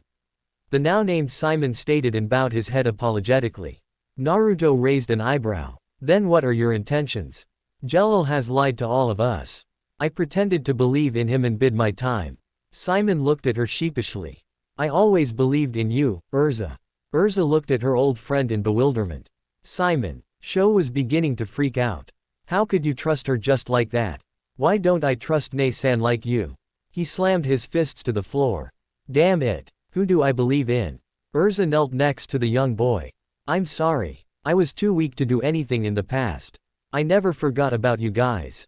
Simon walked over to them. You're ready now, right? His answer was a determined look from the female knight. Good, with all of these powerful mages. I'm sure we can defeat Jello if we work together. Naruto raised a hand. We still gotta find Natsu and Happy. Gray rubbed the back of his head and sighed. Why'd that idiot have to run off like that? Urza stood up and took command. Okay, first we find Natsu and Happy. Then we'll fight our way to the top of the tower and stop Jello. After seeing no objections, she nodded. Let's go. Jello picked up a chess piece and knocked over two other pieces. Salamander has defeated Wally and Miliana. Simon and Sho have betrayed us. Things just keep getting interesting. The other man present spoke up. Jello-sama, we should just capture Urza now and start the ceremony. The hooded man grinned. Perhaps you would like to go. Two other people walked into the light from the shadows. Oh. Nei was a tall man with an owl head wearing a jetpack, and the other was a woman in a pink kimono holding a sheathed katana. It's your turn now, Assassin's Guild Trinity Raven. Naruto and the others were following Simon down the halls of the tower when a bunch of creepy mouths started sprouting all over the place. Welcome to the Tower of Heaven. I am Jello, the ruler of this tower. I believe it's time to begin our game. The Heavens game. Naruto looked at one of the mouths and grimaced. That's not creepy at all. Oh yes, I forgot to mention. I have selected 3 warriors for you to battle. It's their job to stop you from stopping me from using Urza as a sacrifice to revive the Dark Wizard Zirf. One last thing before we officially start, there is a chance that the council will use Etherian to destroy this place. So, without further ado, let the games begin. Etherian. Naruto looked at his friends in confusion. What the heck is an Etherian? Gray sighed. Were you living under a rock until recently or something? While Naruto shot Gray an annoyed look, Urza began to explain. Etherian is a magical weapon of mass destruction. It has a level of power that puts even the Jupiter cannon to shame. Naruto's eyes widened. We better hurry and get Natsu and Happy then. The swordswoman nodded. Yes, we should get going. She was cut off when suddenly disappeared in a plume of smoke, surprising everyone. Sho now held Urza in his hands in the form of a card and looked at her with determination. Don't worry, Nei-san. I'm not going to let anyone hurt you, he declared and took off running. Simon began to run after the fleeting boy, but not before looking back at the group. I'm going after Sho and Urza. You guys search for Natsu. Naruto sighed and looked at the remaining mages. I guess we have no choice. We should split into 2 teams to cover more ground. Gray nodded. I'm worried about Urza, so I want to go after her. Juvia looked at Lucy. Juvia will go with Naruto-sama. And Lucy will go with Gray-san. Lucy smiled bitterly when she saw that Naruto had already left with Gray. I take it we're going to go find Natsu then. She called out to the ninja while the water mage visibly deflated. Naruto grinned and shouted back. Yeah, I'm counting on you too. Gray gave him a worried look.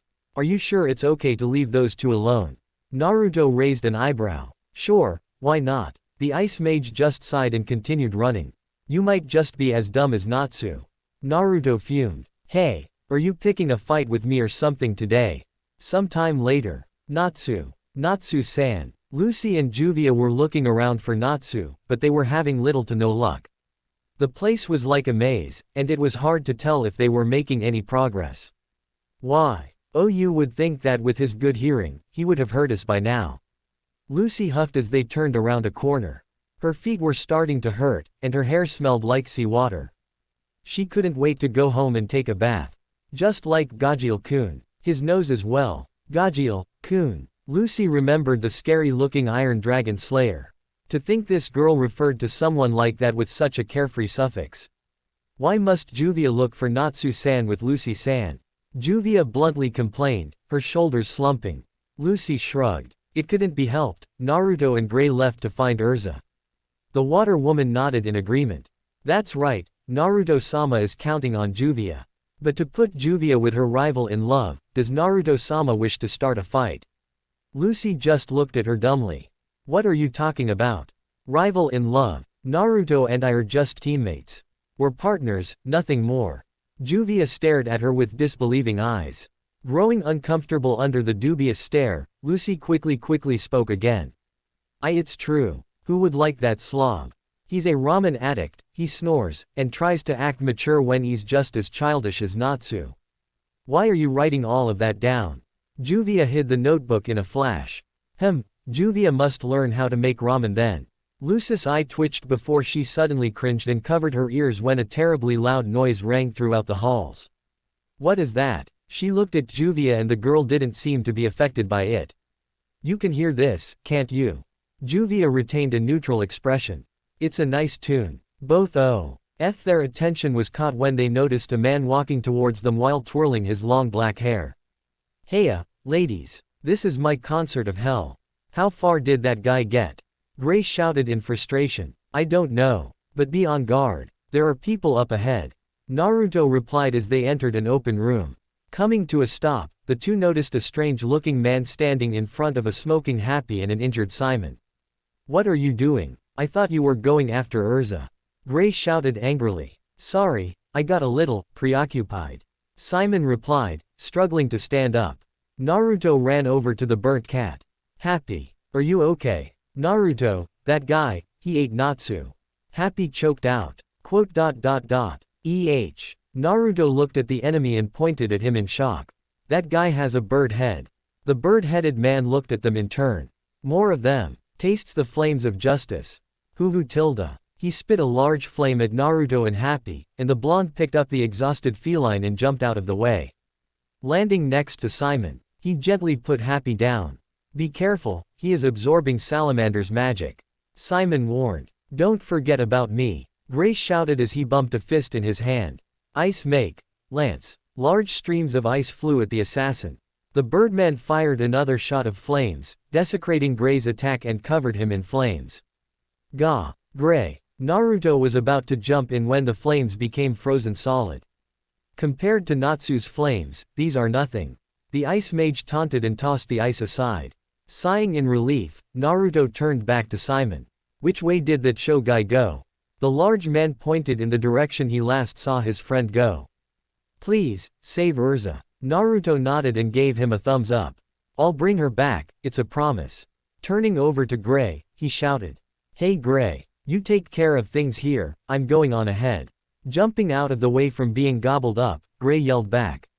Yeah, we'll catch up shortly. Hoo tilde. You think you can escape? The bird-headed assassin charged towards the fleeting ninja, but his path was blocked by a wall of ice. Gray smirked. After the stung Naruto pulled on Garuna Island, it was time for his comeback. Your opponent is me. The owl man cocked his head to the side in an unnatural way. Very well. Hoo. As Naruto ran down the halls in the direction he was given, he couldn't help but worry about the others. I hope everyone's alright, huh? Something started pulling at him from the back of his mind. The Kyuubi. What could that fox want right now? Coming to a stop, he closed his eyes and tapped into his mindscape. Opening his eyes again, he found himself in front of the nine-tailed fox. What do you want? I'm busy. The fox growled. Insolent human, and here I was trying to warn you of a very powerful energy. Naruto raised an eyebrow. Powerful energy. I believe your friends called it, Etherian. They really are going to fire it. Is it being fired now? Naruto shouted, beginning to panic. Growing annoyed of his jailer's obnoxious screams, the Kyuubi shouted. Would you just shut up and let me finish? The fox's voice boomed, shaking the entire room. Now having the blonde's full attention, he continued. As I was saying, no, it is not firing, but I can faintly sense the magic being gathered. Do you have an estimate on when it will be done charging? Demon seemed to think about it for a second.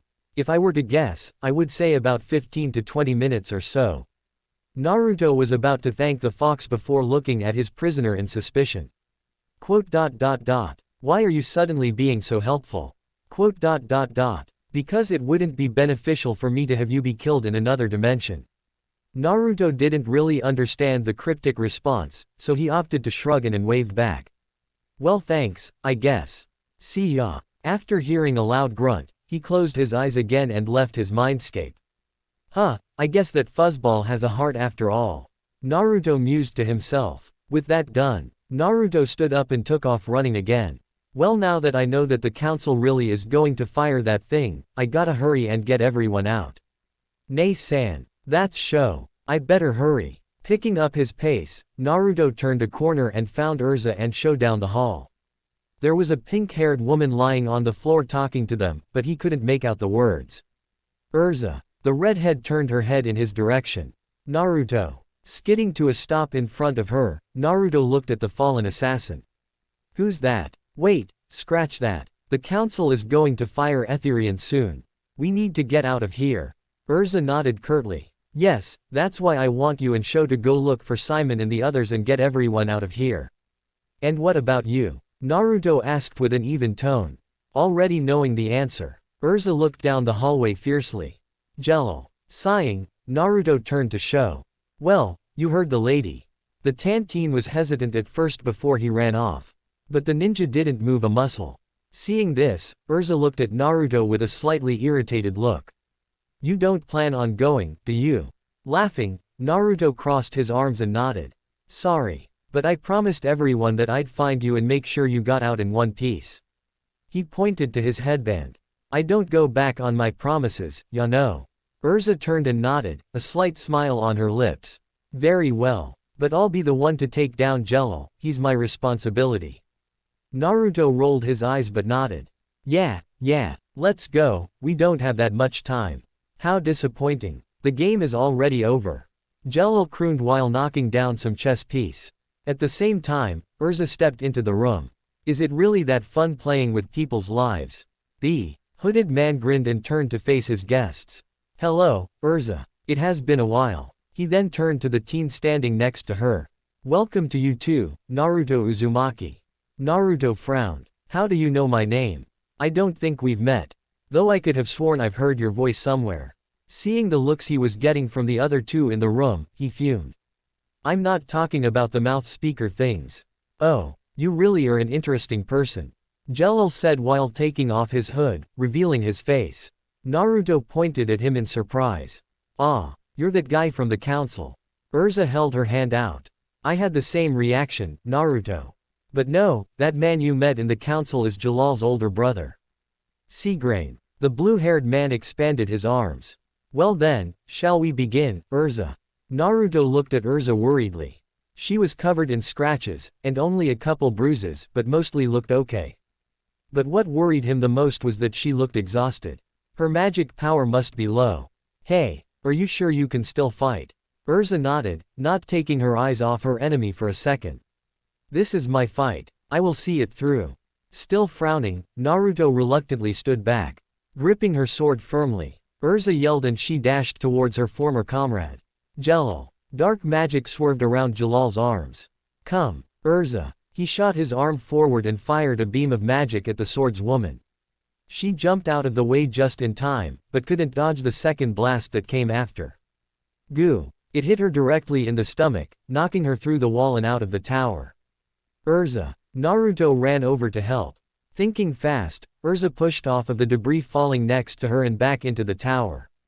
Catching her breath, she looked up to see a worried Naruto standing in front of her. Are you sure you're okay? Look, I know that this is something you need to do, but if this goes on, you might actually die. She smiled at his concern for her. Thank you, Naruto. Huh. Naruto was suddenly outside of the tower. He then began to fall. What the hell, Urza? Looking up at her and seeing her sad smile, Naruto knew exactly what was going through her mind. Damn it. When get back up there. You better still be alive or I. Naruto's voice faded from her ears as the ninja descended. Jello laughed maniacally. That's just great. How does it feel to push your comrade to their death? Urza glowered at the man. He won't die from that. Let's finish this. Naruto's mind was thinking furiously for a way out of his current situation. Come on, think. Getting an idea. He summoned a shadow clone. The clone then proceeded to grab him and throw him precisely at one of the windows. With a crash, the blonde rolled a couple times and finally came to a stop. Phew, that was close one. He then looked around and sighed. Great, now I gotta run all the way back up there and make sure that idiot doesn't Naruto was forced to shield his eyes when a blinding light came out of nowhere and blinded him. Is this Etherian? There was a loud boom and everything went blank. Outside the tower. Boom. What was that just now? Lucy cried out as their boat shook violently. Thankfully, they had Juvia's magic to protect them from the violent waves. Otherwise their little boat wouldn't have stood a chance. After having met up with everyone, Lucy and the Oath, Urs had fallen back onto their small boat and were now floating away from the Tower of Heaven. With the inclusion of Urz's past comrades, it would be an understatement to say it was crowded. That was probably Etherian, Gray muttered, and looked down when he felt something squirm from underneath his foot. Urza, blurg. Damn, it. Natsu croaked while suffering from his motion sickness. Pardon me askin', but why did you subdue the Dragon Slayer? The blocky cowboy named Wally asked. I've experienced firsthand how powerful that boy is and he surely would have been our best shot at defeating Jello. This useless guy, Gray said and applied a little more pressure on Natsu's back when the team tried to drag himself off the boat. We have another member that's still inside that place. Juvia hopes Naruto-sama is alright, Juvia said and Lucy put a hand on the girl's shoulder. Don't worry, I'm sure he's fine. He's Naruto after all. Regardless of what she said, Lucy was still just as worried about her partner. Gray nodded. If there was anyone in their group who could end all of this, it was that guy. Naruto slowly opened his eyes. Am I dead? Shaking the blurriness away, he looked around to find that he was surrounded by crystals. What the? The place looked like it was covered in ice, only it wasn't cold. I better hurry up and make sure Urza's okay. As soon as he reached the top floor, the sight was really something. What was once a throne room was now an open field of crystals. But Naruto was quickly pulled out of his astonishment when he heard Urza scream. Springing into action, Naruto ran to where the scream came from and saw that Urza was being pulled into the tower. It was like her body was slowly being fused into the crystals. Oh, great Zirf. I offer this woman's body as a sacrifice to Yo. Jello was cut off when Naruto punched him in the face.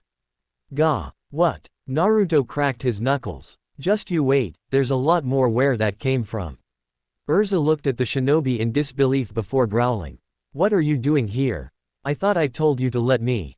Shut up. Naruto shouted, stopping Urza mid-sentence. You want to end all this by dying. You think you have to do all this by yourself because this guy was your friend. Naruto looked back at the girl and frowned. But what about us? The friends you have now? Urza looked away as he pulled her out of the lacrima, as if ashamed by his words. She then shook her head and grabbed onto Naruto's arm. Jello is my responsibility. You just don't understand. Naruto was a nice guy. And she respected his strength. But they had only just met about 2 months ago, how could he understand her? I understand just fine. You want to protect us by shouldering all of this pain by yourself. Naruto said and turned back to face Jello, who was watching them with a smirk on his face. But we don't need protecting. I don't need protecting. Urza shook her head defiantly. Tears streaming down the side of her cheek. I appreciate how you feel, but he's too powerful. Then just watch me. Naruto replied and wiggled out of the girl's weak grip. Learn to rely on your friends. Kicking off the ground, Naruto dashed towards Jello with a kunai in hand.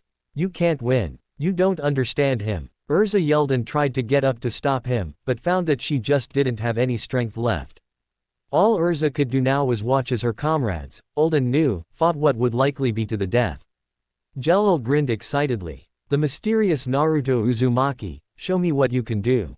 Jello. Naruto yelled and slashed at the mage, but Jello was quick to jump back. Nevertheless, Naruto continued to attack. I'll teach you what happens when you mess with my friends. He's fast, better not underestimate this one. Jello mused to himself and activated one of his many magical abilities. Meteor. Naruto's eyes widened when Jello suddenly disappeared from his sight.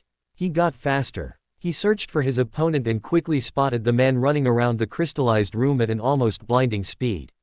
Ha! You'll never be able to hit me while I'm using this speed. Jello taunted but was instantly caught off guard when Naruto intercepted him.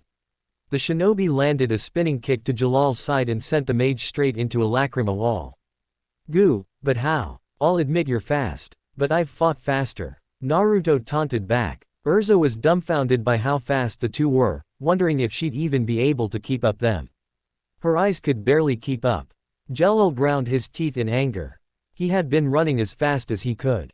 How could someone be so fast without using any magical enhancement? Naruto couldn't help but chuckle at the mage's frustration. It was always funny when villains acted all high and mighty, because he always caught them by surprise. The looks on their faces never got old. Jello calmed himself. Getting worked up over some. Anything as trivial as this was not something the one chosen by Zirf himself would do. HMPH. It seems that you're faster than me. Well, no matter. A bright aura began to shine around Jalal's form, making him hard to look at directly. I'll just have to overwhelm you with my heavenly magic. Shadow Clone Jutsu. Naruto created a couple clones and they all charged forward. Charge. Speed and clone magic, a strong foe indeed. However, Jello fought and ran right past the clones. Sidestepping punches, jumping over kicks, Jello finally made it to the other end of the ninja and his doppelgangers.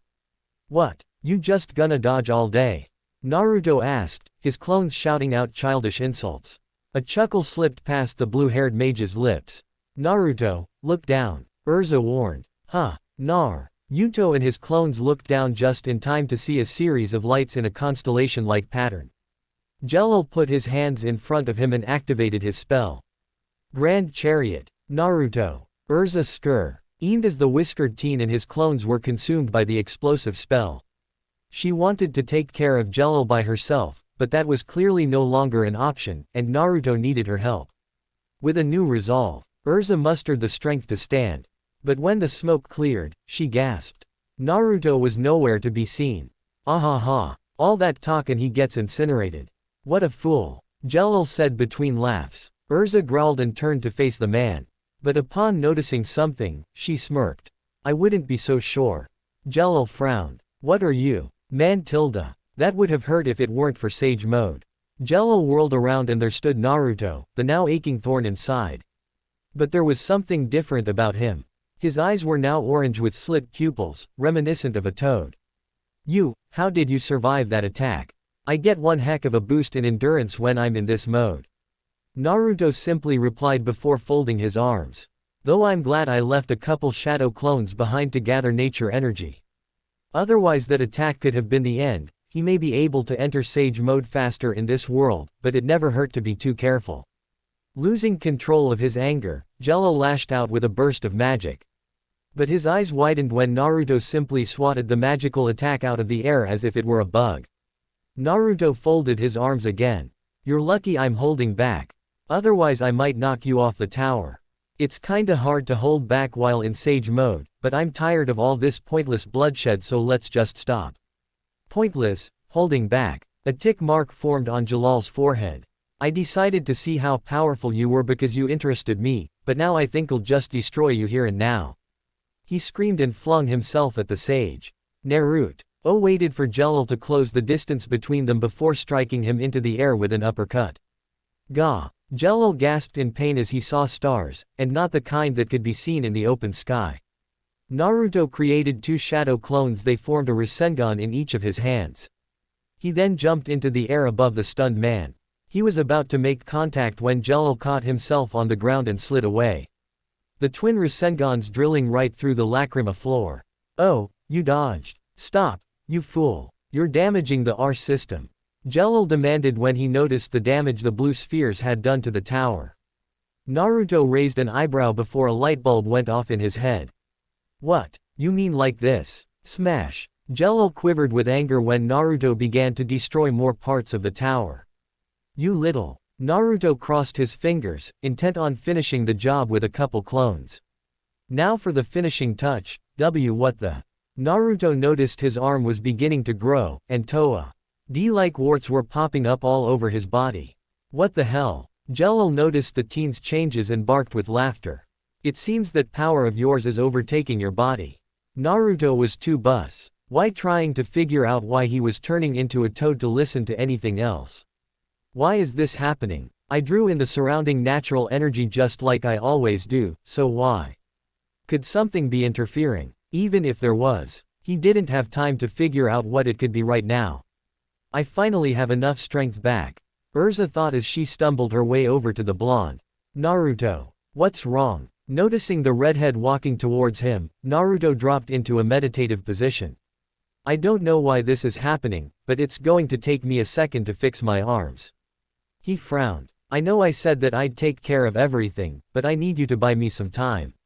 Without Fukusaku and his wicking stick, it was going to take Naruto some time to change his body back to normal. Why did Sage Mode have to do this to him now of all times? Flash. The two covered their eyes as blindingly bright light lit up the area. What now? Naruto groaned internally. I think it's time I end this.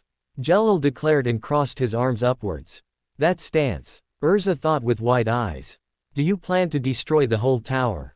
Jello grinned maniacally. It's no matter, I'll just build another. Now, die. Naruto cursed. He couldn't move or he'd turn into statue. Guess there was only one thing I can do, he thought, and prepared to push Urza out of the way. Since they were both going to die anyway. He'd rather give the girl a chance at beating Jello. Who knew? Maybe he'd even survive being hit by the attack and not turn into a statue. But before Naruto could move a muscle, someone brushed past him. And he could faintly hear the words, "Take care of Urza for me." Altaris. Boom. When things finally calmed, Naruto opened his eyes and saw Simon standing in front of him and Urza protectively. The man had taken the full brunt of Jalal's attack in their stead. Urza gasped, refusing to believe what she was seeing. Simon. The man looked back and smiled before falling to the floor, dead. No. Urza's cries echoed in Naruto's ears. Never in his right mind did he think he would ever hear the girl scream like that. Nor did he want to. But here he was, listening to nay of the strongest woman he'd ever met wailing in pain over the death of one of her dear friends. Ha ha ha, now that's what I call dying in vain. Jello wheezed as he laughed in uncontrolled bursts. Nar. Yuto slowly closed his eyes and dug deep into his mind. Hey, Fox. Help me out for a second. Regaining control over himself, Jello sighed. Now then, shall we end this? What are you doing? Wondering what Jello was talking about, Urza turned to where he looking at. Naruto, that form again. Just like how she'd seen him during their battle with Phantom Lord, Naruto's body was covered by an eerie red aura. Jello gulped at the sight of the blonde's ferocious appearance, unconsciously taking a step back. For the first time in 8 years, he felt fear. This power, this must be the power you used to defeat former wizard Saint Jose. Am I right? Naruto just continued to glare at him with his soul-piercing red eyes. The fox had just finished purging the rest of the sage chakra from his system. Jello almost flinched from the tone Naruto was using, but managed to keep his composure. In fact, he faked a smirk. What? I'm giving you one last chance to give up. I can't guarantee you'll live when I'm like this. Feeling his anger rise again, Jello clicked his teeth and shot his hand up. A ball of dark magic swelled in his palm before he thrust it forward. Dark mass. Severa. Tentacles of dark energy shot out of the ball in his hand and they honed onto Naruto. But the blonde suddenly vanished. Jello blinked as time seemed to slow down at that moment. He could see his dark mass traveling through the air. But their target was gone. Then he sensed it. It came at him in an instant. Behind him, a killing intent so powerful that it made Jello come to a realization. He was a fool to have challenged this monster. Crack. Jello gasped as every bit of air was knocked out of his lungs, and he was flung into and through a lacrima formation. He would have fallen off the tower. But Naruto appeared right above him and landed a dropkick that sent Jello crashing down several stories of the tower. Urza blinked as Jalal's dark mass finally hit the ground. Naruto had moved so fast. She couldn't even tell what had just happened. Naruto landed on the ground, his eyes never leaving the gaping hole in the floor. He didn't know if that had finished Jello or not, but now wasn't the time to worry about his enemy. Because the tower began to shake tremendously. The tower was in shambles because of the damage it had taken during the fight, and Naruto didn't need Urza to tell him what was going to happen next. The Tower of Heaven was going to explode. So, doing what he did best, Naruto sprang into action. He dashed over to Urza and picked her up bridal style, causing the girl to yelp in surprise. Urza was about to ask what he was doing when the world around her changed and they were suddenly hundreds of feet above the rumbling tower. Her eyes shot wide open in her greed. On the boy tightened when he let go and brought his hands up. Urza looked up at the whiskered teen with a confused and frightened expression. Because not only were they several hundred feet above a raging ocean, but there was also a tower made of Etherian that was about to explode right below them. But when she looked at his face, and brown eyes met blue, she suddenly felt at ease. Because in the time Urza had come to know Naruto, she had come to know what that grin of his meant. Naruto had a plan, multi-shadow clone jutsu. And just like that, over 1,000 copies of Naruto, all armed with big ball Rasengans, lit the sky around them. It was like the heavens themselves joined the fight, as the clones began to fall towards the tower like shooting stars. Urza felt herself smiling. As at that moment she felt that she could truly trust Naruto with not only her life, but with the lives of their comrades. Even as the tower detonated, and the world around her began to fade, she could see it in his eyes. They were truly precious to him. Urza fluttered her eyes open. What? So, you're finally awake. As her vision cleared, Urza noticed Naruto was still carrying her, and that they were on the beach. Naruto, how? Was all she could say. Naruto just grinned his fox-like grin. I told you I'd help you, so I did. Urza's eyes widened, remembering everything he had said back then. She then turned away and began to chuckle. What? What's so funny? Naruto fumed, seemingly ready to fight again. Urza shook her head at the childish answer before she gave him a genuine smile, and for the first time in years, tears fell from both of her eyes. Thank you, Naruto. Well, it's only natural to help your friends out when they're in trouble, you know, Naruto replied rather sheepishly. Flustered by the beautiful girl's smile. Her true smile. Urza closed her eyes. Yes, I understand that now. While Urza wasn't looking, Naruto frowned. There wasn't any orange pigment around my eyes when I was in sage mode earlier, that's not a good sign. Naruto decided that he'd summon Fukusaku when they got back to Fairy Tail. Hopefully the old toad sage would be able to figure out what was going on. Thank you, everyone, Urza thought as she wiped the tears from both of her eyes. She would never forget what Naruto and the others had done for her, and never again would she think dying was the only option. From now on she would do everything in her power to live. Not just for her own sake, but for the sake of her comrades. Urza, Naruto-sama. Naruto, still carrying Urza, earned them towards the people who were running towards them. Their friends. Hey guys, what's up? Kitty man. Get off of me, you crazy cat lady. Everyone was now relaxing and enjoying a party together. And because Naruto had whisker-like birthmarks, Miliana was all over him. Kitty, kitty, kitty. Someone, help me. Naruto croaked as the cat girl hugged him to death. Urza sighed happily. Miliana, why don't you go see if Happy wants to play? Happy-chan. Okay. Dropping Naruto like a rag doll, the cat girl ran off to find the already hiding blue cat. Lucy crouched down next to Naruto. Are you okay? That girl is crazy. Naruto mumbled in response. Natsu laughed at the whiskered teen. Ha, you look like you just got off a train. That only applies to you. You see why thought with a bitter smile on her face. Naruto got up and looked around the room. Hey, where did Juvia go? She was just here, wasn't she? You would like to know, wouldn't you? Lucy huffed and stormed off. Did he say something wrong? Naruto gestured towards himself while looking between the fleeting Lucy and the rest of the group. Gray sighed and pat the confused boy on the back sympathetically. I almost feel sorry for you, man. I'm seriously gonna kick your ass, Gray. Naruto barked, and everyone laughed. Mongolia town. Whoa, they finished it while we were gone. Ryon stared at the new guild building in awe. It looked just like a castle. Max, a youth with ivory hair who specialized in sand magic if Naruto wasn't mistaken, waved at them from inside a little shop that was located in the new entrance. Hey guys. Welcome back. Naruto walked over to the boy and looked around. What is this? A shop? Yeah, it's a souvenir shop. Check it out. Fishing for something in the back. Max handed him something. Is this me? Naruto was now holding a mini Naruto figure. It looked just like him, down to the last detail. I don't know what to think of this, Gray muttered when Max handed him two figures of himself, one with and without a shirt. I think they're charming, Urza said as she looked at a collection of Urza figures, one for each suit of armor she had. Hey, there's one for Lucy too. Happy called out. Lucy snatched the toy from Happy. Don't go making things like this without permission.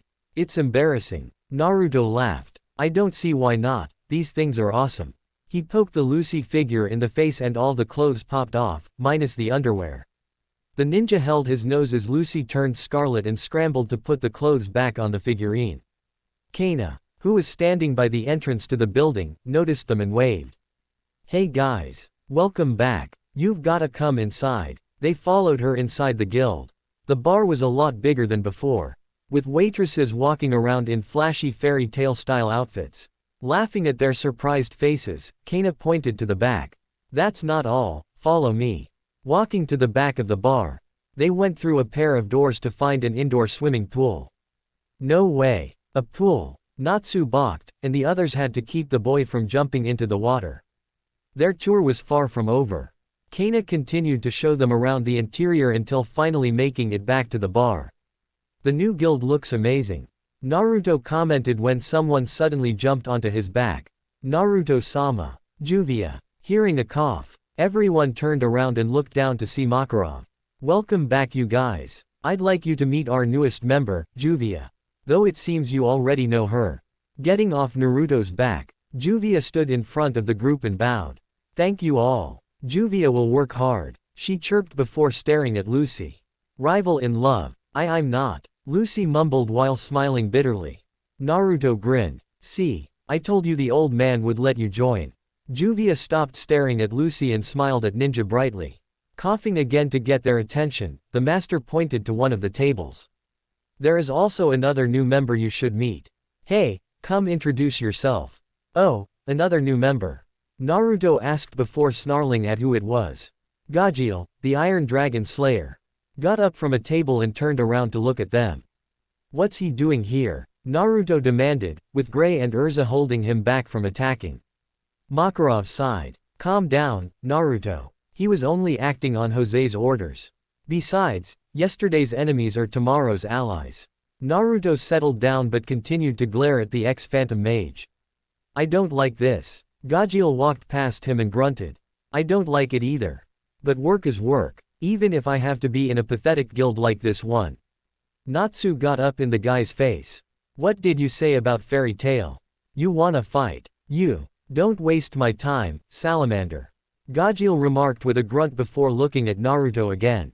I got bigger fish to fry. With that said, he stalked away. What a jerk. Naruto thought and looked at Makarov. Are you sure about this? You know what he did. Sighing again, Makarov nodded.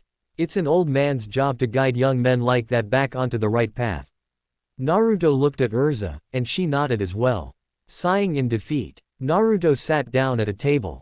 Fine, whatever. Lucy sat next to her partner and placed a comforting hand on his shoulder.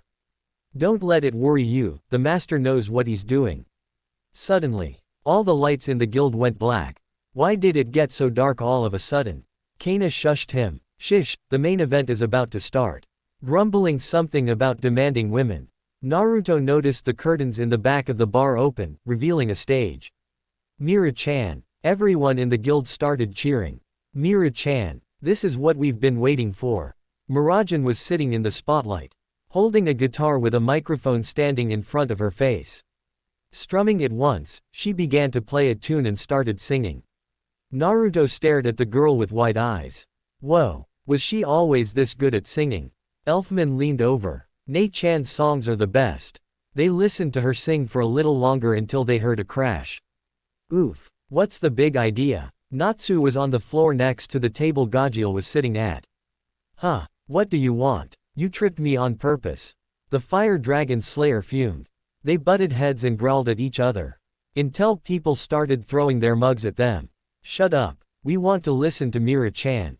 Natsu flipped a table over. Who's the wise guy who threw that? As a switch had been flipped, everything was thrown into chaos and the bar became a battlefield.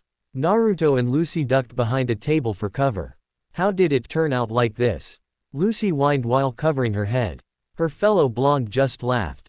This just means things are back to normal, right? Naruto replied before jumping out to join the fray. Mirajan was now playing rock music to pump things up while Makarov was crying over the destruction of his new guild. Watching her partner throw some people around the bar, Lucy couldn't help but smile.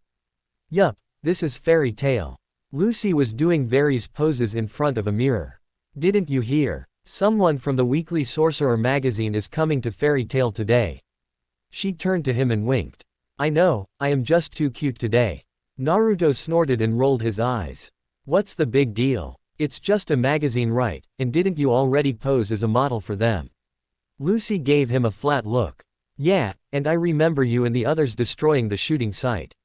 Naruto rubbed the back of his head sheepishly. Oh yeah, sorry about that. Clamping her makeup kit shut, Lucy turned towards the door. Shall we head to the guild then? Nah, I'm going out to train. Seeing the girls pout, Naruto continued. Don't worry, I'll go there after I finish up. Naruto then grabbed his headband and tied it to his forehead. Tell everyone at the guild I said hi. With that, he waved goodbye and jumped out the window. Use the door like a normal person. Lucy yelled and huffed when he waved back at her. Honestly, boys and their training. After finding a suitable field to train, Naruto bit his thumb and did some hand signs before slapping his hand onto the ground. Summoning jutsu. In a burst of smoke, an old toad with bushy white eyebrows appeared in front of him. Naruto boy, what can I do for ya? Hey pa, I'm having a little trouble with Sage Mode. Fukasaku gave him a blank stare. Ya didn't forget how to do it, did ya? I'm not that stupid. Naruto barked, earning a laugh from the old toad. I was only teasing boy. Now, tell me what's wrong. Quote. I see. So this world not only has natural energy, but this magic as well. Fukasaku pondered aloud, earning a nod from the teen. Yeah, that's what everyone uses here instead of chakra. Fukasaku processed the information in his head before speaking. Call it a hunch, but I think I might know what the problem is. Here, let me try first. He hopped over to a large boulder and drew in some natural energy. The toad then proceeded to grasp the boulder and began to lift it up. Goo, I can see what ya mean. He dropped the boulder back down and caught his breath. So, what's wrong? Naruto asked hopefully. I think this magic ya mentioned is interfering, so ya can't use Sage Mode to its full potential. How? The blonde yelled, causing the toad to cover his ears. Calm down and let me finish explaining. Now, remember how I told ya that in order to use sage techniques, ya have to have a perfect balance between spiritual, physical, and natural energies, yes. Seeing the young ninja nod, he continued. Well, here in this world, we're also absorbing magic as well as natural energy, and it's messing things up. So in order to bring out the best in Sage Mode here, we're gonna have to master mixing magic into the blend. We're lucky ya didn't turn into a toad statue because of this. Seeing Naruto's questioning look, the old toad sighed. To put it simply, now that ya have an extra flavor, and ya need to blend our ice cream more. Realization dawned on Naruto's face. Oh, I get it now. This kid. Now knowing what he had to do, Naruto sat down and looked at Fukasaku. So how do I learn to mix magic with the other energies? The blonde frowned when his teacher shook his head. I'm not from this world. So I'm afraid I can't help ya there. We're gonna have to figure that out on our own. Maybe try askin' some of our friends for help.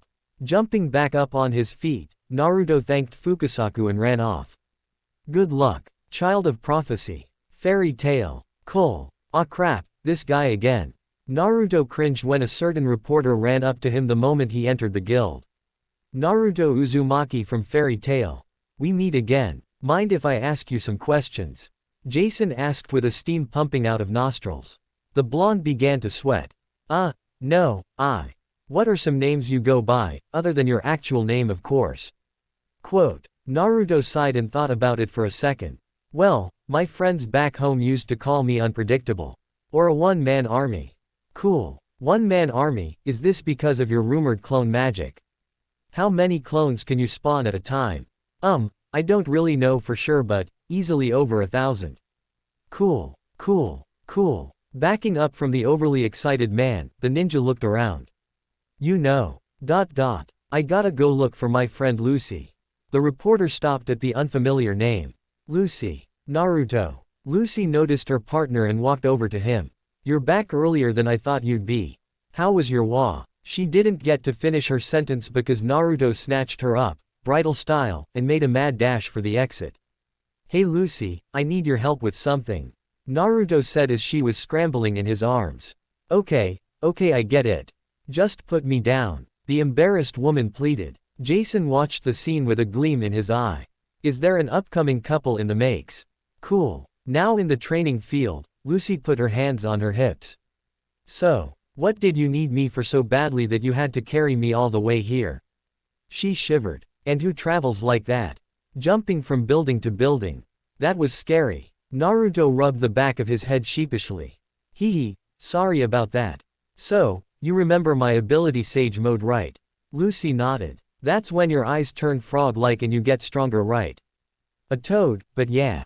What I'm actually doing is taking in the natural energy around me and combining it with my chakra. Lucy beamed. She always loved learning about stuff from Naruto's world. That's so cool. You literally become one with nature. But what do you need me for? Naruto put up a hand. Hold on, I'm getting to that.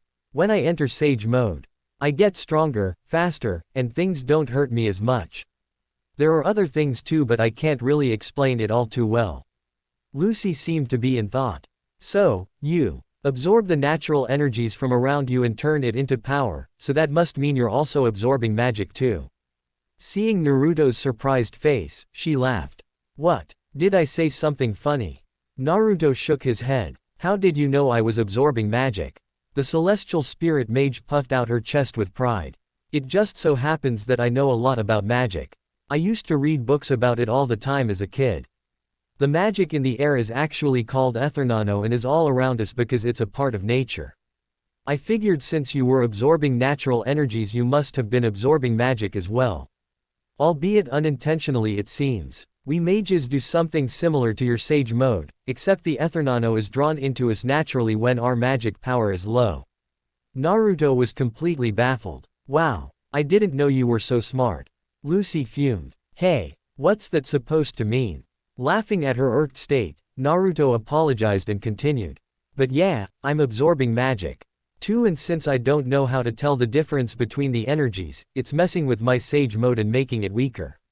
He also almost turned into a toad, but Lucy didn't need to know that yet. Lucy tried to think of a solution. Have you even tried feeling the difference between the two while in that form? Naruto raised a finger as if to answer, but dropped it and shook his head. Lucy rubbed the bridge of her nose. Okay then, let's start with that. They both sat down on the grass, Naruto going into his meditative position and entering sage mode in a matter of seconds. Man, I can never get over how fast I can gather natural energy here. Lucy playfully smacked her partner on the head. Focus. Now, can you tell the difference between the two? Rubbing his head in annoyance, Naruto closed his eyes and focused. She was right, it would suck if he lost focus and turned into a toad statue all of a sudden. Naruto could feel the grass swaying with the light breeze, the leaves on the trees. And even some wildlife not too far from here. All of the natural energy in this world truly amazed him. If he were to compare this place with the elemental nations, it would be like comparing a lake to an ocean. Wait, maybe it wasn't all just natural energy. Lucy did say that magic or ethernano was all around them. He tried feeling out the energy to find any differences. There. Lucy watched him patiently as she waited for a response, but then noticed something in the corner of her eye. Looking to see what it was, she raised an eyebrow when she saw Naruto's guild mark glowing. I think I'm starting to feel the difference between them. Naruto opened his eyes to find himself in his mindscape. When did I get here? He turned around to find two giant red orbs staring down at him accusingly. Why must you contaminate my prison with all these filthy energies? The fox spat. The blonde raised an eyebrow. What are you talking about? The Kyuubi rolled its massive eyes. Just look around you, fool. Quote. Frowning at the disrespect, Naruto looked around the sewer and was surprised at what he saw. So this is what this place looks like when I'm in sage mode. He didn't notice it before. But the room was now well lit. It almost felt peaceful, minus the creepy sewer setting and the giant angry demon trapped behind bars of course. I hate the feeling of this energy. Even more so than your sage chakra. The demon grumbled. Naruto looked up at his prisoner. You mean magic? Do you know how I can use it? Maybe the fox could help him learn how to control it. Quote. And why should I help you? What's in it for me? The Jinchuriki smirked. Because you have nothing better to do. Grunting at its host, the demon fox yawned and turned its massive head to the other side of the cage. Very well. Have you tried focusing the magic to that little guild stamp of yours? If I'm not mistaken, and I'm not, magic was used to mark you in the first place. Was it not? My guild mark. Naruto looked at the stamp on his hand and was surprised to see it glowing. There, now be gone. Your obnoxious self has drained me. Without my influence, you really would have turned into a statue. Be grateful, human. Quote. Naruto's eyes widened at the fox's help. You know, you're not so bad once you get past all those angry words of yours and stuff. He joked and the Kyuubi growled. Do not mistake my help as kindness. I will escape this prison and destroy all that you hold dear. The teen just waved off the idle death threats. Yeah, I'll talk to y'all later. Thanks again for the help. With that, he disappeared from sight. The Kyuubi just stared at where Naruto was just at for a few seconds before letting out a dry chuckle. This brat. Opening his eyes and looking around, Naruto found Lucy staring at him worriedly. What's wrong? Finally. I've been trying to get your attention but it was like you couldn't hear me. Are you okay? Lucy asked in concern. Naruto laughed awkwardly. Yeah, sorry about that, but good news. I think I found a way to use magic. She tilted her head. Really? How? The hyperactive blonde grinned and pointed to his hand.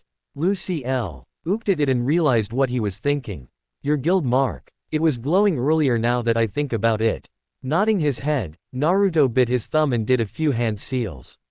Summoning jutsu. In a puff of smoke, Fukasaku reappeared. Naruto boy, that was quick. I take it ya already found out what ya needed to do. Nodding eagerly, Naruto gestured to his friend. You bet. This is Lucy by the way. Nice to meet you. Lucy said with a short bow. She knew exactly who this toad was, having heard a couple stories about him from Naruto. Fukasaku, the old toad sage who taught Naruto sage mode along with the fight style that went along with it. Returning the bow, Fukasaku gave her a troubled look. I apologize for any trouble he's caused ya. Lucy shook her head frantically. No, not at all. Hey, can we get back to my training please? Naruto interrupted impatiently. Fukasaku chuckled and summoned his whacking stick. Right, shall we get started? It was beginning to get late. So the two were walking back home for the day. Ah, Naruto groaned as he dragged his feet across the ground. Lucy looked at her fellow blonde in concern. Are you okay? I know you're a fast healer but, you look pretty bad. Naruto was covered in bruises, and one of his eyes was swollen shut. He had almost turned into statue 15 times. Yeah, I'm just glad I'm making progress. Though I do. Know why I'm starting to turn into a toad now. The fox was probably behind this, and he could almost hear him snickering. Stupid fur ball. Is that what that stick Fukasaku-san was using for? Lucy asked, smiling bitterly at the memory of all the times the old toad had whacked her partner. Nodding, the ninja walked up to the apartment building and opened the door for Lucy. If I don't control the natural energy correctly, I'll turn into a toad statue. Lucy walked in and raised an eyebrow at the strange information. That sounds pretty risky. Naruto shrugged. Meh, once I master it again it'll be worth it. I wonder if I'll be stronger now that I'll be using magic too. It only made sense to him that if he was adding a fourth energy to the mix, he'd be stronger. Now walking into their apartment, Lucy couldn't help but wonder just how powerful the complete sage mode was. Naruto had already proven to be one of the strongest people she knew even without it. It boggled her when she imagined how strong he might become in the future. Hey Naruto, hey Lucy. Natsu and Happy greeted when they opened the door. They were both resting on Lucy's bed. Yo. Naruto casually replied and hopped onto the couch, ready to fall asleep right then and there. Lucy had a completely different reaction. What are you doing here? Both Naruto and Natsu groaned. Keep it down. Yeah, what are you yelling for anyway? The only female in the room threw her hands up in defeat. I give up. Do what you want. With that, she walked into the bathroom and slammed the door shut. A couple days later. Smack. Ouch. Naruto screamed in pain upon taking another whack from the stick of doom. Fukasaku sighed. Getting better at mixing them, but ya still have a ways to go before it's perfect. Naruto was still training with Fukasaku to remaster Sage Mode. He was starting to get the hang of it and was almost balancing the four energies completely. But he was still beginning to turn into a statue after a couple of minutes. The only problem was that Naruto was beginning to turn into a statue faster than before. Fukasaku theorized it was probably because his body was becoming more sense. ITIVE to Ethernano, which made him more susceptible to absorbing it over time. It would certainly explain why he'd nearly turned into a statue on top of the Tower of Heaven. There had been a lot of Ernano present due to the surrounding lacrima crystals. Lucy walked up to the two with a box in her hands. How about we take a break and eat lunch? The duo nodded and they sat down to eat. Man, I almost had it that time. Mixing 4 different types of energy sure is tough. Naruto complained between bites. It's pretty amazing how fast you're learning. Lucy commented. It had only been a couple of days. And Naruto was almost able to maintain his perfected Sage Mode for a couple minutes without turning into a statue. Natsu snorted. I could probably learn how to do it my first try. They all looked at the Dragon Slayer who was casually munching on one of the sandwiches Lucy had brought. Natsu swallowed and stared back at them. What the heck are you doing here? Lucy barked while skillfully maneuvering the basket to her other side. Natsu picked at his ear from being yelled at. I was bored and Happy said he had some stuff to do today, so I came here looking for you guys. What are you doing all the way out here anyways? I'm getting tons stronger by remastering my Sage mode, that's why. Naruto boasted while gesturing to himself. Natsu sent him a challenging stare. Oh yeah, wanna fight and test it out? Naruto returned the look. I'm ready when you are. Lucy chopped Naruto on the head. You're not fighting with the way you are now. You're all bruised up and have been training since this morning. She scolded, causing both teens to flinch. Fukasaku smiled wryly. It seems women in this world are just as scary. Sulking from being scolded, Naruto looked over to Natsu. What's everyone been up to lately? Natsu shrugged. Everyone's been doing a bunch of jobs so the guild's empty, except for that Juvia person. She's been hanging around Mira a lot lately. This piqued Lucy's interest. What's that girl doing with Mira-san? At the guild. Thanks again for teaching Juvia how to make ramen, Mira-san. Juvia chirped happily as she cooked. Mirajan giggled. Don't worry about it. You're learning this for Naruto's sake, right? She teased, causing the water mage to blush. Oh, you're just too cute. Here, now we have to cut up the vegetables. As Juvia did as she was instructed. Mirajan giggled to herself. Sorry Lucy, but I don't see the harm in a healthy competition. Foo. Lucy looked at the request board in search for a suitable job for her. If I don't do a job soon I'll have to ask Naruto to pay for my half again. Hey Nab, help me out. She pleaded to the person who was almost always standing here. The man looked at her and shook his head. No can do. I'm looking for a solo job myself. He explained, causing Lucy to smile bitterly. Seriously, where's Naruto? Don't you two usually go on missions together? Nab asked before he gained a sly grin. Oh wait, don't tell me. You two are having a lover's quarrel. Lucy blushed. What? No. Naruto's completely absorbed in his training right now. She said then stomped away. And we're just partners. Partners. Walking over to the bar, the celestial spirit mage sat down and rested her head on her arms. Why is everyone so mean? Why so down, Lucy? Did you and Naruto get into a fight? Lucy groaned and rested her head back down on the bar. Not you too, Mira-san. Mirajan giggled. I'm only teasing. So, what's the matter? I want to go on a mission to pay for my half of the rent. But Naruto is still training and everyone else is already doing one. She explained, pointing at the empty guild hall to prove her point. The barmaid pointed at Natsu and Happy who were sleeping on one of the tables. Have you tried asking Natsu and Happy? The blonde didn't even look up. Yeah, but Natsu's waiting for Naruto to finish training so they can fight. Mirage. Anne tapped her chin in thought when an idea came to her. Why don't you ask Juvia if she wants to go with you? Lucy shot straight up, startling the silver-haired beauty. She's not on a mission. Where is she now? Recovering from the minor shock, Mirajan pointed towards the door. I think she said something about going to see Naruto. Getting up from her seat, Lucy dashed towards the door in a flash. Thanks Mira-san. Mirajan smiled and waved, internally giggling to herself. I wonder what will happen. Oh, I'm so bad. Lucy made her way back to the training field in hopes to find her water-wielding friend. Were they friends? Juvia seemed to view her as a rival in love for whatever reason.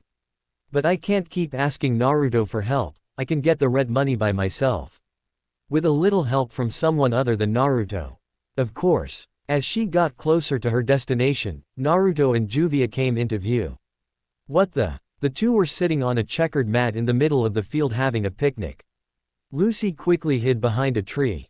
Wait, why am I hiding? Thanks for bringing me lunch, Juvia. This ramen is delicious, Naruto happily said as he wolfed down the noodles. Oh, it was nothing really. Juvia looked away and blushed. Naruto-sama is enjoying Juvia's food. It's almost like we're on a date. Her wild imagination was cut short when she suddenly turned serious. Naruto-sama, we're being watched. Naruto agreed with his mouth full, his expression equally serious.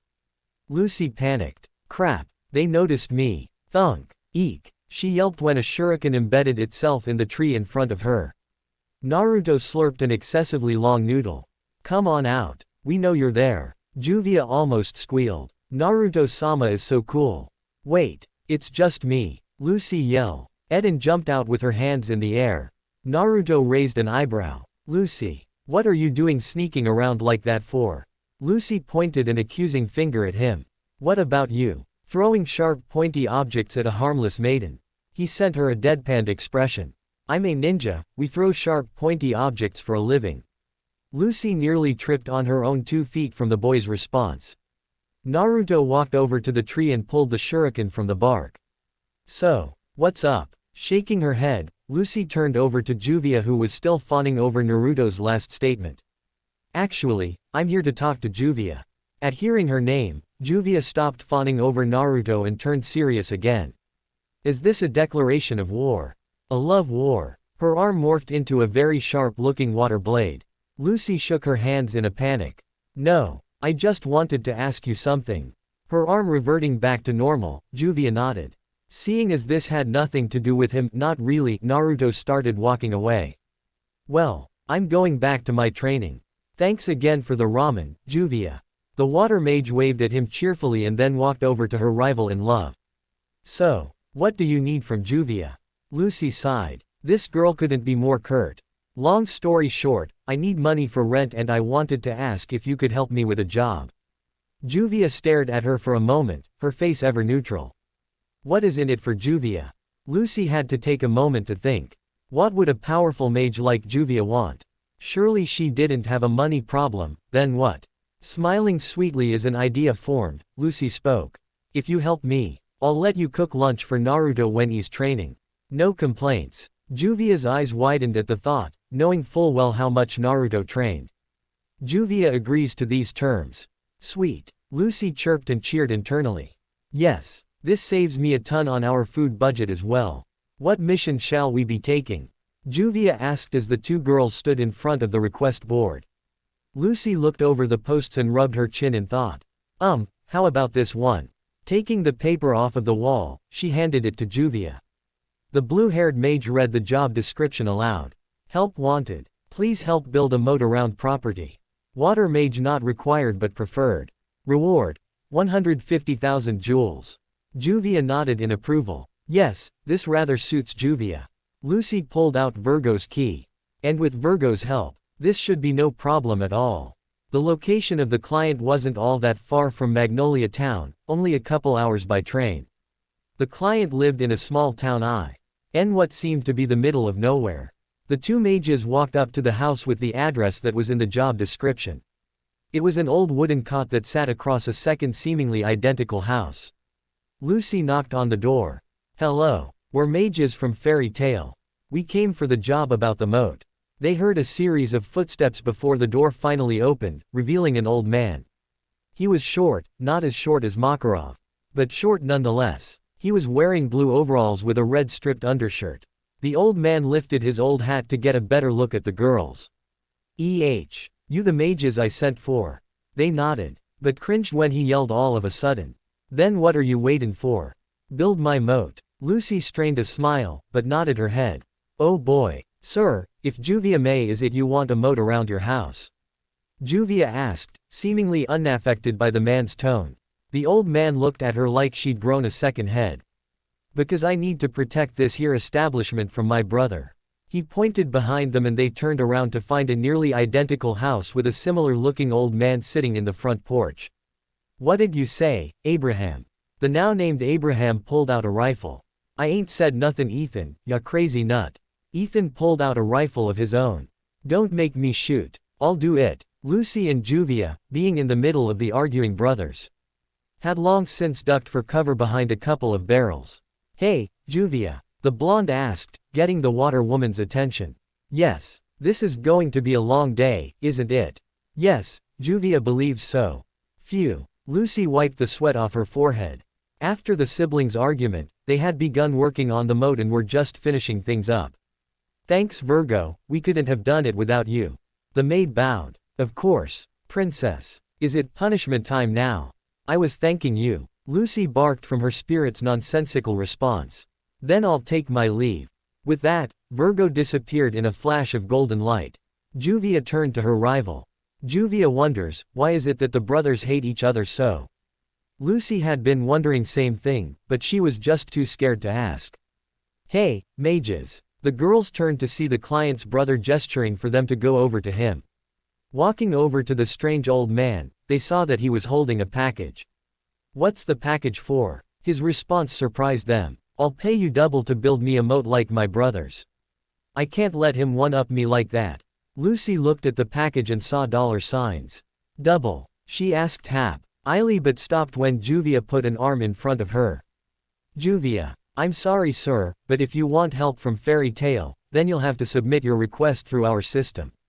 Ethan sucked his teeth. TCH. Stingy women. Fine. I'll pay triple. Take it or leave it. Lucy looked at Juvia with pleading eyes, but the water mage didn't budge.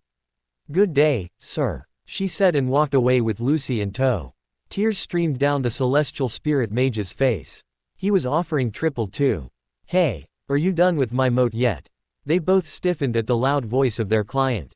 Why yes sir. ABR. Aham examined the moat before nodding approvingly. Okay, looks good enough to me. Now get. He yelled and disappeared into his home, slamming the door shut. Mission accomplished, Juvia said and turned to leave. Wait a second, he didn't pay us. Lucy stormed across the bridge they built and knocked on the door. Upon opening it, the old man looked up at the angry teen. What do you want? I thought I told you to leave me in peace. Lucy put a hand out expectantly and tapped her foot. We built your moat, where's our reward? I ain't got any money. He mumbled and shut the door on her face. Lucy just stared at the door in disbelief. PTTs. The girls turned around to find the brother once again. Lucy walked over to the other old man. What do you want this time? Ethan looked around suspiciously before whispering. I heard my stupid brother didn't pay you. Well, I'll cut you a deal. You build me a moat, I'll pay you for both jobs. Lucy looked over to Juvia, who just stared at her blankly. They didn't get paid for their other job, so they might as well take the other brother's offer. Juvia didn't seem to mind this time, so Lucy nodded. Okay, we're in. Lucy and Juvia were now riding on the train back to Magnolia Town. I'm so tired, the blonde complained. Juvia shrugged. At least we were paid. Pulling out the package they were given, Lucy nodded. That's true. I guess it was all worth it in the end. She opened the package and looked at its contents. Inside the package were a bunch of crumpled pictures of the brothers laughing and sharing drinks together. As well as a note that said, "Fools." Written on it. Lucy threw the photos on the ground. We've been had. It was just a prank and they were in on it together. She fumed and looked at Juvia, who seemed to be daydreaming. Why aren't you upset about this? We did all that work for nothing. Lucy yelled, but none of her words seemed to reach the water mage. In Juvia's mind, Naruto-sama. Juvia brought lunch. Juvia was skipping across a field holding a box of food. A shirtless Naruto stopped training and looked over at her with a toothy grin. Oh, thanks Juvia. While they were eating, Naruto suddenly pulled her into an embrace. Naruto-sama. His cerulean eyes bore deep into her own. Juvia, I want to eat your food every day for the rest of my life. He whispered as he leaned in closer. Juvia slowly closed her eyes. Naruto-sama. Back to reality. Juvia. When Lucy got no response from the blushing water mage, she sat down in defeat. I give up, I'm too tired to care anymore. Fukasaku sat still as he watched his subordinate focus, a smile slowly raising on his face. I think ya finally got it. How does it feel to have remastered Sage Mode, Naruto boy? Naruto smiled, his eyes still closed. Feels great. The toad noticed the color around Naruto's eyes was now a brighter tinge of orange than usual. That's odd. When the ninja opened his eyes, the old sage gasped. Naruto raised an eyebrow. Huh, what's wrong? Why are eyes? Fukasaku stuttered as he took in the blonde's new appearance. My eyes. Naruto repeated while tilting his head in confusion. Fukasaku blinked a few times. Naruto's eyes were colored dark red with a golden aura outlining the irises. What shocked him the most was the vertical slits over his toad-like pupils, making a cross. Her eyes are different than before. He stroked his beard a few times and thought. Maybe because of the magic. Naruto grew excited. Really? What did they look like? Are they cool? Chuckling at the blonde's childish behavior. Fukasaku pulled out a scroll. Ya can look in a mirror later, here. Releasing the natural energy and changing back to normal, Naruto took the scroll. What's this? We made ya a new sage cloak to replace the one ya lost during our fight with Pain. Quickly opening the scroll and channeling some chakra into it, a familiar red cloak with black flames appeared in a puff of smoke. Sweet, thanks. Fukasaku watched with pride as Naruto put the cloth on over his normal attire. What will ya do now that ya remastered Sage Mode? After looking at his new cloak with a fond smile, Naruto rubbed his chin in thought. I don't really know. I suppose I should start finding a way back to Konoha. This place is great, and I've made a lot of friends here, he said before frowning. But I can't help but feel a little homesick. Fukasaku nodded understandingly. Do what ya think is best, fare yourself. The toads will always be just a summon away. Naruto grinned. Of course. Naruto. Fight me. Natsu yelled as he ran up to the two sages. Natsu. A smirk made its way onto the shinobi's face. Okay then, I wanted to test how powerful my new Sage Mode is, he said and cracked his knuckles in anticipation. Raising a flaming fist, Natsu roared and charged straight at Naruto. He growled in anger when the blonde didn't so much as move and even closed his eyes. What the? Skidding to a stop, Natsu sniffed the air. What's that smell? What are you doing? Naruto opened his eyes and Natsu gawked at his new features. Whoa, that's so cool. The sage grinned. What? Does it look lick? He was cut off when Natsu suddenly closed the distance between them. You let your guard down. Take this. Fire Dragon's Iron Fist. He yelled and rammed his fist into the blonde's stomach. He smirked as a gust of wind picked up from the impact, but it quickly became a frown when he saw the blonde didn't seem to be fazed by it. Huh. Naruto raised a hand and flicked Natsu in the forehead. Twack. Ack. Natsu yelped in pain as he was forced to the ground. Quickly jumping to his feet, the mage stomped a foot in frustration. What was that? I hit you as hard as I could. Fukasaku nodded in approval. That's more than enough proof to say that ya did it right. With this, I can leave without worry. Naruto waved goodbye. See ya, pa. Thanks again for the help. The toad nodded again, disappeared in a puff of smoke. Naruto then looked down at Natsu and grinned evilly, causing the boy to sweat. Now then, it's my turn. Lucy and Juvia were walking towards the guild from the train station when there was a sudden tremor. Boom. The girls, and everyone around them, looked around in confusion. What was that? An earthquake? Must have been the mages at Fairy Tail. At the mentioning of Fairy Tail, everyone went back to their own business. The two girls looked at each other and nodded, both thinking the same thing. Naruto-sama. Natsu looked at the devastation around him in complete awe. Naruto had punched the ground next to the Dragon Slayer and everything around them was completely desecrated. In fact, they were standing in a crater that was easily bigger than the guild itself. Naruto whistled at his handiwork. Sage Mode was definitely back to normal. No, it was even better now. He felt like he could even take on Tsunade in terms of raw strength. Good thing I didn't hit you. That would have sucked. Natsu jumped up on his feet.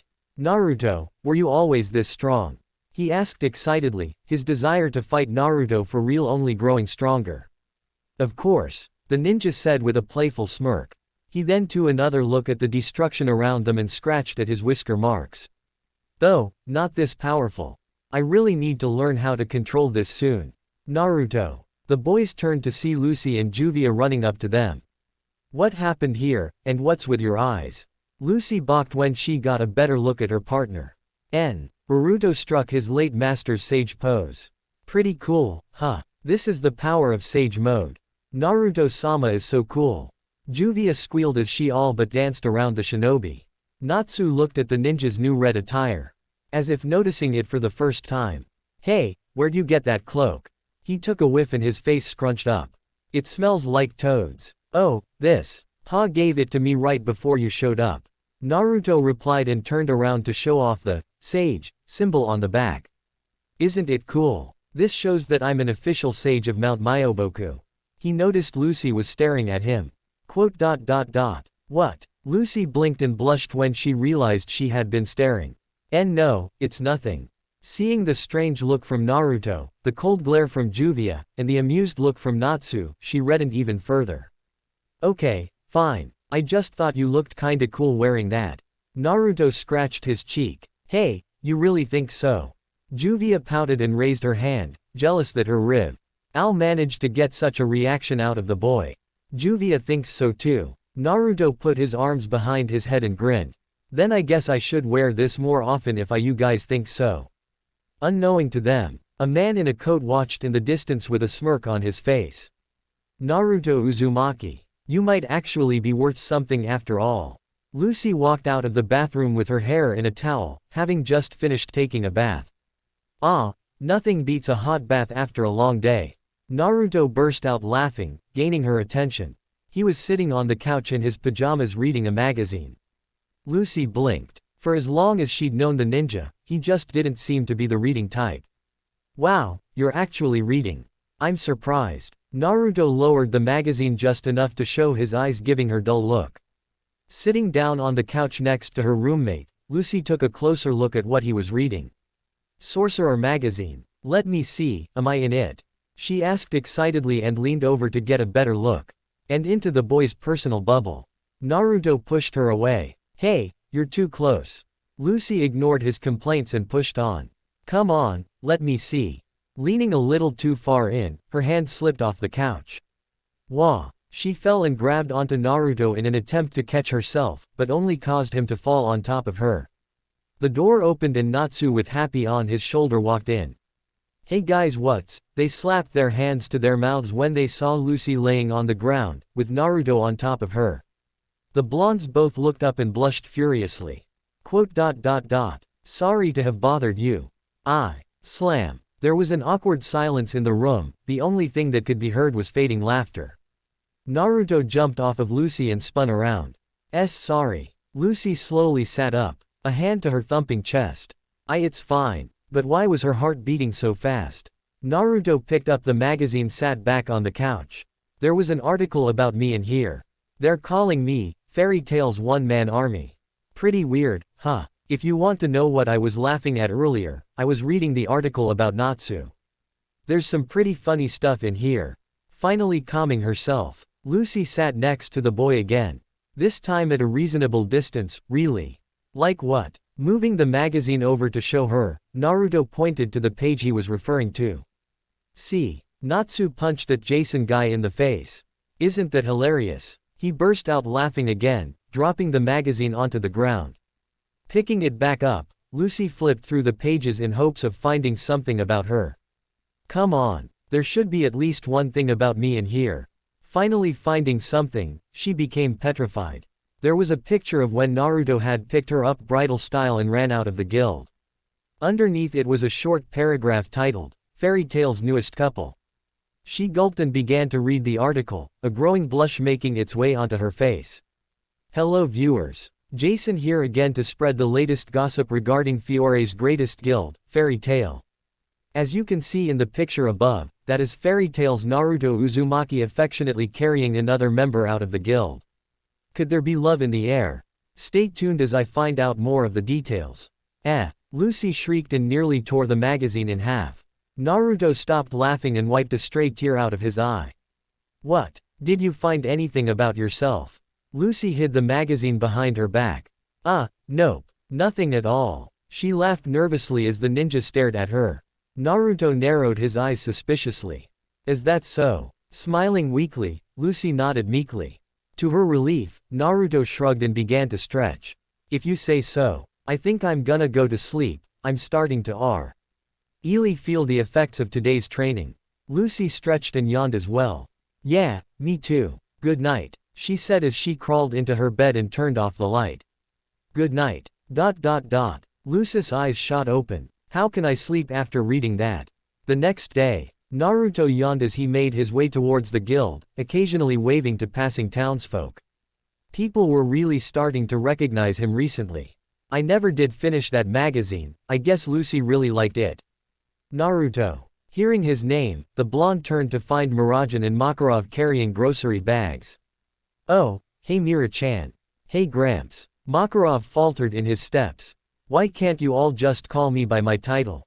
Kids have no respect these days. The teens laughed at the grumbling old man. What's up with the bags? Naruto asked and made a gesture to what they were holding. Murajan smiled cheerfully. These are supplies for the upcoming harvest festival next week. Naruto tilted his head. What's that? Her eyes widened slightly. Oh yeah, You're still pretty new to Magnolia, around you.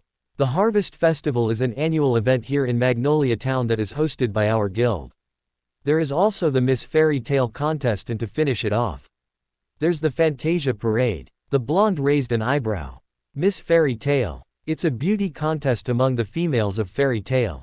The wizard saint explained with a sly expression. Master. The Strauss sibling said sweetly. Makarov coughed in his hand, avoiding any eye contact with the barmaid. The winner gets 500,000 jewels. That's a lot of money. Naruto balked and rubbed his chin in thought. A beauty contest, huh? When they reached the guild, Makarov handed Mirajan his bags. Mira-chan, could you put these away for me please? It seems my old age really is catching up to me, he complained, rubbing his back to emphasize his statement. She giggled. No worries master, I'll take care of it. Thank you. He waited until she was out of hearing range before closing his eyes and speaking. So, when are you going to tell everyone about your complications? Naruto leaned against the door and crossed his arms. I don't know. Maybe after the festival, just to be safe. The old man opened an eye and looked up at the blonde and chuckled. To be safe of what? After all you've been through with us, you still think they'd reject you? Naruto frowned, but didn't say anything further. He had been through a lot with these people. But deep down, he was still afraid of being rejected. How could he not? The first 12 years of his life were filled with loneliness. All because people were afraid of the demon sealed inside of him. Naruto had made so many new friends here at Fairy Tale, and he was afraid of losing them. It must have been hard for you. Makarov suddenly said, snapping the teen out of his thoughts. Huh. Naruto watched as the old man skipped over to the bar and hopped up onto the counter. Mira-chan, can I get a drink? I'm thirsty. Makarov whined childishly. Yes master. Mirajan chirped before she glanced over at Naruto and smiled. The usual. Naruto chuckled to himself and walked over to the bar. You know it. Welcome to the Miss Fairy Tale contest. Max spoke through a microphone to the huge crowd in front of him. Now, for what all of you all been waiting for, let the contest begin. The crowd cheered. Sand twirled around the announcer in a spiral. I, Max Rose the Sand Mage, will be your host. Naruto was sitting with Gray, Natsu, and Happy in the reserved seats for the guild members. That guy really likes to talk. Yeah, to think he'd want to stand in front of all these people willingly.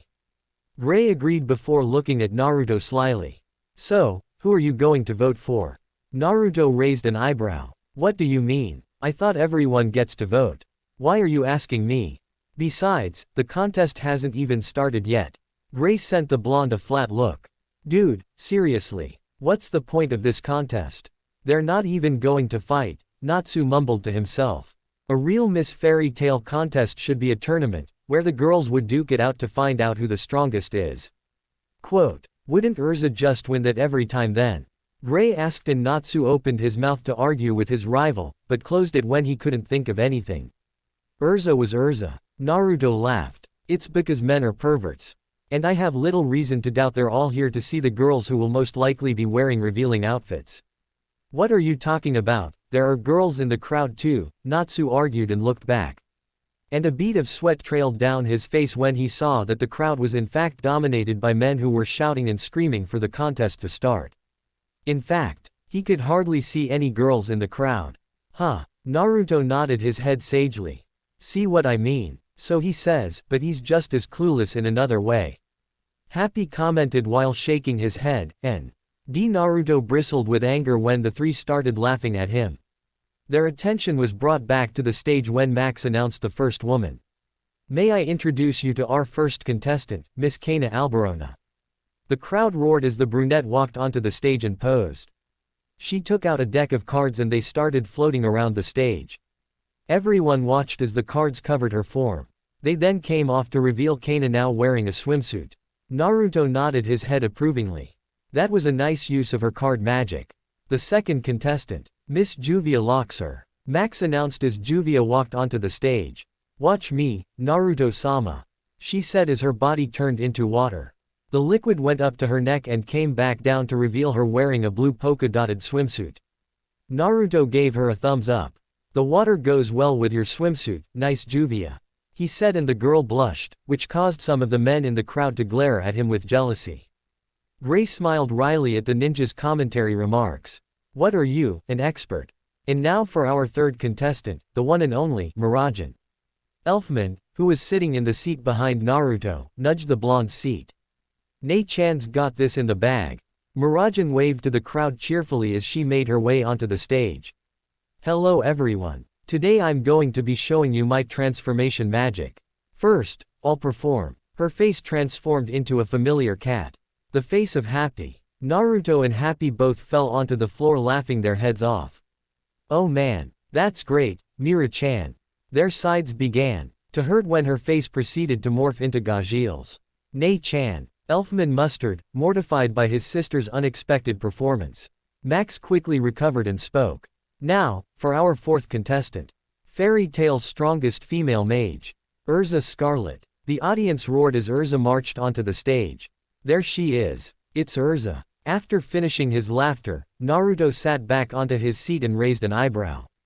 Urza, I wonder what she's gonna do. The redhead smirked. Now I'll show you. Her body began to glow in a golden light, indicating her requip magic. My requip that I've been reserving for this. The light faded, revealing her now wearing a cute black skirt dress with a bow on her hair. She hummed confidently. I've won. Naruto looked over the outfit with a thoughtful expression. Huh, not bad. The ice mage sent him a deadpanned look. Seriously, what are you going on about? Max pulled out the next card with the name of the next contestant. And now, he hesitated and glanced at Makarov, who gave him a short nod. I present to you, Naruto Uzumaki, our fifth contestant. Huh, isn't that a guy? Gray staggered in his seat and whirled his head to look at the blonde next to him. Naruto grinned at him and put up a peace sign before bursting into a cloud of smoke. He was then seen walking onto the stage next to Max, laughing internally at all the strange looks he was getting. The shinobi smirked and made a hand seal. Transform. A plume of smoke covered Naruto's form and dispersed to reveal a busty woman with long blonde hair held in twin pigtails. The only thing blocking their eyes from seeing her modesty was a slightly see-through trail of smoke twirling around her body. The woman pursed her full lips seductively. Vote for me. The male members of the audience all flew back in a trail of blood, minus the surprised Happy and Natsu. Turning back to normal, Naruto snickered. Ha. Works every time. He then walked to the back of the stage and passed a surprised Lucy. Good luck out there. How? What? She sputtered with saucers for eyes. Naruto just laughed and kept walking towards the backstage. Wiping a stray tear from his eye, he suddenly felt someone's presence. Turning around, he found a woman with light brown hair in a green dress staring at him. That was quite a show you put on. Naruto Uzumaki, I believe. He asked as she walked towards him with swaying hips. Who are you? Naruto asked defensively. The woman put her hands up in mock defense. Oh my, is that how people greet their comrades these days? Seeing the fairy tale mark on her chest, Naruto lowered his guard. Sorry, I still don't know all the members yet. But you shouldn't sneak up on people like that. Something felt off about this woman, but he just could put his finger on it. She giggled and continued her advance towards the blonde. Coming from a supposed ninja. My name is Evergreen. Stopping right in front of him, she gave him a once-over. You know, you're not bad. For a kid. Naruto fumed. I'm not a kid. I'll have you know I just turned 17 last week. He was cut short when the lady took off her glasses, and the lost thing he saw before blacking out was Evergreen's shining eyes. Naruto awoke in a familiar sewer. Huh, how pathetic. To fall for such a simple trap. The Kyuubi stared down at its host and sent him a pitiful look. If it weren't for me, you would have died a long time ago. Naruto waved a lazy hand. Nice to see you too, and in my defense, I wasn't expecting to be attacked by someone else in the guild. He crossed his arms. So, why'd you call me here? You've been awfully chatty since I came to this world. Are you finally going to tell me something? The fox grunted. I'll talk when I want to talk. Not that it would do you any good. A tick mark grew on the teen's forehead. Fine then. He turned to leave. If you're not going to say anything, then there's a girl with glasses outside that needs to be questioned. An unnoticed grin formed on the Kyuubi's mouth, though it quickly disappeared when he spoke. I have found that chakra is more dense than this world's ether nano. Use some of my power. Just a small burst and that woman's spell will be broken. Now it was Naruto's turn to grunt. HMPH, I could break out of it without your power. He turned around, waved a hand. Later, Furball. With a small burst of the nine-tailed fox's chakra, Naruto burst out of the stone covering his body. Where's that evergreen lady? He yelled angrily. Looking around, he noticed the bar was mostly empty. Except for Makarov and Natsu. The Dragon Slayer was trying to run out of the guild, but he crashed into an invisible wall. Makarov turned and saw that Naruto had broken out. Naruto. Thank goodness. We might still have a chance. The ninja walked over to the old man with a raised eyebrow. Hey, what's going on here? The master gave him a brief explanation on what their current situation was. At the mentioning of the girls being petrified in stone the same way he was, Naruto whirled around and looked at the stage. There, lined up one by one, were the other participants of the Miss Fairy Tale contest. Naruto ran up to the statues. What happened to them? Makarov sighed. The same thing that happened to you. Evergreen. Naruto looked at the surprised expression on Luce's face and frowned. How do we get them out? Quote. Stroking his beard in thought, the wizard saint pointed out the door. I suppose if you defeat her, the spell will be broken. How did you get out anyway? I used some of the fox's power. The whiskered teen answered nervously. I don't think I'd be able to use it to get them out, though. I see, Makarov said solemnly. Hearing Natsu's rage-filled screams, Naruto pointed over at him. Why can't he get out? Makarov shook his head. Because of Freed's runes. People over the age of 80 can't leave the guild. Naruto looked at Natsu incredulously. Natsu's over 80 years old. Natsu spun his head. Like hell I am. Stupid runes, let me out. I wanna fight too. Glancing at the petrified girls one last time, the shinobi turned to leave. I'm heading out. First, I'll find Evergreen and make her undo her spell. Then I'll take care of Laxus. Makarov nodded thankfully. The guild is in your hands. Good luck. Right. Naruto Ked off the ground and dashed through the entrance. Or at least that's what he planned to do, but smacked his face into an invisible wall. Natsu stared at him blankly. You're over 80. Of course not. Naruto barked and punched the barrier with an angry fist. Makarov stared at the two in disbelief. Why can't you brats get out? We don't know. They both yelled. They all stopped yelling at each other when a chunk of metal flew over the bar. Gajeel rose up from behind the counter, munching on a metal snack. Gajeel. The master gained a hopeful look. Would you help us out? Iron Dragon Slayer stared at them for a couple seconds before jumping over the bar. Che, I wanted to fight that guy anyways.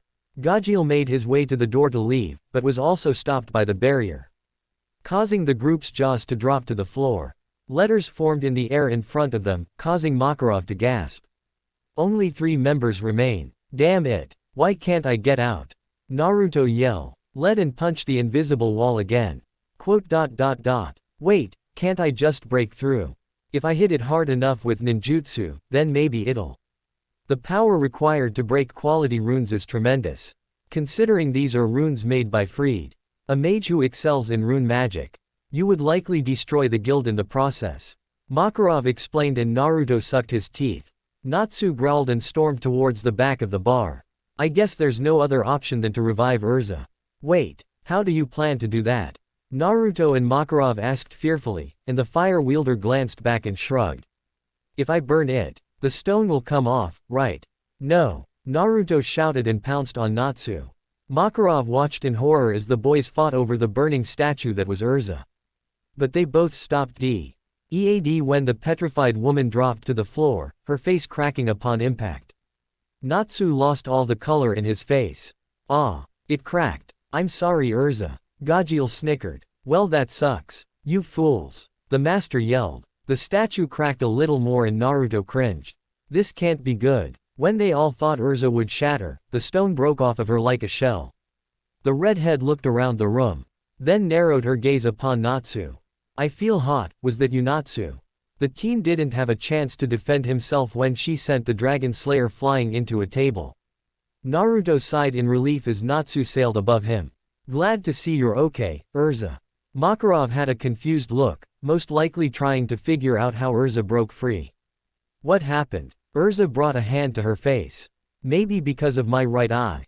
Quote, your eye. What's wrong with it? Naruto asked while squinting as he tried to see if there was anything wrong with the woman's eye.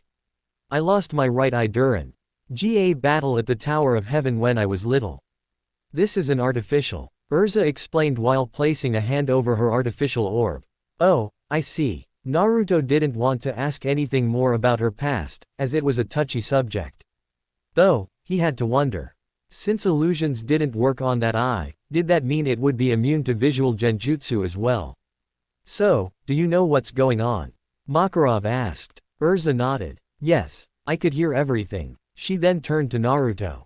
I'm curious though, what was that fox you were talking about with the master earlier? Naruto flinched and seemed hesitant with his response. It's a part of the complications. Seeing her hard stare, he sighed. Don't worry, I'm going to tell you all after this is over.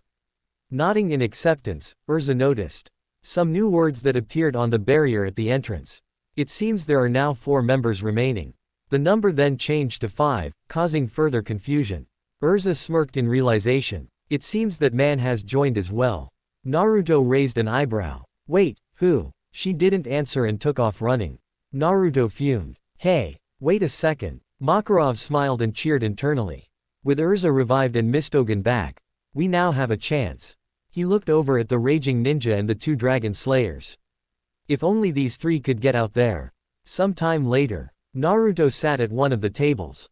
Poking a sleeping happy to pass the time. He suddenly slammed his fist on the table, waking the cat.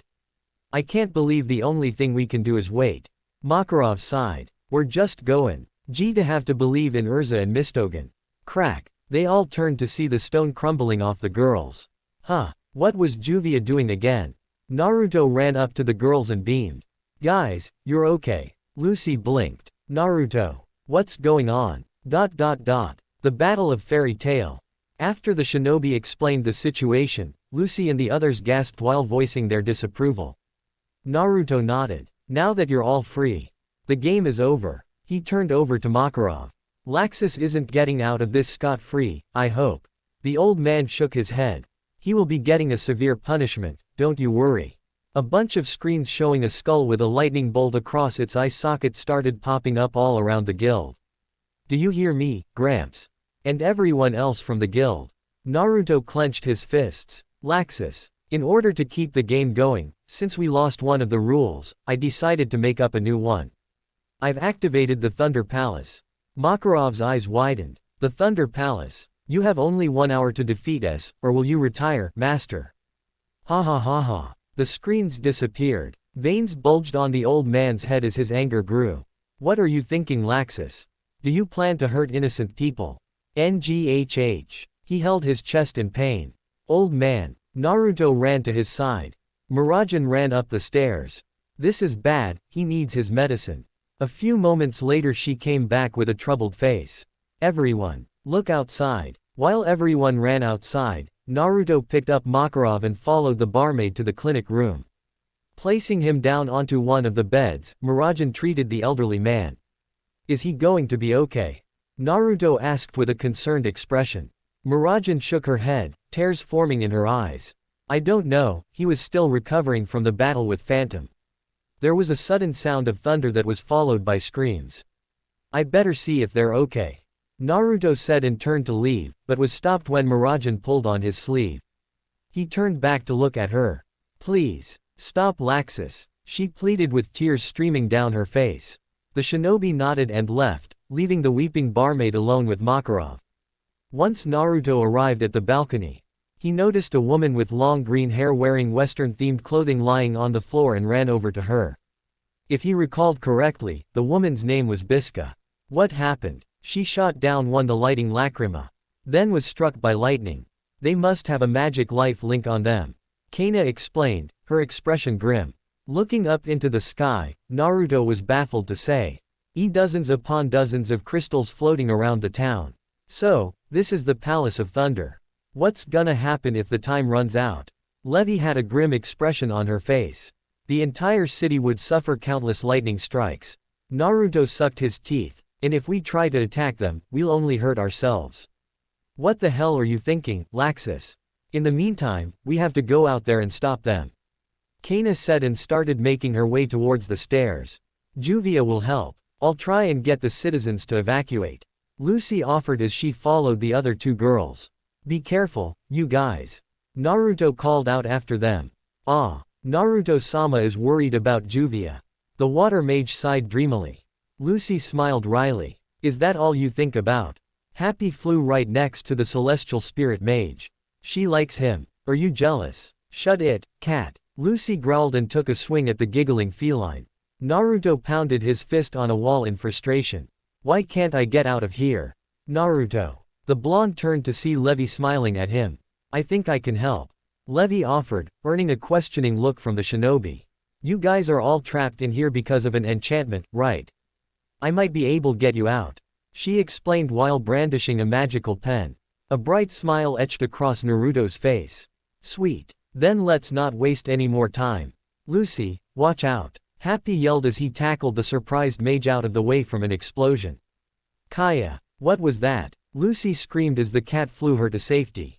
It's Bixlow. A tall man was standing on top of one of a nearby building. Are you the newbie I've been hearing so much about? Bixlow asked as he watched them land. Lucy looked up at the man and sighed. I don't think I want to know what you've been hearing. You and that Uzumaki guy are a really popular subject, are you guys? Bixlow raised a pinky and wiggled it. The celestial spirit mage flushed furiously. And no. Those are just stupid rumors. The tall man sneered. Then what's that outfit supposed to be? Trying to impress him. Lucy looked at the dress she'd worn for the Miss Fairy Tale competition then stamped her foot. Again, no. This was supposed to be for the Miss Fairy Tale contest, until you guys ruined it. Now I'll have to ask Naruto to pay for my half of the rent again. Bixlow cackled like a madman as little objects started floating around his form. I'll take care of that Naruto guy after I'm finished with you. Get. Babies. Sometime later at the guild. Naruto sat next to Levi as she deciphered Freed's runes. Though he didn't understand a thing she was doing. So, runes are a lot like Fuinjutsu, huh? Too bad I suck at it. The most I can do is use a basic sealing scroll. He also knew how to use the key to the seal on his gut. But that was just tightening and loosening it. Though he liked to think he could be good at his if he dedicated himself to learning it. Levi hummed absent-mindedly as she continued to work. Their attention was drawn to the front door when some new words appeared. Lucy vs. Bixlow. Winner, Lucy. Naruto pumped a fist. Way to go, Lucy. That's Lu-chan for you. I have to my best too. Levi commented and went back to work. She was using her magic pen to try and decipher the runes in the magic barrier. If she could figure out the writing, then she would theoretica. Be able to change it and allow the boys to get out. That girl could actually fight. Gajeel asked with an incredulous tone. He just couldn't see it. Naruto smirked. Lucy's pretty strong. In fact, she probably would have kicked your ass back then if she had her keys. The Iron Dragon Slayer growled and stomped over the shinobi. Huh, you calling me weak? You wanna fight? Naruto stood up and sent him a challenging glare. Sure thing, I'll beat your ass again anytime. Natsu, feeling left out, joined the fray. I wanna fight too. I've got it. Levi happily announced. The three boys turned to see the petite girl making some final adjustments to the barrier. You solved it? Naruto asked with wide eyes. Levi stepped outside and pumped a fist. Yup, you guys ready to enter the Battle of Fairy Tale? Naruto, Natsu, and Gajeel all cracked their knuckles in anticipation. Yeah, they walked to the door, and to their delight, passed right through with no problems. Alright, thanks Levi, you're awesome. Naruto praised and turned to take off running. Wait, Freed probably still has traps laid out throughout the town. Levi warned, so you should all split up and stay apart. If you guys end up having to fight each other, it won't end well. Naruto and the two dragon slayers all looked at each other before nodding. Okay, let's go. Naruto ran along the rooftops, hopping from building to building. So far, no traps. Okay, where are you Laxus? He stopped abruptly when a sudden wave of energy hit him. It felt demonic, but familiar at the same time. Single quote. Better go check that out, he thought as he maneuvered in the direction he felt the evil energy come from. Coming to a stop on a bridge, he saw a fallen elfman, Juvia, and Kana on the grass. Guys. Naruto ran over and checked each one of them for injuries. Luckily, they all seemed okay and were just unconscious. His attention was caught by a bright light followed by an explosion. Mira-chan. Mirajan's appearance had drastically changed. Her hair was now floating straight up in a wild fashion, and her ears were long and pointy. Her arms were covered in scaly gauntlets, complete with sharp claws. Instead of her usual dress, she was wearing a one-piece suit that revealed most of her belly. Crack-like lines ran along parts of her skin. All in all, she straight up looked like a demon. That's Ne-chan's Satan's soul, Elfman grumbled, now awake, and Naruto helped him up. I never thought I would see it again, that power. Naruto watched in astonishment as Mirajan pummeled her foe, who was a man with long green hair that also had demonic features himself. Seeing the blonde's bewildered expression, Elfman explained. Satan's soul is a magic that allows the user to take over the form, power, and abilities of a demon. The ninja's eyes widened. A demon. They continued to watch the seemingly one-sided match until Mirajan ended up on top of the green-haired man, ready to finish him off with a fist reared back. Naruto was about to interfere, but he was stopped by Elfman. What are you? He stopped when the man shook his head and just watched. Doing the same, Naruto watched as the white-haired beauty reverted back to her normal self. Kana had long since woken up and limped over to the two boys, leaning onto Naruto's shoulder when she couldn't walk anymore. There's just no stopping that girl, is there? That was the last of them, right? Now all that's left is Laxus himself. Naruto slammed a fist into his hand. Time to teach that guy a lesson. He then walked over to Juvia, who was still unconscious. But first, he picked the girl up, bridle. We should get you guys back to the guild. Naruto was back to traveling across the rooftops. He had just left the guild after dropping off some of the injured. He glanced up at the floating crystals in the sky. There's only a couple more minutes until those things go off. I better hurry and find Laxus. He was pulled out of his thoughts when he heard the sound of shattering glass, and a lot of it. All of the painted glass on the church had been blown to smithereens by a tremendous force. Found you. Now knowing where he needed to go, Naruto sped his way towards his final destination. Jumping down from the rooftops and landing in front of the entrance to the church, Naruto found Urza and Natsu staring at who he thought was Mistogen at first. But then he saw the man's veil had been blown off. Jello. Urza gawked. You're alive. Naruto stared at the man with wide and unbelieving eyes. Wait a second. Mistogen, you were Jello the whole time. Mistogen looked at Urza before shaking his head. I didn't want you to see this face, Urza. But I am not Jello. A shroud of mist began to swirl around him. I'm sorry, but I leave the rest to you. Hey, where do you think you're going? Natsu fumed, but it was too late. The man had disappeared. Naruto turned his attention to Laxus. He would worry about that shocking revelation later. Deactivate the Palace of Thunder before someone gets hurt, Laxus. After seeing firsthand what it did to people, he could only imagine the destruction the rest of them would bring. The man in question smirked. Now why would I do that and ruin the game? Laxus thrust a hand forward and shot a bolt of electricity at Urza, causing her to scream out in pain when the lightning struck her body. And wipe that stupid look off your face. Urza. Natsu was about to charge at Laxus, but stopped when Naruto stood in front of him. Naruto. Get out of my way, I'm gonna kick Laxus's ass. Naruto shook his head. Sorry, but I got a bone to pick with this guy. He then turned to Urza. Hey Urza, are you alright? The knight slowly picked herself up and nodded. Naruto nodded back to her. Good. Take Natsu and do something about those lightning lacrima. I'll take care of Laxus. What? No way. I haven't fought a single person yet. Natsu whined. He was tired of Naruto stealing the spotlight. Oh. Laxus gained an amused grin. Urza turned to the pink-haired teen. If that was Naruto's plan, then she would go with it. Natsu, let's leave this to Naruto. We're going to take care of the Thunder Palace. Natsu hesitated for a second, but eventually grumbled in acknowledgement and the two ran out of the church. Urza and Naruto shared a look before she took off running. Will you be okay? Of course. The Thunder Mage laughed out loud. Interesting. Show me what you've got, Naruto Uzumaki. The ninja dropped into a fighting stance and stared the man in eye.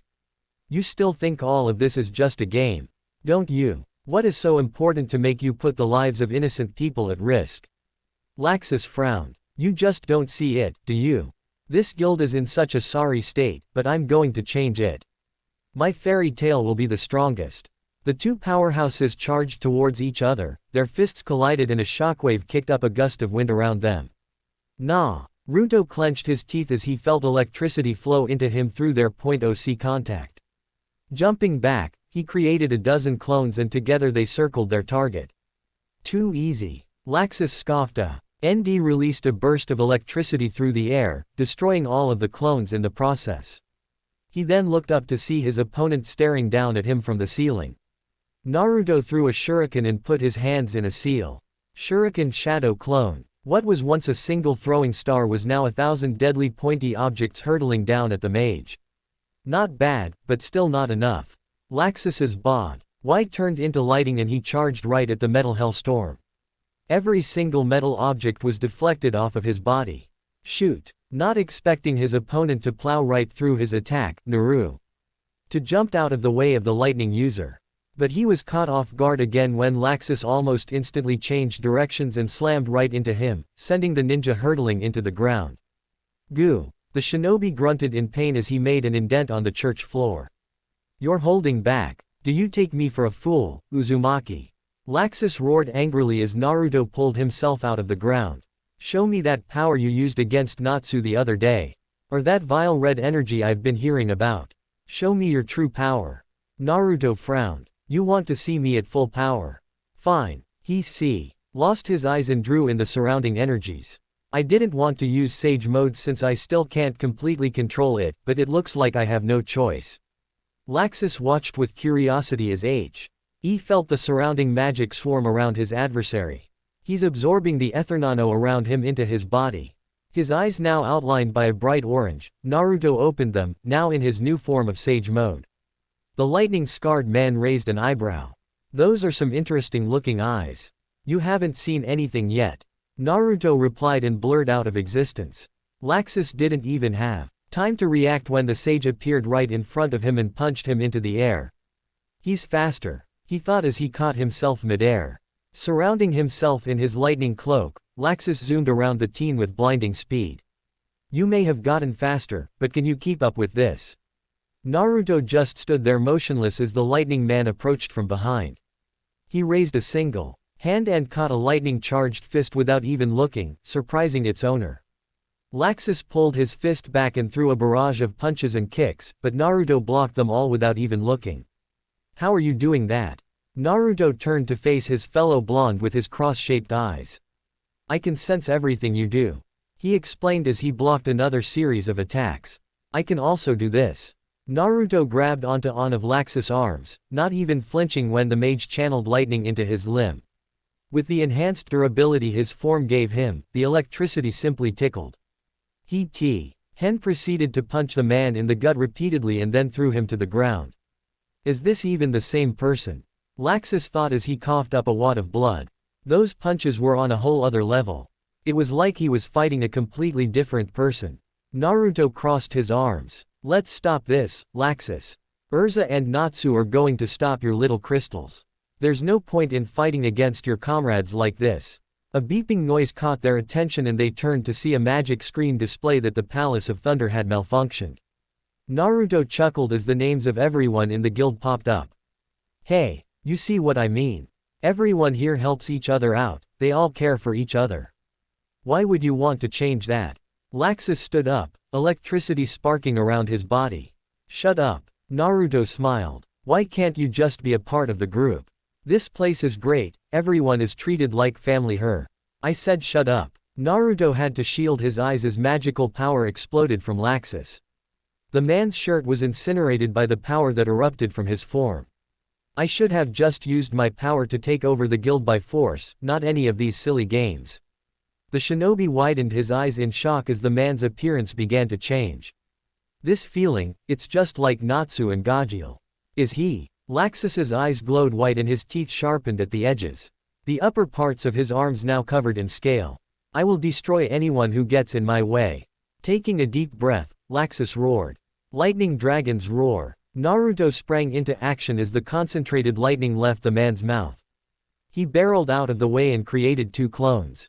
He put his hands back towards them and they quickly went to work. With 2 fully charged Rasengans in his palms, the ninja dashed forward. Rasengan Barrage. Suddenly, the blue sphere in his left hand glowed a brilliant yellow before imploding on itself. Ah! Naruto cried out in pain as he held his now shredded hand. What the hell was that? Laxus roared again, and this time the lightning hit true. Naruto shouted in pain as the lightning coursed throughout his entire body. Even with his improved durability, this powered-up lightning hurt like hell. With a grunt of effort, Naruto tanked the full force of the attack until the lightning subsided. He fell to his knees, still holding his injured limb. Lightning Dragon Slayer appeared in front of the whiskered teen and raised a fist. Resounding through the air, the roar of thunder plunged from the heavens and reaped destruction.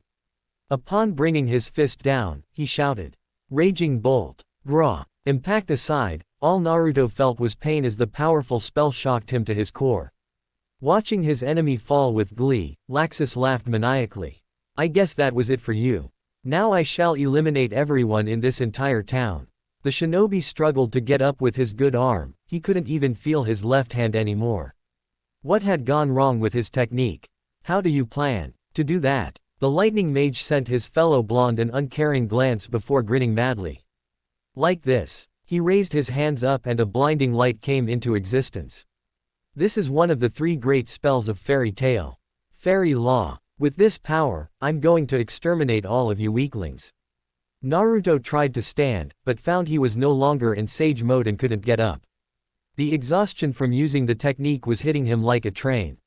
Shoot! I can't move. Laxus, stop! A high-pitched voice screamed, getting the attention of both blondes. Levi stood at what was left of the entrance of the church. Most of the building had been blown away from the lightning attacks. The master. Your grandfather is at death's door. Stop all this and just go see him.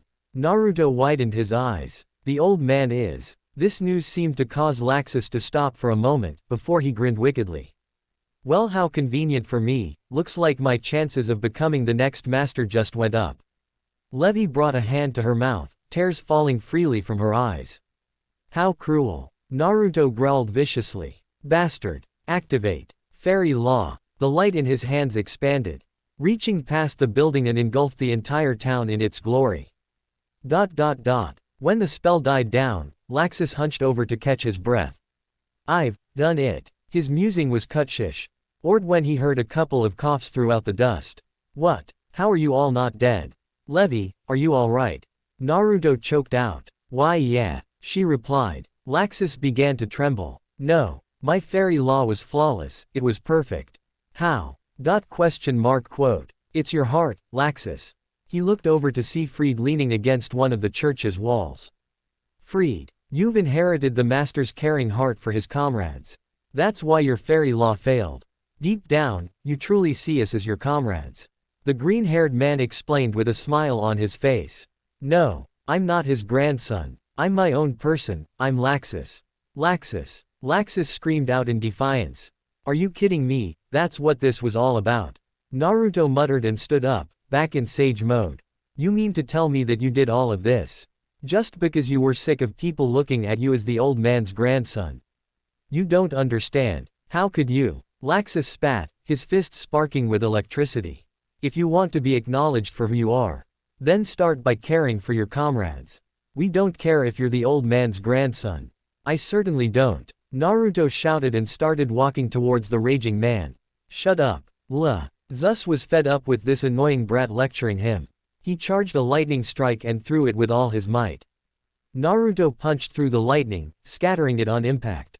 The nature chakra aiding his hand protected him from most of the electricity, but some still got through and singed his skin. The lightning mage didn't stop and continued to throw bolt after bolt. Just die. The Shino-Bai just continued to plow through the lightning strikes until he was face to face with the man. Why would you need other people's approval when you have a caring family to back you up? Get it through that thick skull of yours. Naruto yelled and headbutt Laxus square in the forehead. The lightning dragon slayer fell back, eyes rolling to the back of his head. Naruto sighed and sat down. It was finally over. Naruto, are you okay? Levi ran over to the victorious teen. Naruto mustered a laugh. Yeah, but I can't feel both my hands. The next day, thanks to Proliuzica-san, the master's life is no longer in danger. Urza announced to the guild members, causing them all to cheer. Naruto sighed in relief. Thank goodness, I knew the old man would be fine. Hey, do you need help with that? Lucy asked. Naruto had a steaming hot bowl of ramen sitting in front of him, but with the casts on both of his hands, she didn't think he'd be able to eat it by himself. Curse these bandages. I can't eat my ramen like this. The ramen addict wept with tears streaming down his face. Well, I guess I can feed it to you, since it can't be helped. Lucy mumbled with a tint of red in her cheeks. It would be embarrassing, but how else was he going to eat? Juvia will feed Naruto-sama. Oh, thanks Juvia. You're a lifesaver. The celestial spirit mage deflated as she watched Juvia handfeed Naruto his ramen. And fumed when the water mage stuck her tongue out victoriously. Everyone's attention was suddenly grabbed when the front doors swung open and Laxus walked in. I'm here to see the old man. Laxus, you got some nerve. They were stopped by Urza. Enough, she said and stared at Laxus for a long second, looking for any hint of aggression. When she found none, Urza pointed towards the stairs. He's in the medical room through there. Laxus walked off silently, ignoring what the others were saying. Laxus, Naruto called out, and the man stopped. I'm down for a rematch anytime. If you think you're up for it. The lightning mage said nothing and continued his way. How rude. Lucy huffed. He could have at least said something. Her words trailed off when she saw her partner smirking. What? Naruto shook his head and laughed. There was a secret meaning behind that silence, and only the two that shared it would understand. Juvia, more please. Yes, Naruto-sama. Say tilde. Juvia chirped happily, clearly enjoying the situation. Lucy blushed furiously as she watched the scene before her, but found herself unable to do anything about it. She turned an even darker shade of red when she saw Happy looking at her, giggling to himself. Not a word, cat. This caused the rest of the guild to laugh. It seems everything was back to normal at Fairy Tail again. Are you sure you want to take part in the parade, Naruto? Lucy asked with a worried tone while looking at the ninja's still bruised fists. They still don't look fully healed yet. Naruto waved her off. You worry too much. You know I heal fast. Besides, I'm just gonna run around and spam a bunch of shadow clones, nothing too flashy. After all, Naruto was now known throughout Fury Foe. Are his cloning abilities thanks to a certain magazine. He caught wind that a lot of the people were looking forward to seeing it in action, which was kind of embarrassing. If you say so. Lucy still couldn't help but worry though. She knew how reckless he was. The parade's about to start everyone. Get into your places. Someone called out. Oh, I better get with the other girls, don't push yourself too hard. Lucy said and ran off to her spot with the others. After a couple more minutes the parade started, and the mages of Fairy Tail marched down the street with pride in their steps. The two WNS folk watched in awe as they watched the different shows of magic and performances. Naruto had decided to create a bunch of clones and have them run and jump around, with some of them giving the crown high fives as they passed. Some would even transform into the audience themselves, making them laugh. The real Naruto smiled happily as he watched all the joyful faces. He was really starting to love this town. After the parade ended, everyone was now celebrating back at the guild. Makarov walked over to where Naruto was cheering with some other mages. Naruto, my boy, how are your hands? You didn't push yourself too much just for us, did you? Naruto shook his head. I'm fine, no need to stress over me, Gramps. The wizard saint nodded his head. With everyone is gathered up like this, I believe now is a good time to get your answer. Naruto sighed. I guess I can't put it off any longer, huh? Getting up from his seat, Naruto walked over to the stage in the back of the bar and hopped up. Hey, I got something to say, guys. Once everyone was silent and listening, he cleared his throat for what he was about to reveal. First of all, I'd like to say great work with the festival. We really knocked 'em dead. Everyone cheered at that. Raising a bandaged arm, he continued. I've only been a member of this guild for a couple months, but I felt like a part of this family since day one. For that, I'd also like to thank you all. What are you getting at, Naruto? Natsu snorted. All this formal talk doesn't really suit you. Naruto chuckled awkwardly when everyone laughed at him. Sorry, but there's just some things I gotta tell you all about me.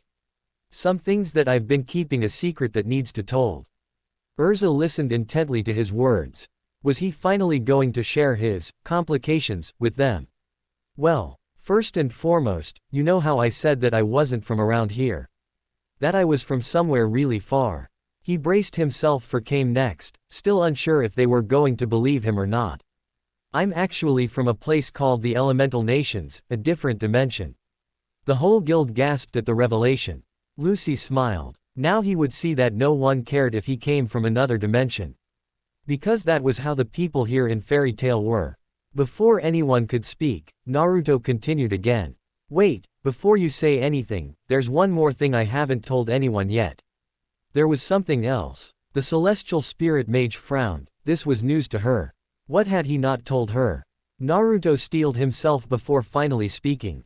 The day I was born, a great demon known as the Nine-Tailed Fox attacked my home, Konohagakure. The shinobi of the village were no match for its power, so the leader of the village sealed the demon away inside me. I was a baby when it happened. He pulled up his shirt and molded some chakra to show the seal adorning his belly. Lucy looked at the markings in wonder. That's what those were. She had given them off as a tattoo or something. But they were actually there to keep a demon sealed away. Then that would also mean the vile red energy Naruto was using during their battle with Phantom must have been the demon's power. Naruto looked down and closed his eyes, waiting for everyone's reaction to his story. What he didn't expect was for everyone to start laughing. He stuttered. It all makes sense now. Someone said. All that talk about chakra instead of magic, and those weird hand signs. The shinobi hopped down, confused about why they were reacting like this. But why? How can you all be laughing when I told you I'm from a completely different dimension? Or that I have an unstoppable demon locked up inside of me? Urza walked over to him and grabbed his head before slamming it against her armored chest. Earning a yelp of pain from the boy. You really are an airhead. You said it yourself, we accepted you into our family since day one. Naruto rubbed his aching head. But, the demon fox. Who cares if you have some dumb demon inside you? You're still Naruto, and that's all that matters. Natsu exclaimed, wrapping an arm around the stunned Jinchuriki. Naruto looked at everyone with wide eyes. Really? It doesn't bother you all in the slightest. Seeing them all smile and nod, Naruto felt moisture in the corner of his eyes. His whole life, he was treated as a monster. He was always alone with no one to call family. For these people to accept him so easily, just like that. No, he should have known this would have been their reaction, it was just the kind of people they were. I didn't think you were such a softie, Naruto. Gray joked and playfully nudged the guy in the side with his elbow. Shish, shut up. I'm not crying, Naruto denied, whipping the tears on his sleeve. Lucy wrapped her arms around her teammate in a hug. You should have known better. Fairy Tail is a family. Stupid. Naruto laughed and hugged her back. Yeah, their little mome. NT was ruined when Juvia jumped onto his back and separated the two, her chest pressing against the back of Naruto's head. Juvia thinks so too. Juvia. Urza pulled his head against her armored chest again, causing the boy to wince in pain. We all think that. Kana gained a mischievous glint in her eyes. Group hug. She yelled and grabbed hold of one of his arms, squeezing it between her cleavage. Oh my, I guess that means me too. Murajan mused as she grabbed hold of his other arm. Everyone laughed as Naruto blushed furiously and held back a nosebleed as the girls held onto him. You guys. Lucy pouted as she fought to hold onto her partner. Redis, a quiet man known for his artistic abilities, took the opportunity to sketch the scene out. This would be a memory for everyone to laugh at in the future. Makarov chuckled to himself amusingly. Good for you, boy. He was brought out of his thoughts when Gajeel walked up next to him. Here, master. Gajeel said, handing the old man a slip of paper. I have your son Ivan's location. Taking the paper, Makarov nodded thankfully. Sorry to have you do such a dangerous thing. There's something I have to warn you about though. The Iron Dragon Slayer said abruptly. From what I told him about the events that have happened, Ivan's gained some interest in Naruto. This didn't settle well with the Wizard Saint. Did his son know that Naruto wasn't from this dimension, or about the demon? Well, in any case, we won't let him do as he pleases. Ah, Gajeel. Naruto yelled from the first floor. Now free from the girl's hold on him. The blonde pointed an accusing finger cast. Where the hell have you been this whole time? Who would want jump in the middle of a fight between two monster? I ain't stupid, I know when to pick my battles. Unlike a certain loud-mouthed fire sucker. He fired back, causing Natsu to raise an angry fist. You picking a fight with me? I didn't get to fight anyone, so bring it on. That said, the pink-haired teen tackled Gajeel, knocking over a bunch of people in the process. One thing led to another and eventually everybody was dragged into the usual bar fight. Makarov sighed. You kids are gonna be the end of me. Naruto opened his eyes and everything was blurry. Was he dreaming? He could barely make out his surroundings and saw nothing but trees, a forest. His attention was caught by a giggle. Turning to find the owner of the laugh, he caught a glimpse of long blonde hair disappear behind one of the trees. Hey, wait up. Following the laughing girl, Naruto looked up. To see the biggest tree he had ever seen in his entire life. The ninja now suddenly found himself standing in front of what he thought was a grave. There was a name engraved in the stone. Mavis Vermilion. Who's that? Hearing another giggle, Naruto turned around to find a girl standing behind him. His vision was still too blurry to make out her face, but he could see that she was wearing a long pink dress and had no shoes on. She spoke, her voice echoing enchantingly. Find me, when the time comes. Naruto woke up with a start and sat up. It was just a dream. But it felt so real. That girl, who was she? Mavis Vermilion. He'd have to ask the old man. Reaching onto the table in front of his couch, he grabbed onto a notebook and pencil. After writing down the name of the mysterious girl, the tired blonde closed his eyes again and went back to sleep. Konoha. A tall lanky man walked alone down a hallway towards the Hokage's office. He had gray hair that spiked slightly to the side of his head. This man was Kakashi Hatake, elite Jonin of the village hidden in the leaves, and sensei of Naruto Uzumaki. He walked up to the Hokage's office and knocked on the door. Enter. Opening the door, Kakashi walked inside and greeted his superior with a bow. Hokage-sama. Tsunade, the fifth Hokage, was a tall woman with a blonde hair that was tied in two short pigtails. A beautiful, yet stern woman whose demeanor demanded authority. She was currently standing by the window, looking out into the village that was still undergoing reconstruction. How was the mission? Did you find any news regarding the Akatsuki? No. They've been suspiciously quiet as of late. Kakashi replied and went over the details of his recon mission. With Naruto being in the other dimension, the Terrori Saint organization had yet to make any big moves. The only tailed beasts that were out of the Akatsuki's hands were the Hachibi and the Kyuubi. The village hidden in the clouds, Kumo, was currently hiding their Jinchuriki. But who knew how long that would last? Tsunade sighed. I still can't decide whether having Naruto in that other dimension is blessing, or a curse. Kakashi was about to say Samet. When the air behind him began to swirl. The copy ninja jumped back and pulled up his headband, unleashing his Sharingan.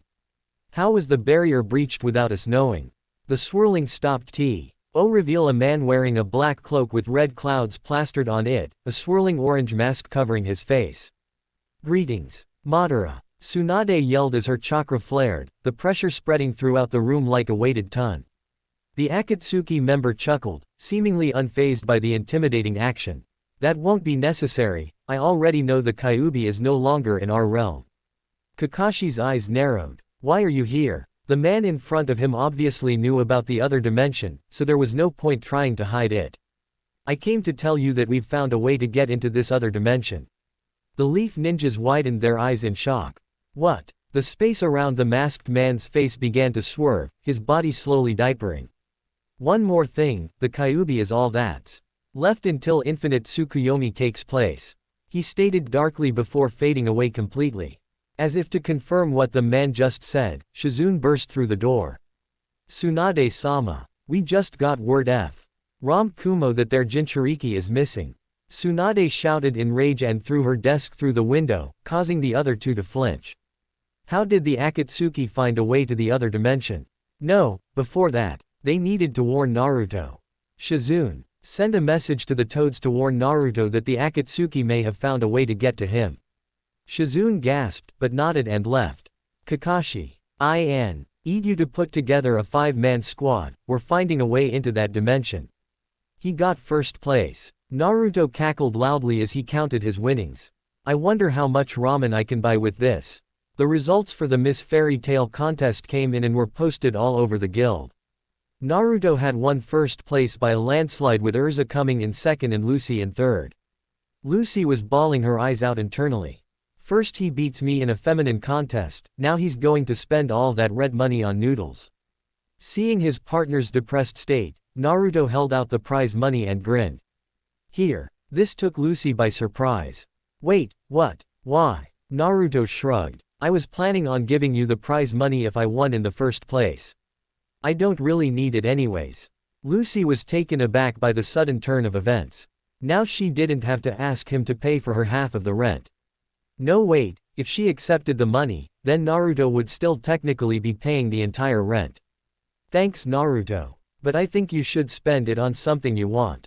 Yeah, all he ever did was help her, she wouldn't feel right with herself by just taking it. Oh, if you say so. After sealing the cash into a storage scroll, Naruto frowned when he noticed Urza was sitting by herself, seemingly lost in thought. Was she upset about getting second place to him? He didn't think she was the sore loser type. Hey, what's up with Urza lately? Lucy looked over to the S-class mage and shrugged. I don't know, she's been like that ever since the harvest festival ended. Getting a sudden feeling as though she was being watched. Lucy whirled around, and found nothing. Seeing the girl's obvious discomfort, Naruto raised an eyebrow. What's wrong? The celestial spirit mage shook her head. I don't really know. Lately I feel like I'm being watched. Lucy explained and was startled when Naruto suddenly stepped in front of her defensively, looking around intensely. A stalker. Where is the creep? I'll teach them not to mess with us. Quote. Lucy blushed from the attention her fellow blonde was drawing to them. Calm down. I might just be imagining it. Naruto flinched. What was with this girl and her sudden changes in emotion? If you say so, hey, wanna go get a bite to eat? I'm starving. No thanks, I'm not really hungry right now. How about you ask Natsu and Happy, I'm sure they'll go with you. Lucy suggested. The ninja nodded before turning around and shouting. Hey Natsu, Happy, let's go get some food. My treat. Sometime later, Lucy sighed as she ascended the flight of stairs to her shared apartment. Stupid papa, showing up out of nowhere like that and demanding money. She had a run-in with her father on the way home and learned that the man had lost everything. He even had the nerve to demand some money from her after all the man had done. Unlocking and opening the door, Lucy walked in to find Naruto, and a lot of instant ramen. Quote. Wah, there was ramen everywhere. The entire room was filled with the stuff. You didn't seriously spend 500,000 jewels on ramen, did you? Lucy shrieked, her face draining all of its color. Stopping what he was doing, Naruto looked up at her and grinned. Oh, hey Lucy. Check it out. I did what you said and bought something I wanted, and look at all the ramen. Isn't it great? He said with a huge grin while looking at all the wonderful food around him with pride. Lucy just stood there, completely lost for words. Just how much did this guy love ramen? She then noticed all the scrolls sprawled around the room as well. Quote. What are those? Naruto picked up one of his scrolls. Oh, these. They're all sealing scrolls that I'm storing all the ramen in. Each one is holding about 50 cups or so. He explained, not noticing the mortified look growing on Lucy's face. Why, you went all out, didn't you? Naruto nodded happily. Yup. Hey, you look pretty tired, are you feeling alright? Remembering the conversation with her father, Lucy laughed nervously. Why yeah, I'm just tired from all the excitement recently. Seeing his now serious face, she sighed in defeat. He saw right through her. I ran into my father on the way home. Naruto jumped up in surprise, dropping cups and scrolls alike onto the floor. He didn't try to bring you back again, did he? Lucy shook her head. No, he actually came to telephone. Tell me that the family business had been bought out. He doesn't have the power to do anything now. Oh. Naruto relaxed and sat back down. I can't say he didn't deserve it, but he's still your father. What about your mother's grave? He asked, remembering her mother's grave was on the property. Lucy pulled out a slip of paper. It was moved. Naruto looked at Lucy in concern before he went back to sealing all the ramen into scrolls. You go shower up, I'll get all of this done by the time you're out. How about we go on a mission tomorrow? Lucy's face brightened, if not a little. Yeah, I'd like that. The next morning, Naruto and Lucy stood in front of the mission board, looking for a job that they would want to accept. What do you think? Lucy asked. How about that one? Naruto suggested. Another monster hunt. We always do those. Lucy whined. We should do a different type of job this time. An arm came between them. Juvia thinks this one. The blondes turned to find Juvia pointing at a request that was labeled, missing fishing boats. Lucy picked the paper off the board and read it. Wow, this one looks good. It has a 750,000 reward. There must have been quite a few boat disappearances. Naruto looked at Juvia. I guess you're coming with us then, Juvia. Yup. The water mage chirped and grabbed onto one of his arms, much to Lucy's irritation. Juvia will go wherever Naruto-sama goes. The shinobi laughed. Then it's decided. I thought we were here for a mission. Naruto said with a flat look, a slight blush on his face. We are, what makes you think otherwise? Lucy questioned innocently. The trio were now at a beach that was near where the boats were disappearing.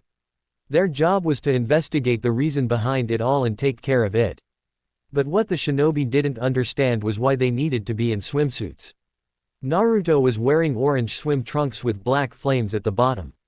Lucy and Juvia both wore bikinis, the first in a plain white and the other a blue with white polka dots.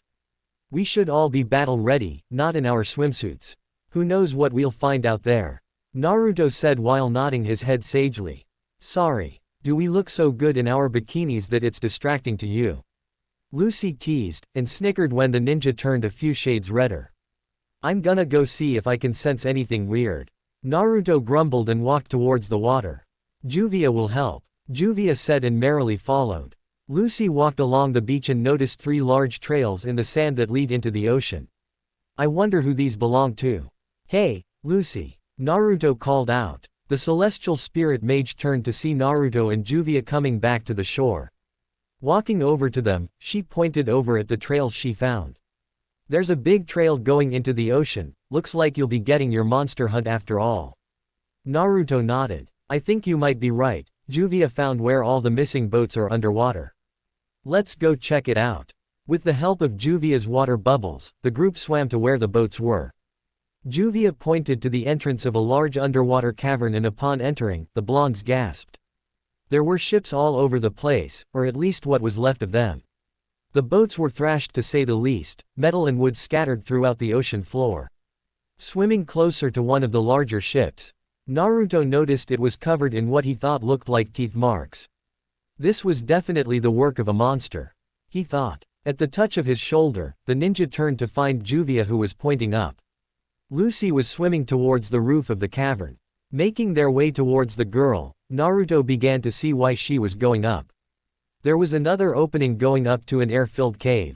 Swimming up to the surface, Naruto climbed up and stood on top of the water. What do you guys think? Monster hunting time, he asked after removing the water bubble from his head. Lucy nodded. There is definitely a monster somewhere in those waters. What else would be able to bite chunks that big out of those boats like that? Juvia thinks so too. Naruto felt a chill go down his spine. This feeling, a demon. He suddenly jumped off the water and landed next to the girls just as a massive pair of jaws snapped shut where he once stood. Eep! What is that? Lucy shrieked. Looks like we don't have to go hunting. The monster came hunting for us. Naruto said as the creature stared at them with hungry eyes. The creature looked like a giant crocodile and was at least twice the length of the sunken ships they found. This was definitely the thing behind all the disappearances, if those giant sharpened teeth had anything to say about it. They all jumped back when the crocodile climbed out of the water and into the cave with them, its 3 long tails dragging along behind it. 3 tails, Naruto thought with a raised eyebrow. This couldn't be a coincidence, he was going to have chat with a certain nine-tailed fox after this was all over. Lucy, Juvia, buy me some time. He yelled and began to draw in the surrounding energies. Right, they both said and sprang into action. Water slicer. Juvia yelled and water shot out at the monster, hitting it directly. Though it didn't seem to be all that effective. Open, gate of the archer. Sagittarius. Lucy chanted and summoned the horse-dressed spirit. You called, Moshi Moshi. The spirit saluted before firing a barrage of arrows upon the beast, but the shots didn't seem to do anything either. Its scales are too hard for our attacks to pierce, Lucy said as Sagittarius and Juvia continued their assault. Let me have a try. Naruto yelled as he ran past them and towards the roaring demon, now in sage mode. He slid past its snapping jaws and jumped onto the creature's back. How do you like this? He yelled as he jumped into the air and dropped his heel into the crocodile's scales, earning a loud thud and some crunching noises. It collapsed onto the ground and hissed in pain. I'm not done yet. Naruto grabbed onto one of the demon's tails and pulled. Lucy and Juvia both watched in awe as the shinobi swung the monster over his shoulder, slamming it into the water, causing a huge splash. Amazing. Naruto-sama is so cool. Naruto jumped onto the water and watched as the three-tailed demon sank motionlessly. He turned to his friends and gave them a thumbs up. Mission accomplished. Watching them cheer, the blonde ninja laughed before sensing something and looking down again. Ah she. Splash. Naruto. The girls shrieked as they witnessed the team get swallowed up by the crocodile. They ran to the water as the creature sank back into the water and began to swim away. Oh no you don't. Lucy yelled and jumped into the water, with Juvia right behind her. You're not eating me that easily, Naruto thought as he struggled to keep the demon's mouth open, with all the water rushing past his face and not him not being able to breathe. It took all he had just to keep the crocodile's jaws from closing. It had brought them out into the middle of the ocean. He felt a sudden rumble and the pressure seemed to loosen a little. Taking advantage of the moment, Naruto pushed with all his strength and forced the mouth to open enough to allow his escape. After getting some distance from the giant reptile, the ninja looked around and saw Lucy along with Aquarius battling with the creature. His vision began to blur. Crap, I need air. He could faintly see Juvia speeding over towards him, water bubble in hand. Naruto breathed in a mouthful as soon as he felt the air cover his head. Thanks Juvia, you're a lifesaver, he said between gasps. Naruto-sama. Juvia cried and embraced him in a hug. Juvia thought you were eaten. Naruto smiled and pat the crying girl on the head. It'd take a lot more than that to finish me off. He then looked towards the ongoing battle. We should go and help Lucy. Juvia nodded and they began to make their way towards the battle. The celestial spirit mage seemed to be holding her own against the demon. Aquarius was truly a force to be reckoned with. Naruto swam up to Lucy and the girl's eyes softened. Naruto, you're okay. The shinobi nodded and looked at the demon as it avoided the water currents shot out by Aquarius. I'm not very useful underwater, got any plans? Lucy thought to herself for a second before looking at Juvia, who nodded.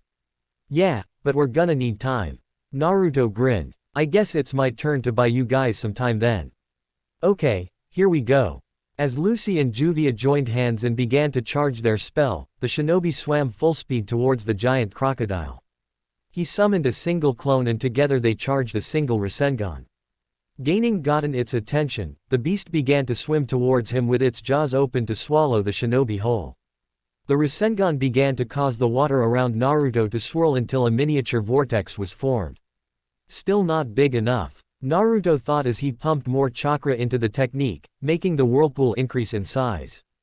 The three-tailed demon drifted headfirst into the vortex and tried to escape, but couldn't and helplessly swirled in the rotating water. Naruto watched as the demon swirled around before he sensed an intense flare of magic behind him. He turned around just in time to see a water vortex easily 3 times larger than his own storm its way towards his location.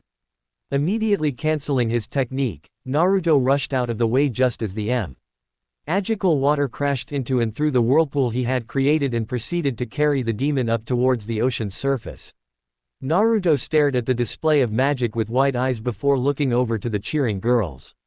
Magic is crazy. I wonder if I can learn anything like that. He shook the thought out of his head, for now anyways. Naruto whistled as they walked over to where the three-tailed crocodile had landed. After being hurtled into the sky by the powerful spell, it flew all the way onto the beach and crashed into the sand. This thing wasn't getting back up, that's for sure. That was awesome. I didn't know you could do that kind of magic. Lucy snickered. We are pretty awesome, aren't we? Juvia flushed red. Naruto-sama called Juvia awesome. After informing the Mei, or of their success in getting their reward, the three were now on a train back to Magnolia. Lucy stretched out in her seat and yawned. Ah, I'm tired. That was a hard battle.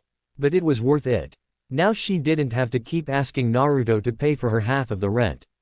Speaking of the ninja, he had fallen asleep the moment the train departed.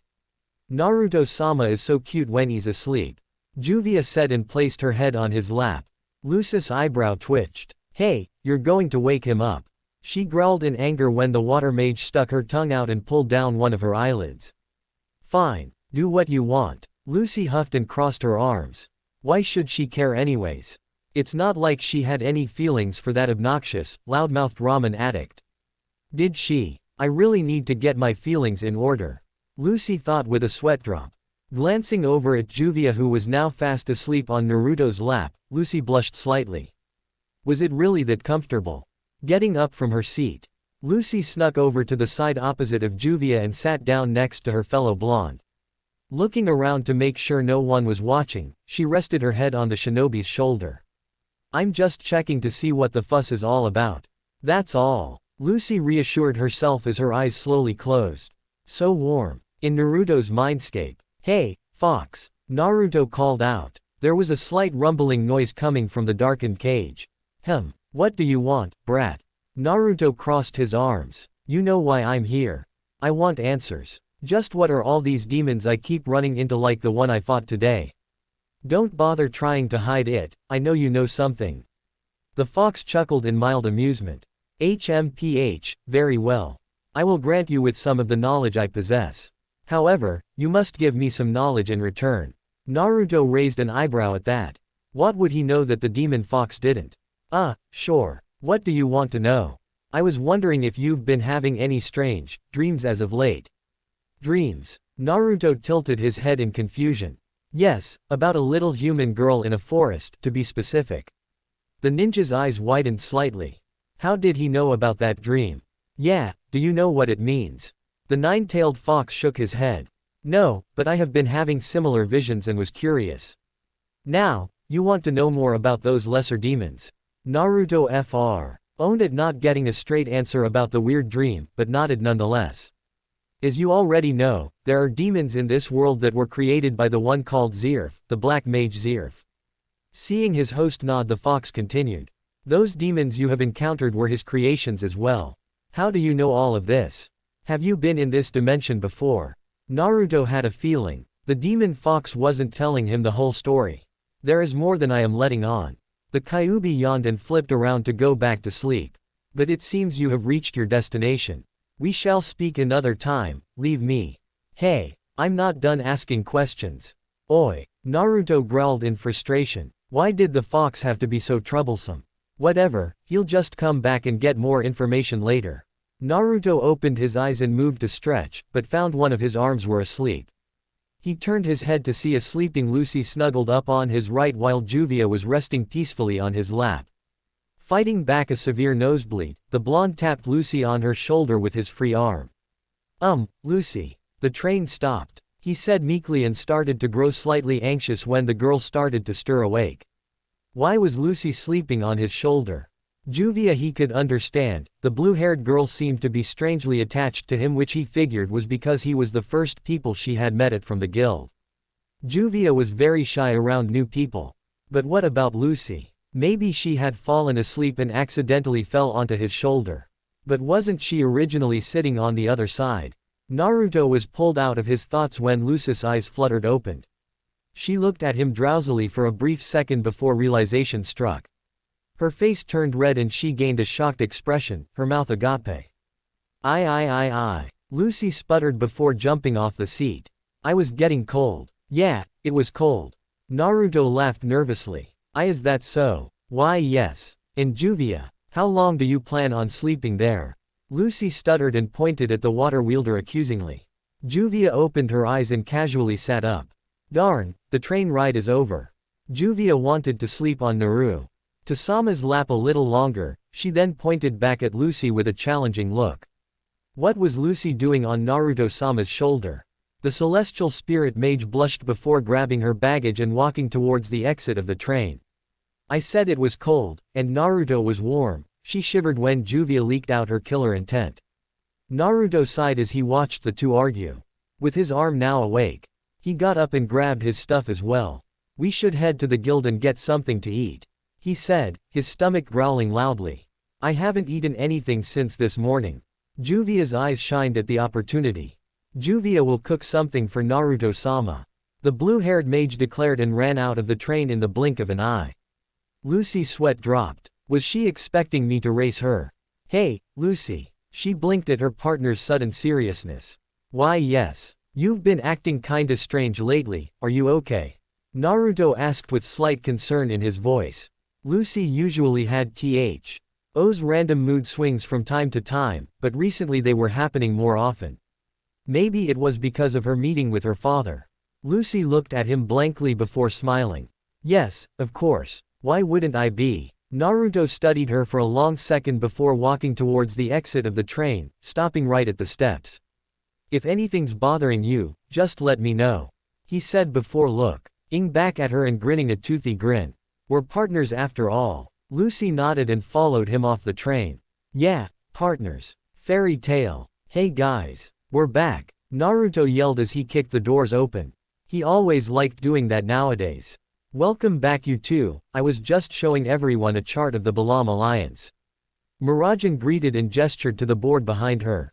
Balam Alliance. What's that? Naruto asked as he and Lucy sat down at one of the nearby tables. Juvia knows. It's the most powerful force in the underworld. A group of 3 powerful dark guilds. Juvia explained as she set down a fresh bowl of ramen in front of Naruto. Here's your ramen Naruto-sama. Thanks Juvia. Naruto said and got started on his noodles, completely unaware of the envious stares he was getting from the crowd. So what's up with these dark guilds then? Then Ninja asked between slurps. The dark guilds have been active a lot recently. More specifically, the Oracion Cease. The barmaid explained. They're nothing to worry about though. Someone in the guild said. Rumor has it there's only 6 of them. May I remind you those 6 are supporting a third of the underworld. Murajan said. They must all be pretty powerful. Lucy said and shivered. She hoped she never had to fight any of those people, she wouldn't stand a chance by herself. About those Oracion Cease, Makarov said as he walked into the guild. We're going to take them down. Somewhere in the elemental nations. 2 cloaked men stood in a dark room, the only light being a single lit candle. The first one, a man who claimed to be the infamous Madara Uchiha, spoke. Are the preparations almost complete? The other man, known as Kabuto Yakushi, spoke next. Almost, I just need a little more time to research. Wouldn't want to send you hurtling through time and space just for you to end up in the wrong destination, now would we? Their attention was drawn to a green Venus flytrap-like object raising out of the ground. Zetsu. Madara greeted. I trust you have the information I asked you to get. Yes, Madara-sama. The hidden villages are in a minor state of chaos with news of your appearance. As for the information, the Kyuubi had disappeared in a similar way to that of the Hachibi. The masked man chuckled darkly. Interesting. The person that Sasuke had brought them had been a doppelganger. To retaliate, Tobi had sent Kisame to find and retrieve the missing Jinchuriki. But to their surprise, Killer Bee had mysteriously disappeared in a puff of smoke halfway through their fight. They must be in the place it seems. Kabuto mused. But I wonder what brought them there in the first place. I guess we'll have to find out when we get there. The Uchiha said, his only visible eye glowing red. A couple days after Makarov had revealed that Fairy Tail and 3 other legal guilds were going to join forces to dispose of the Dark Guild Oracion Cease, Naruto found himself on a car. Ryuji heading towards the meeting location. He was currently looking out the window of the carriage, watching the passing scenery. Naruto glanced over at Lucy, who was sitting across from him. She was currently having a conversation with Urza, who was also chosen to go. The celestial spirit mage noticed his gaze and quickly looked away, causing the shinobi to frown slightly. She had been doing that a lot recently. Ever since they had gotten back from their previous job and he just couldn't figure out the reason. Every time he tried to confront her on the subject, she would just change the subject. Looks like someone is a little attached to you. Naruto was pulled out of his thoughts and saw Urza smiling at him. She gestured to the person seated next to him. Following her gaze, Naruto found Juvia happily snuggling onto his arm. She was the last person chosen to go because she insisted on going. Naruto laughed sheepishly and scratched his blushing cheek. Juvia sure was friendly. So how much further is the meeting place? I'm starting to get a little hungry. He asked and held his rumbling stomach. Lucy seemed to perk up a little and grabbed her bag.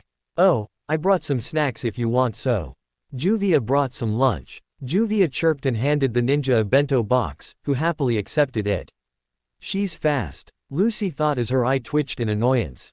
We should be there pretty soon. Urza said with a chuckle. Though I hope we can all get along with the other guilds.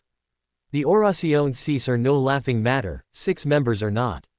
Lucy shivered. Are they really that strong? The S-class mage nodded. It's like Murajan said, they are supporting a third of the underworld for a reason. I can already tell this mission is gonna be awesome. I've always wondered what the other guilds and their members are like.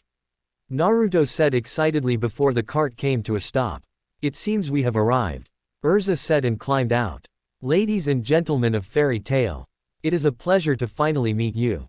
What the? Naruto muttered. The moment they had entered, the room had gone dark and a spotlight shined on 3 boys. We are the delegation from Blue Pegasus, the Trimans. They declared before each striking a pose. 100 Knight Hibiki. The one in the middle said, his eyes shining with a sparkle that bothered Naruto to no end. Holy Knight Eve. The youngest looking boy on the left said with a smile. Empty Knight Ren. The last boy on the right said while looking away in an uncaring manner. Shaking his head to clear his thoughts, Naruto waved and walked towards them. They were going to be working with each other, might as well try to get along with them. So, you guys are the mages from Blue Pegasus. Nice to meet yo. Before Naruto could even finish his sentence, the trio dashed right past him and straight to the girls, leaving the ninja spinning on his heel. They instantly began to compliment them and asked if they needed anything. Juvia tried to escape over to Naruto but was cut off by Eve. Your hair is a beautiful shade of blue, miss. Juvia. If you'll excuse me, Juvia needs to be at Naruto-sama's side. Juvia said and tried to go again, but was quickly led somewhere else. Come, have a seat. Ren said and showed the girls to a couch that was conveniently laid out in the middle of the room. Naruto's eye twitched in annoyance. So, they're those kinda guys. He thought and walked over to the group before crossing his arms. Oi. The Blue Pegasus mages looked at him with uncaring eyes. Yes, can we help you? I don't think the ladies appreciate you smothering them. Mind leaving them alone? Naruto asked darkly. Hibiki walked forward. Ah, you must be Fairy Tail's one-man army, Naruto Uzumaki. Yes. I apologize for any misunderstandings. We were just making sure they were comfortable until the other guilds arrived. Naruto raised an eyebrow and scoffed. Huh, is that so? Because all I see is a couple womanizing weirdos drooling over my friends. The air seemed to drop in temperature. Are you trying to pick a fight with us? Ren asked with narrowed eyes.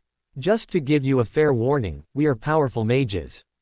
Eve said with a cold smile. Their threats didn't even faze the shinobi. Hey, I know how to deal with guys like you. He put his hands in seal. Sexy jutsu. The 3 mages grouped together as Naruto's form was consumed in a plume of smoke. Their eyes widened when the smoke dispersed, revealing Naruto's naked female counterpart. Lucy face-palmed, as if that would work on them. The Trimen all flew back in a trail of blood. It worked. Lucy heard Juvia make a noise next to her.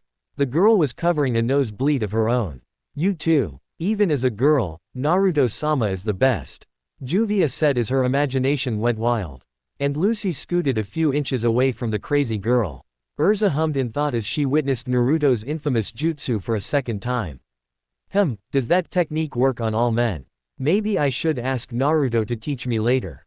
Urza. Lucy shouted in disbelief. What was wrong with these people? Hibiki struggled to get back up. What power? How can we defeat such a foe? Naruto laughed to himself and changed back before a sickeningly charming voice filled the air, getting everyone's attention. I think this has gone far enough, my friends. Naruto whirled around, to see a man standing at the top of the staircase, his face covered in darkness. Aichiya-sama, one of the fallen mages, gasped. Urza began to quiver in fear, surprising the other fairy tale members. Ichiya, to think that you would also be here. The man walked down the stairs and into the light, revealing his features. I have longed to see you, Urza-san, my honey. Naruto jumped back, pointing at the short man with a shaking finger. What are you? Ichiya glanced at the blonde shinobi. Oh, you can just go home, boy, he said with a wave of his hand, the trimen all bowing and bidding their farewells. Naruto clenched his fists. You punks. His eyes suddenly widened when something hit his senses. Is that chakra? He whirled around just as the doors of the building opened and two men walked in. The first man was tall and was holding a staff in his hand. He had green scale-like arm braces on that matched what Naruto thought was a weird lizard-looking hat. The other man was also tall and dark-skinned. He was wearing a white forehead protector and oval-shaped sunglasses that covered his eyes. His most distinctive trait though were the 7 swords strapped to his back. Greetings. We are the delegation from Lamia Scale. I am Jura, and my friend here is Yo. Killer Bee here, and I'm proud say, us mages gathered here are gonna save the day. Oh, yeah, the now named Killer Bee rapped, completely cutting off his now face-palming comrade. Urza looked at the man in surprise. You are Jura of the 10 Wizard Saints. Yes, and with our arrival, we now only need to wait for the delegation from Kate Shelter. He then looked over to Naruto. You must be Naruto Uzumaki Dono. It's a pleasure to finally meet you. When he noticed Naruto sending him a questioning look, he chuckled. Excuse me, I've heard a lot about you from one of our members. You know of Leon Dono, do you not? Realization dawned on Naruto's face, and he grinned. So Leon joined a guild after all, huh? Good for him. Jura nodded. He claims you are his goal, the person in this world that he must surpass no matter what. Naruto's sweat dropped. Is that so? Oh well, at least his words had gotten through to the guy. He'd have to tell Gray when they got back to the guild. While the rest of the group talked, Naruto kept looking at Killer Bee. The man noticed his stare and raised an eyebrow. What's up with the stare? Not that I care. Naruto walked over to the man, who was looking at him with a blank expression. That headband, you're from the elemental nations, aren't you? How did you get here? Do you know a way back? Bee put his hands up. Whoa, whoa, whoa. Hold your question. Wait until we're done with this dark guild session. Naruto was about to press on when a little girl with blue hair walked in the entrance. She ran in and tripped on the rug, causing everyone to flinch when she landed flat on her face. Owie. The girl stood up and dusted herself off before speaking. I'm from Kate Shelter. My name is Wendy. Pleased to be working with you all, she said with a formal bow. A little girl. Naruto thought and looked at everyone else. They seemed to be having the same thoughts. Jura nodded and faced the group. Now that everyone is here, let us begin.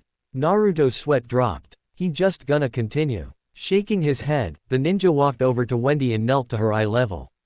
Nice to meet you, Wendy-chan. Did you come all this way by yourself? Alone? I think not. A white cat wearing a dress called out from the entrance. Charla, you followed me here? Wendy asked. But of course. I'd be worried sick if you went by yourself. Another talking cat. Just like Happy. Naruto thought aloud. Charla looked at the whiskered teen and pointed at him. You better keep your paws away from Wendy, you beast. Naruto's face faltered. He had a feeling he wasn't going to get along with this cat, and a beast. Seriously. See Charla, be nice.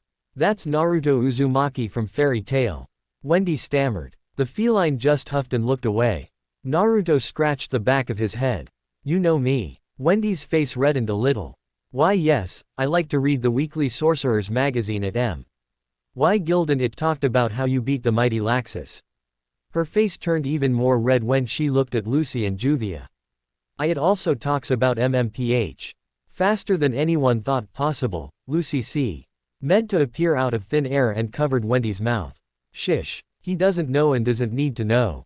The celestial spirit mage whispered in an almost pleading manner. If Naruto were to find out about those rumors in the magazine, She would die from embarrassment. Seeing the poor girl nod in acknowledgement, Lucy let her go. Sorry, it's not true but it's just really embarrassing. She admitted. It's okay. Wendy said while playing with her fingers. Lucy. Naruto asked while giving her a strange look. What was that all about? Lucy stood up and laughed nervously.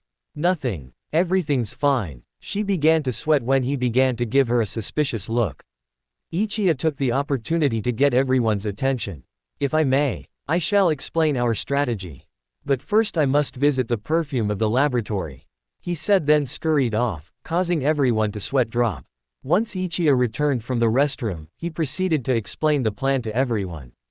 Their goal was to get all 6 members of the Oracion Cease into their temporary base and eliminate them with the Blue Pegasus magical bomber dubbed the Christina, before they can get their hands on the powerful magic Nirvana.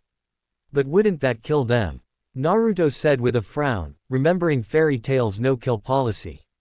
Though he didn't know if the other guild had the same rule. Jura nodded grimly. If that is what needs to be done, our enemy will think no lighter. Time to put the plan into motion. Ima soar through the sky like I'm swimming in the ocean. All right Tilda. Killer Bee shouted and pointed straight up, getting strange looks from the others. The wizard saint rubbed the bridge of his nose. B. Dono, could you take this matter a little more seriously? Ichiya did a little spin and pointed to the doors. Men, could you show our comrades to the Christina? Yes, Aniki. Right this way, the Triman said in unison and proceeded to lead the others out of the building. Naruto noticed his fellow guild members were waiting for him. You guys go on ahead, I'll catch up in a second. Do you have business with them? Urza asked, gesturing to the 3 men that were left in the room. Jura and Ichiya seemed to be conversing with one another while Killer Bee was taking notes. Yeah, there's something I want to confirm. Naruto explained and looked at the rapping swordsman. Urza nodded and dragged the other 2 with her, trusting Naruto would explain it to them later. Lucy looked back with an unsure look on her face, but was reassured by the ninja's grin. She then dragged a whining Juvia towards the door. Come on, that means you too. No tilde Juvia needs to stay at Naruto-sama's side. Naruto walked over to Killer Bee as soon as they left. It was time to get some answers. The man looked up from his little notebook and jumped up. Yo. Ready for some answers cause I'm about to tell Tilda this info Ima say is gonna ring a bell. He pointed at Naruto's headband. By the looks of that symbol, you're from Konohagakure. I can also tell you're the 9 Tails Jinchuriki. Naruto's eyes widened. So you are from the elemental nations. Wait, how did you know I have the Kyuubi sealed in me? B pointed to the tattoo on his shoulder. Because the 8 tails resides from inside my hide, it's what we Jinchuriki need to survive. You have a tailed beast in you too. How did you get here? Do you know a way back? Whoa. I know answers are your goal, but let's start out slow. I came to this world cause of an octopus scroll. An octopus scroll. Naruto was brought here because of that strange fox scroll. This couldn't be a coincidence.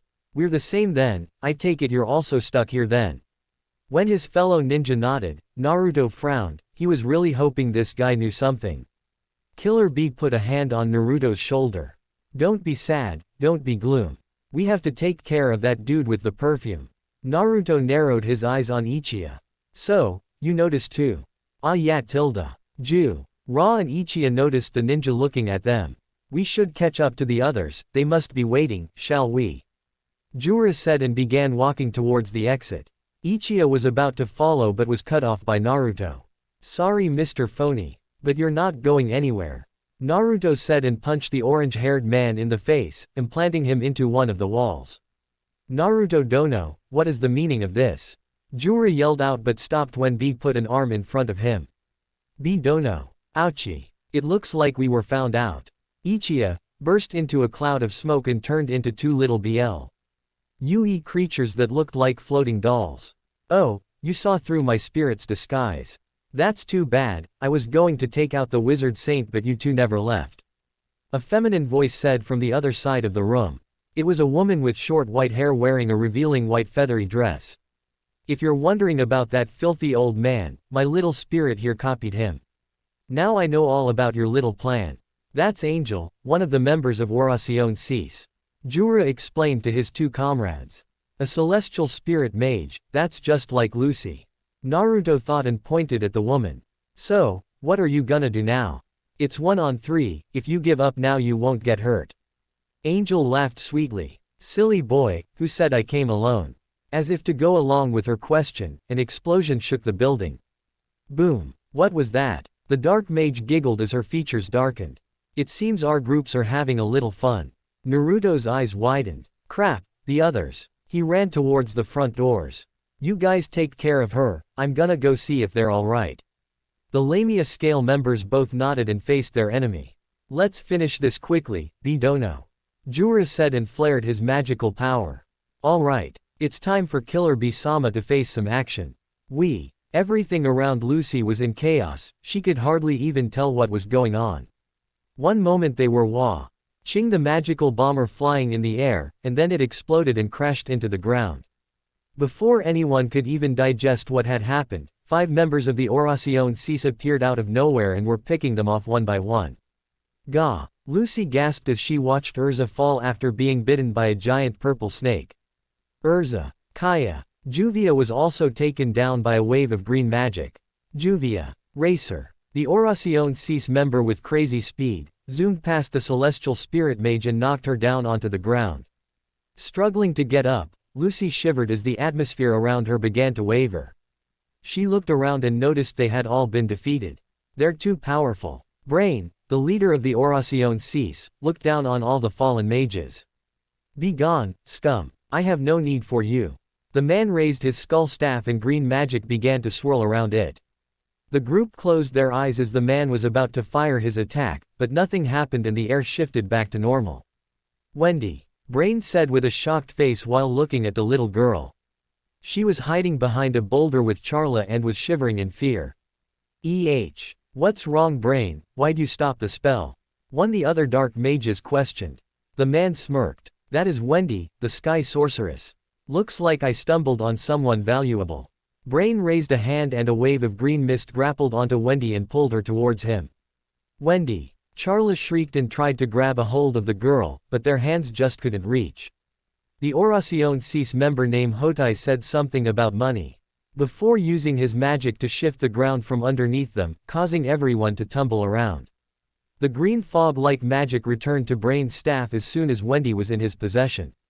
I no longer have any business with you, trash.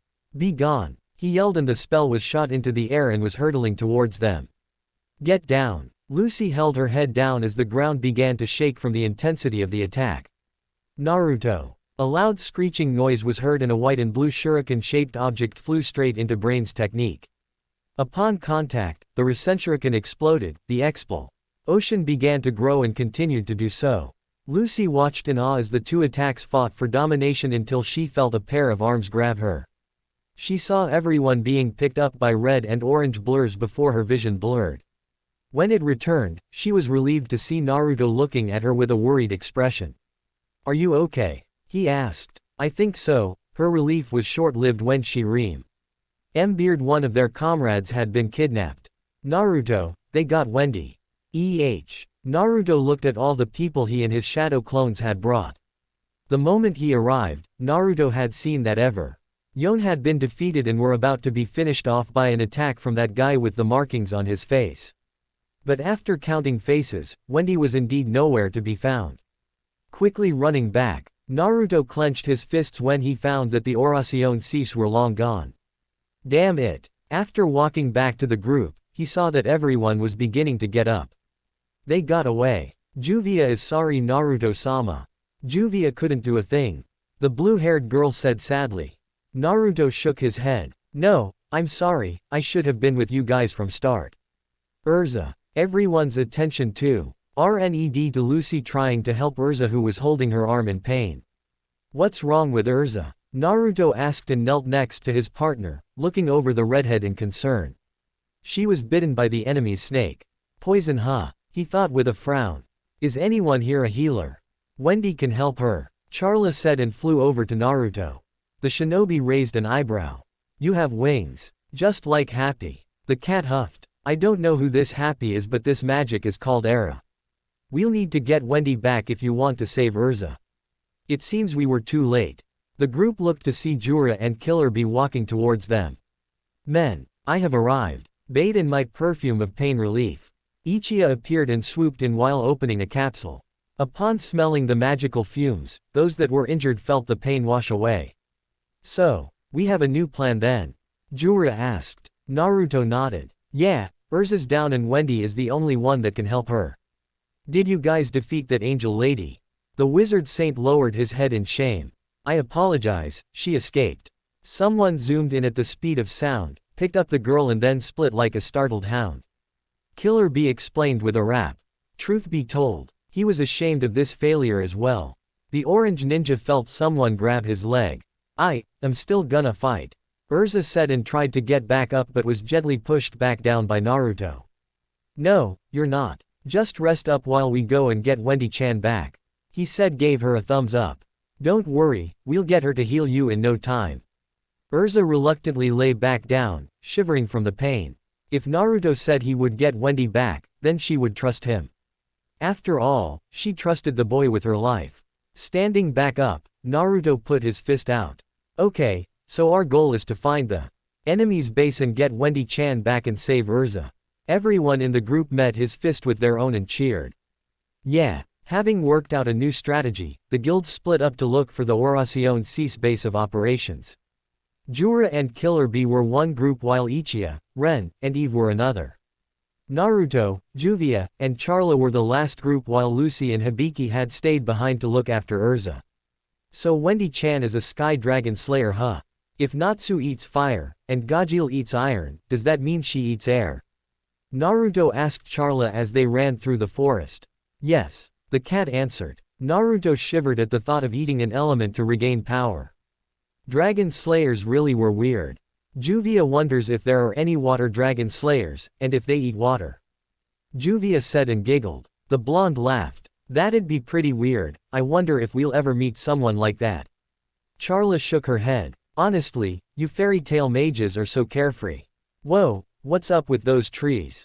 Some of the plant life around them were colored a pitch black, as though they were shrouded in darkness. Naruto walked over to one of the darkened timbers and put a hand on it. This is so weird. I don't feel anything but darkness in these things. Is this because of that Nirvana thing? Juvia tugged his sleeve to get his attention. Juvia wonders, why hasn't Naruto-sama used Sage Mode to find Wendy-san? She knew that when Naruto was in Sage Mode, he could locate people through nature within a decent distance. Naruto crossed his arms and sighed. I tried that earlier, but there's something messing with my senses here. While he could go into Sage Mode, his range of sensing was cut short. It was almost like something was blocking him out. That's one of the rumored effects of Nirvana, Zato Ni-san. Because of its tremendous magic, the ground goes on dying, Gato Ni-san. Naruto and Juvia spun around and got into defensive positions. There was two monkey-like men walking towards them. Naruto narrowed his eyes and looked around. Be careful, we're surrounded. More people walked out into the open as he spoke. We are Oracion Cease affiliated, Naked Mummy. The one named Gato declared. A dark guild, huh? Naruto cracked his knuckles. And you work for the guys we're after. Why don't you tell us where their base is? One of the Naked Mummy goons laughed. Oh yeah, big talk coming from two kids and a cat. Do not mock Naruto-sama, those who do will be punished. Juvia said darkly as water began to swarm around her form. What are you fools thinking? We're clearly outnumbered. We should run away when we get the chance. Charla yelled at the two fairy tale members. Naruto looked at the white cat for a second before grinning. Outnumbered. He laughed as bushes around the enemies rustled and a mob of shadow clones began to pour out and attack the unsuspecting foes. Charla was speechless as more and more clones continued to come out. When did he make all these clones? She thought and looked up at the cackling blonde. Wah, so many Naruto-samas. Juvia squealed excitedly like a little kid on Christmas morning.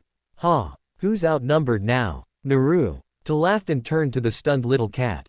Sorry, but this is just how mages from fairy tale do things. With that said, he charged into the ongoing battle. Lucy sat in the grass next to where Urza lay, holding the girl's hand gently. Hang in there, Urza, Naruto and the others are going to bring Wendy back for sure. Why didn't you go with them? Hibiki asked as he typed away at his archive magic. I couldn't just leave Urza by herself. Besides, I'm not all that good at fighting. Naruto and Juvia are more suited for rescuing Wendy. For some reason, Lucy felt a stinging sensation in her chest. Why did the thought of Naruto and Juvia being alone annoy her so much? You seem to have a lot of faith in that Naruto guy, he must be your boyfriend. Ah, I'm jealous, Hibiki said dramatically. Lucy flushed a bright red. And no, he's not. Or not? Are you referring to all those rumors? None of those are true. She really hated that stupid magazine right now. The Blue Pegasus member laughed. My apologies. I was only teasing. Well, why aren't you out there with your guild? Lucy asked with a pout. I can't just leave two ladies alone in the woods. He replied. My magic allows me to gain information about this place. I can also contact the others should we need to. Wouldn't want any of them to get lost on the way back, now would we? Having defeated the Naked Mummy members with close to no trouble, Naruto, Juvia, and Charla found themselves staring at the ruins to ancient village. They were standing on a cliff just above it. So, this is their base. If those apes lied to Naruto-sama, Juvia heatedly said and began to flare out killer intent, spooking Charla. This woman is crazy. The cat thought as Naruto walked towards the edge. What are you doing? That has to be a 100-foot drop at least. Don't worry, I'll just walk down. The shinobi casually said and jumped. You fool. What are you? Charla activated her wings and was about to save him, but stop. When she found the blonde sticking to the rocky wall like a magnet on a refrigerator. What? This guy was full of surprises. See, I told you, now let's go get Wendy-chan. Naruto laughed and looked back up. Hey Juvia, you stay up here and keep a lookout. I'll call you if things get crazy. Yes Naruto-sama, Juvia said faithfully. Running down to the bottom of the cliff, Naruto hopped onto the ground without a sound before scanning the area. From what he could tell, the place was completely deserted. They're probably in that cave. Charla pointed out while flying right next to him. Yuto nodded and crept along the wall towards the entrance of the den. Peering through, he had to hold back a gasp at what he saw. That guy's still alive. A fully revived Jelil stood in front of Brain and seemed to be completely fine. Aside the fact he was only wearing tattered pants. He also took note that the guy named Racer was leaning against a boulder across from them and the person he he remembered was named Midnight was sleeping on a floating carpet. When she found Wendy, Charla was about to rush in when Naruto stopped her and covered her mouth before she could shout. Hold on a second, the blonde hissed as the cat struggled in his grasp. I have a plan, he said and grinned, his eyes now a crimson color.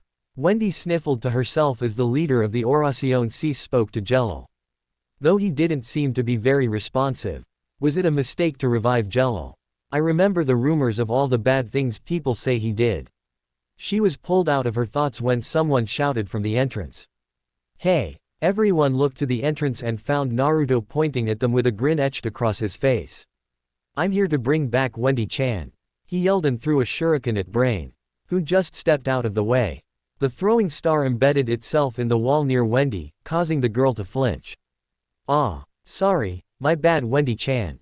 Racer, take care of this fool. Brain ordered and the speed man nodded before taking off in a flash. Oh crap. Naruto turned around and dashed off into the deserted village with Racer hot on his trail. Brain turned his attention back to the ex-council member. So, will you help us in our search for Nirvana? His eyes widened when Jelil suddenly put his hand out and shattered the ground underneath him with magic. Grah! Brain yelled as he fell. Some rocks falling on top of him. Wendy watched with tearful eyes as Jelil turned and left the cave, leaving her alone in the room with the sleeping mage on the floating carpet. She heard a popping noise from behind her and turned around to find Charla covered in a shroud of smoke. Wendy! The cat shouted and latched onto the more than shocked girl. Charla, how did you get here? The feline let out a little snarl. That beast, suddenly grabbing me and turning me into a weapon like that. How dare he? Wendy looked over to the wall where the shuriken Naruto threw had ended up to find that it was no longer there. How did he do that? We'll ask him later. Are you okay? Did you use your healing magic? How could you be so foolish as to use it so recklessly like that? Charla scolded before gasping when Wendy collapsed from exhaustion. Wendy! Juvia, heads up! Naruto shouted up to the girl as he sprinted up the rock wall. Naruto saw Kaya. The moment Juvia looked over the edge, two blurs burst up and into the air. Naruto and Racer landed in front of one another. You're pretty fast. The ninja complimented and pulled out a kunai. The Oracion Cease member clenched his teeth. Don't mock me. I'm the fastest there is. How can you keep up with me? Even if he wasn't using his maximum slowing power, this guy was keeping up with him. And what was with those cross-shaped eyes? I've fought people way faster than you. Naruto mocked, smirking when the man roared in anger. The mage charged at him again with twice the amount of speed than before. Juvia could barely even see the two as the blurs danced around the clearing. She noticed something in the corner of her eye and looked up to find Charla carrying an unconscious Wendy. The blurs stopped in the IR tracks and both looked up at the flying cat. You think I'd just let you get away? Racer growled and zoomed into the air to knock them out of the air, but he was intercepted by Naruto at the last second. You again. Juvia. Go and make sure they get to Urza safely. I'll catch up with you as soon as I'm finished things up here. Naruto called out as he landed back on the ground. Juvia nodded and ran into the forest. Racer began to quiver with anger. Not only can you keep up with me, but you stopped me in my tracks. Fine, I'll kill you first. Here he comes. Naruto thought as he suddenly sensed Racer behind him. Wah! The blonde barely had time to bring his kunai up and block the switchblade aimed for his throat. He's even faster than before. It's a good thing I have better control of this new Sage mode now. Naruto jumped back and created a group of shadow clones. Together, they surrounded the speed demon in a perfect circle. Numbers won't help you. Racer started and lifted a hand.